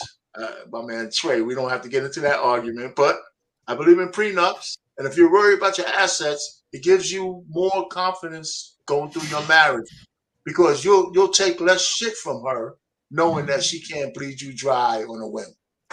So you'll be more equipped and armed against the state if she starts acting funny, right? So a lot of guys who stay in marriages when their wife cheats, they're making a business decision because they know if they leave, she's taking everything, even though she's a cheater. I mean, I have friends that has happened to. But if they didn't have to worry about losing everything, then you can make the man's decision and say, listen, I'm done with this chick. I'm going. You probably should do that anyway. But men, be practical. You don't want to give up everything because somebody cheats. The marriage is just ruined at that point. But anyhow, let me get out of here, man. I'll see you guys later. All right, Payne. Good to have you, man. Likewise. Hey, David, I think Chaotic want the link in the chat. David. I'm about to bounce off. Let me give a final thought. They put it in. Yeah, I'm about to bounce also. But Freezy, again, first of all, great seeing you tonight. And secondly, I saw the interview that you had a while back where you were sharing your life story and everything. Yeah. And I can't tell you, man, that blew me away, man. I mean, the respect level for you just went up so many levels for you sharing your life the way you did. And so you're a real G, bro. And I'm not, for real. That was. I love you guys, man. That was great. But yeah, again, great panel tonight. Good discussions. Again, as far as why they'll leave a good situation, we may never know. But like I said, the tingle is real, and you can do your best out there, and it may not guarantee that they'll stay locked in. But you just do what you need to do as a man, and you go to sleep, at night knowing that you did the right things as a man. Because ultimately you're the one that has to live with yourself and the decisions that you make. But with that, hopefully I'll see you guys next week. And again, Freezy, again, good seeing you guys. Trey, always good, world class. You the man. I mean, I appreciate you, man. Yeah, man. I mean, you drop dimes every time I see you. I don't always agree, but again, you're very extremely read and very thoughtful guy. So I really appreciate learning from you and everything. And just for everyone on panel, JT, just everybody on, CBN, Mandrell, as always. Again, look forward to seeing you guys again. Take care. God bless. See you next time. All right, Mr. Bennett. Appreciate it. Yeah, let me. I'm gonna sign off too. To you, Freezy, first. It's good to see you, bro. I also watched the interview. I was quite impressed with what I saw. Speaks to your character, too. I've always thought you were a high character anyway, but you kind of confirmed it with me through that interview. So I appreciate it. As far as this is concerned, I would like to see our community when it comes to men do a better job of vetting women. I think it's the one thing that is lacking. Women gonna be women. And I think that a lot of guys think, well, if I get my passport and go overseas, that somehow women aren't going to be women over there too. You can't vet. If you can't vet them in America, you're going to struggle overseas as well. I think the issue is that, and that's why I came up to give you guys, that piece that hell, if I'd have just listened to her, I'd have never dated her. You know what I mean? And that is a part of vetting, is actually actively listening and understanding, the type of person a lot of these women are. A lot of them will tell you that, they're not necessarily that it's not worthy that they don't be in a relationship, but they're not ready for it. They don't understand the sacrifice that goes along with being in a relationship and potentially a marriage. They don't understand the amount of selflessness that comes along with it. They don't get it. And so we got to do a better job of vetting these women and being able to look them dead in their eyes and say, you're not the one. You ain't it. And be okay with that deal. It's like going to a car dealership and you want that car, but the deal is a bad deal. You got to be able to walk away. It's a bad deal. And we got to be able to do that with a lot of women. But, I appreciate the panel. I watch most of it. I appreciate the panel. I'll see y'all on the next one. All right, big trade. All right, peace. Man.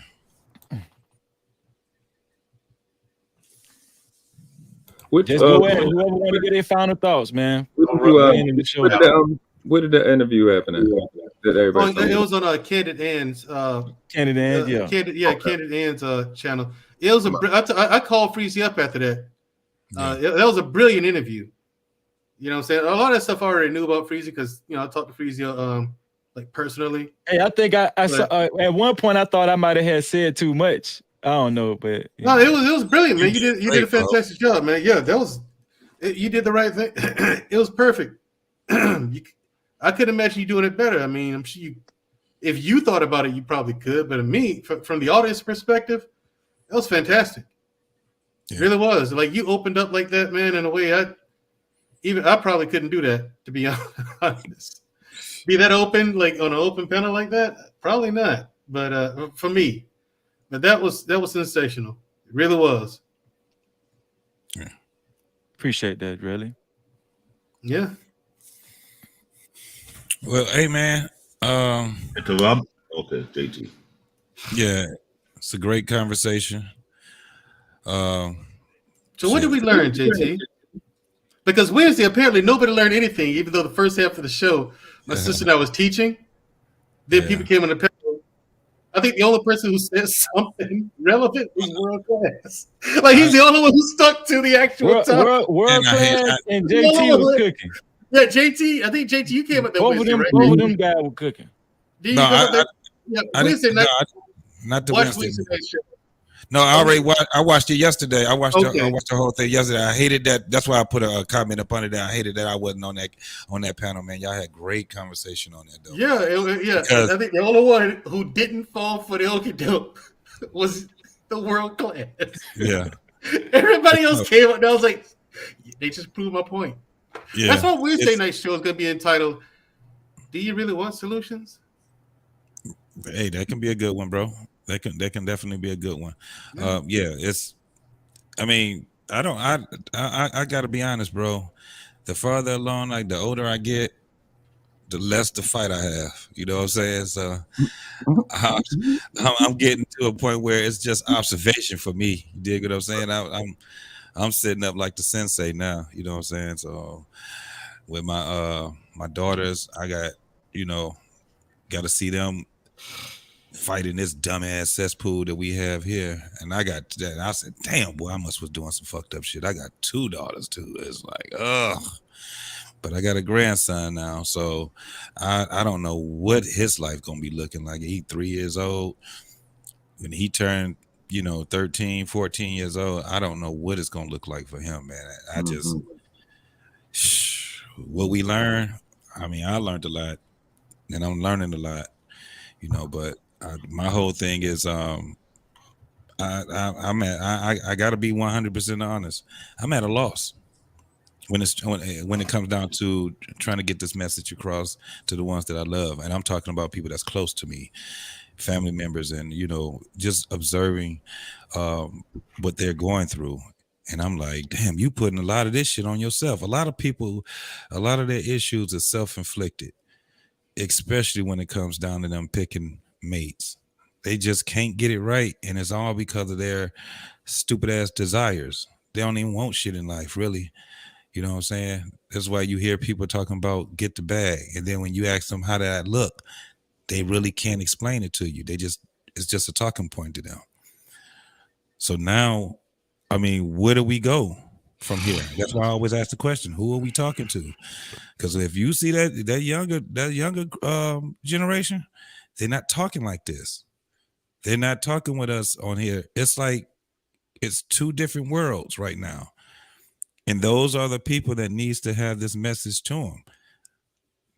I don't know how to get it to them myself. You know what I'm saying? So, and because we're so conflicted here, it's just shit. I don't know no more, man. I ain't gonna even lie. I can't even, come up with solutions on how to make, this next generation be better because of how much bullshit we had to deal with. A lot of us had to survive our childhood. A lot of us had to survive even our adulthood. So by the time we do get it right, shit, we too goddamn tired of trying to give it to somebody else. So what do we do? It is what it is, man. That's my final thought, man. So, Mr. Robinson, final thought? Robert? Rob, what's your final thought, Big Rob? Yeah, I apologize. JT made a good point. I'm sorry I got to get on because I got paid on his thought because I feel the same way. It's like I'm 51 years old. I've been around the world. I've seen a lot of people. And these conversations confuse me about the vetting and leap of faith and suffering. And I don't really know what to say to y'all at this point, to be honest with you, because we conflict on a lot of beliefs. But I appreciate the time with y'all, honestly. Just to listen to y'all and absorb it. And maybe next week I'll come back and tell y'all, hey, after what Mandrell said, what JT said, maybe I'll come back with y'all with something. I really don't have anything profound. I think JT really said it at that point. So I appreciate the time, y'all.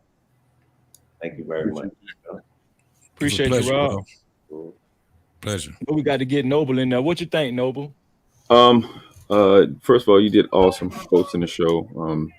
Shout out to BMU for what he's going through. Definitely held him down today. Everybody did awesome. That's what I mean by saying, we got to play as a team. This was definitely team ball today. And this is what matters. All the wickedness and stupid shit in this space. This is the type of stuff that we need to do. When somebody needs us as men, we step up, and I think we put on a freaking awesome show. So definitely be one of the classics. We stayed on topics. We expanded, and these are the type of conversations I came here for, and I appreciate that, man. This is an important topic, not so much just to be talking and just for content, but this is affecting a lot of guys. Like I said, I have a 6-year-old, and I gotta, I want to start addressing this now, because I forgot who said it. I think it might have been you, Freezy. It's like when you put that much 5-10 years of work in your life and then it's gone, and that's just it's a lot. Andrew talked about betrayal. Two other people talk about betrayal. Man, to be betrayed just for the simple fact I thought we was working for something, and then now you taking that exact work that we were doing. It's a lot, man. It's a lot for guys to recover from, and a lot of them are not. I think JT said it. A lot of guys are not recovering from that. They aren't. I spoke about the fact that a lot of this exact situation is one of the factors that make guys want to exit themselves and get them out of here, man. Because it's like, I got to start all over from 5 years, 10 years. And this is not a joke. Like, family court is putting these brothers in this situation. And I say it like that because when you actually go through the laws and you see it, man, and find out about Title 4D, the public and private, you see that they're doing this stuff intentionally. Just destroying these households with the no fault divorce, et cetera, et cetera. Well, all this work this guy done done, he lost half his wealth. He done went from seeing his child every day to 6 days or 4 days out of the month, and these guys be destroyed, man. And it's off this feeling. It get real. It's a lot, man. Your life dramatically changed, and all you was doing was going to work and coming home and arguing with this person you've been keeping alive for 5 years, 10 years. You know what I'm saying? So I appreciate the topic.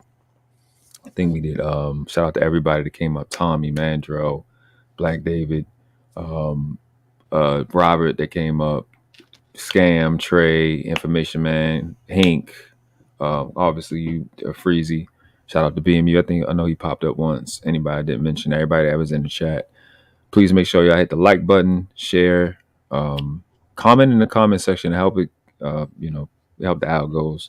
And you know what I say, man, there ain't but two classes on this planet, never been three. You were world class or you outclass. And the question is not which class do you want to live in. The question is which class are the ones coming behind you deserve for you to die in. On your feet, on your knees, respect the craft. No. That I'll just David, make it man. quick. I'll just say this. To hear World Class drop a lot of gem, JT dropped him in the gem, Ricky dropped him in the gem, Information Man dropped him in the gem. Even Mandro from his experience.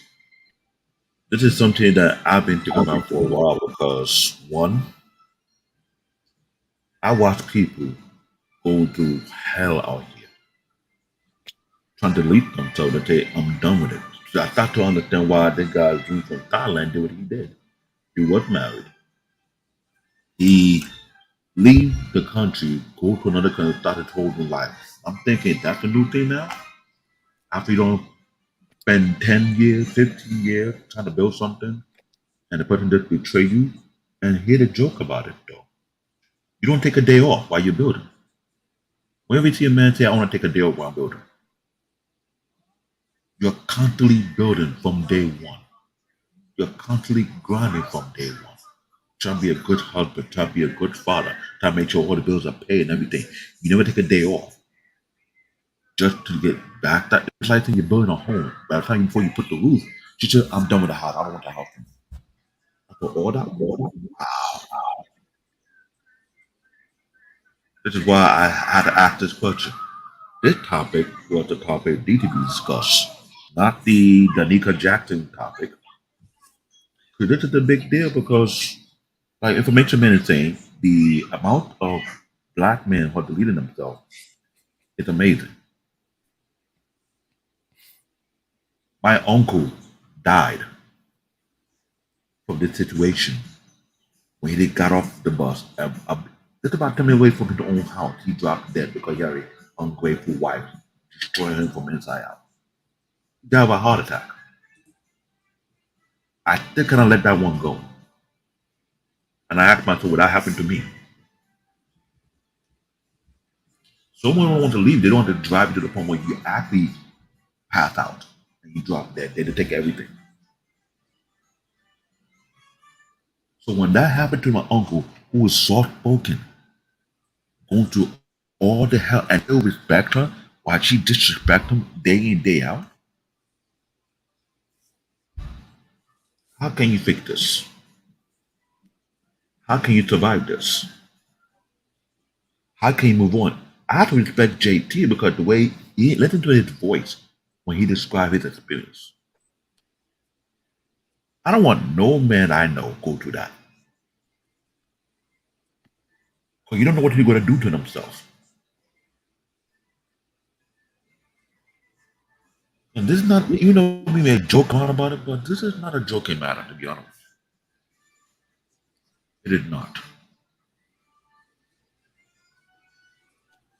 I'm watching guys out here in my neighborhood breaking down, drinking themselves to death. They can't take it anymore. They say, F it. I could care less.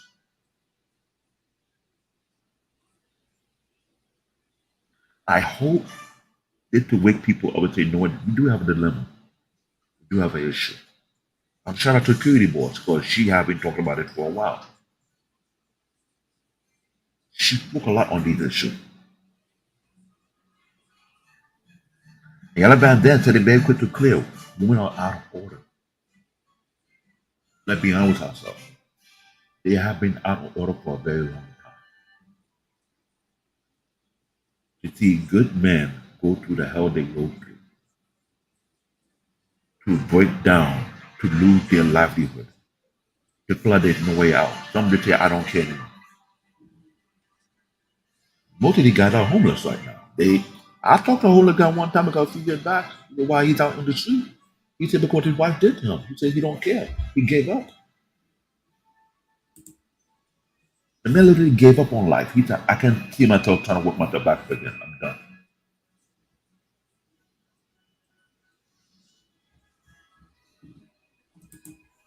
We need to address this issue going forward, so we can make sure our younger generation don't go through what we went through, or those that went before us.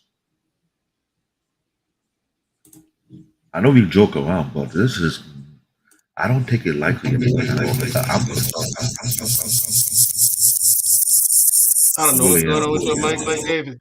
It's not me. I don't think he's echoing for me, but Okay. what I'm saying is this is a great topic. So, you not show up. Now it's too low.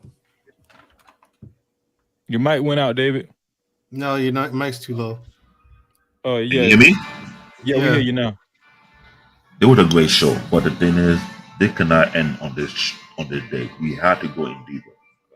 There's something going on that affected us black men, and we need to let it stop, because if it doesn't stop, man, drill, stop. Man.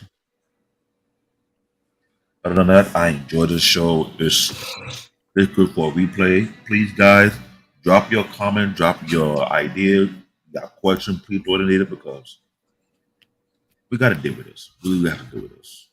Other than that, it's a great show. I second that, and I do want to say that this topic, I'm happy that we discussed this on the barbershop where it was all men, because I think that if, it's no slight with the women, but I think that if it would have been half women and half men, there would have been at least one woman say, well, what about these no good men and why women are really leaving? They would have, they would have derailed the conversation with no good men. The topic specifically said men who actually do the work. And you women are still leaving these men. This is why I was happy that, the panel was all men tonight. And I think it deemed more productive because it was all men too, And you guys did an excellent job. JT, you was cooking your ass off. Wow.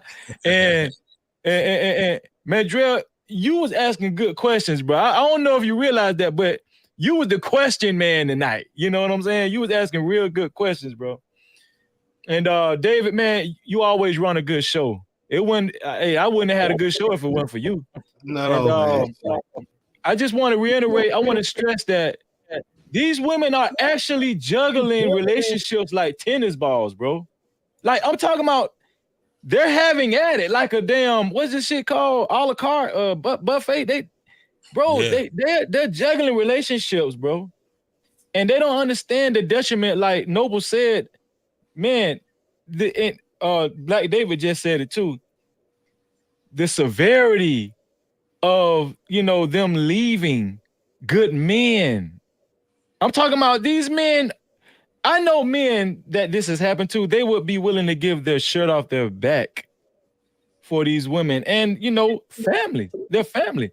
And these women still, just because they feel like they're not getting enough attention or their life is boring and they want to excite, just like that bullshit Steph Curry's wife said. Now, she said that she was misquoted, but that's the type of bullshit that I'm talking about. Why are you even worried about outside attention when you're married and you have a responsibility and a duty, right? It's over with.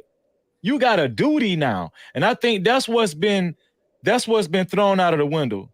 This sense of duty. Everything, all the other bullshit got to go out the window, man. So, but man, hey guys, man, you guys was thorough like always. This has been a great show, and I can't leave out my dog, BMU. BMU, all of us are praying for you and your family. And I pray that God, looks over your whole family, man. I misquoted. I thought it was your mom, but they told me it was your auntie. So I apologize for that. So, but either way, though, it's still a serious situation, and just stay grounded, bro. We love you. Absolutely. Yeah, absolutely. I don't know what made Black David, not Black David, Black Man Unfiltered. Well, they both black, so I guess it don't matter. So, you ain't shit, man. I don't know. Light-skinned mother. Hey, don't get jealous. Hey, you know he was Hello. gonna swing on somebody. You notice He had to take a couple of swings today. Yeah, I had to take Black David. Listen, we're not gonna have another Hotel Rwanda. Okay, you dark skinned jokers ain't finna take your machetes and come after us. Okay, that ain't happening here. We're stateside, right? So anyway, we got guns and whatnot here. Okay, firearms, business weapons. I'll make it one with my second wife. No, I heard that. Anyway, I'm picking at Black David, everybody. He and I joke back and forth all the time. I have to say this, JT, because people take it the wrong way. Brother. I call him my twin brother. Yeah, I love Black David. But no, I don't know what made Black Man have. He brought this question up in another panel that we had, I think, a couple of months before. He asked this question in a stream. And it was a good question, and we had ladies on the panel who answered the question, and you would have been shocked at their answers. Y'all would have been shocked at their answers because I didn't expect it either. I did not expect those answers from like every woman on that panel, like four or five different women. They're like, yeah. You can catch that one because that was wild. Like I was like, wow, okay, didn't expect it. But anyway, my point is, did you catch Black David today? Swinging on everybody on the panel. No, I didn't. Black David this afternoon, I was not. I don't even watch YouTube much anymore, man. Like unless I'm on a panel. I couldn't take the excuse for.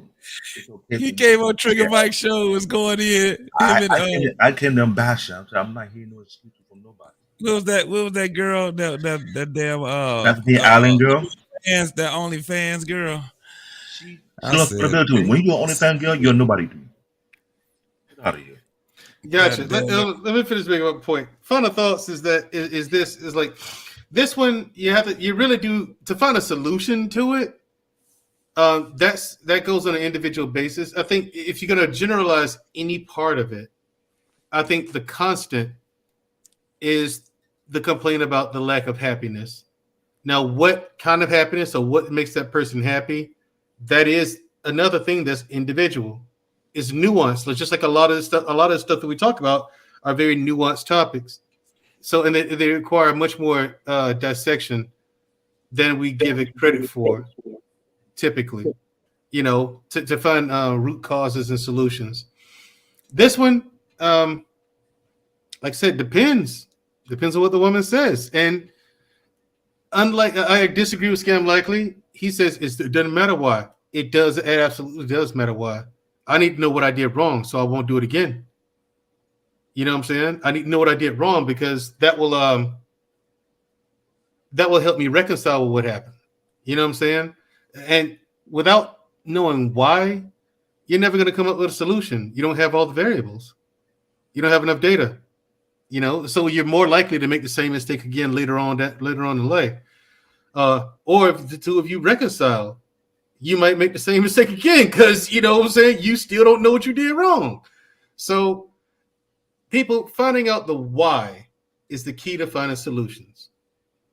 Always find out why. Never leave that off the table. Not even, write it down if you have to. But ladies, while you're leaving good men in a good situation, because if he's doing the work, that's the guy you can trust. He's trying to build. If he wasn't trying to build, he wouldn't be doing the work, ladies. So I don't understand why you would leave that situation just to start all the way over from scratch, from square one with a person you don't know if you can trust or not. This person who's doing the work, you can trust. He said he do certain things and he's doing them. And if he missed out on some things or half-step or made mistakes or whatever, he's doing the work to correct it on his own because it's not something he has to do. All of y'all have dated men who said, "Oh yeah, my bad," and just didn't do anything to change it, or did something to change it for only temporarily, but didn't really change. If he's doing the work, ladies, I don't know what you're doing. I really don't. I think that the vast majority of people, regardless of gender, don't know how to be in relationships. Yet we don't know what we're doing. That's the conclusion I've come to from watching Manosphere content, red pill talk. People don't know how to be in relationships. And ladies, I'm not just talking about you. I'm talking about the men too. So, ladies, even if the men are dead wrong, even if we're out of order, make sure you're not. Because one thing's for certain, we may be out of order, but you for damn sure are.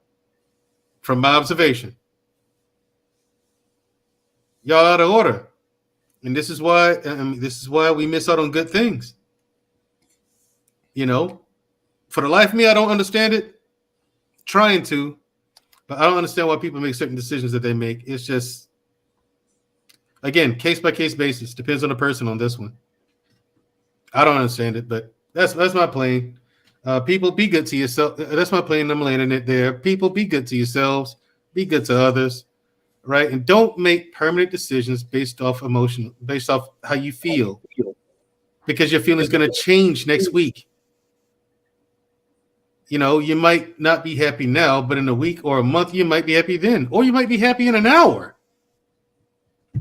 So that's all I got.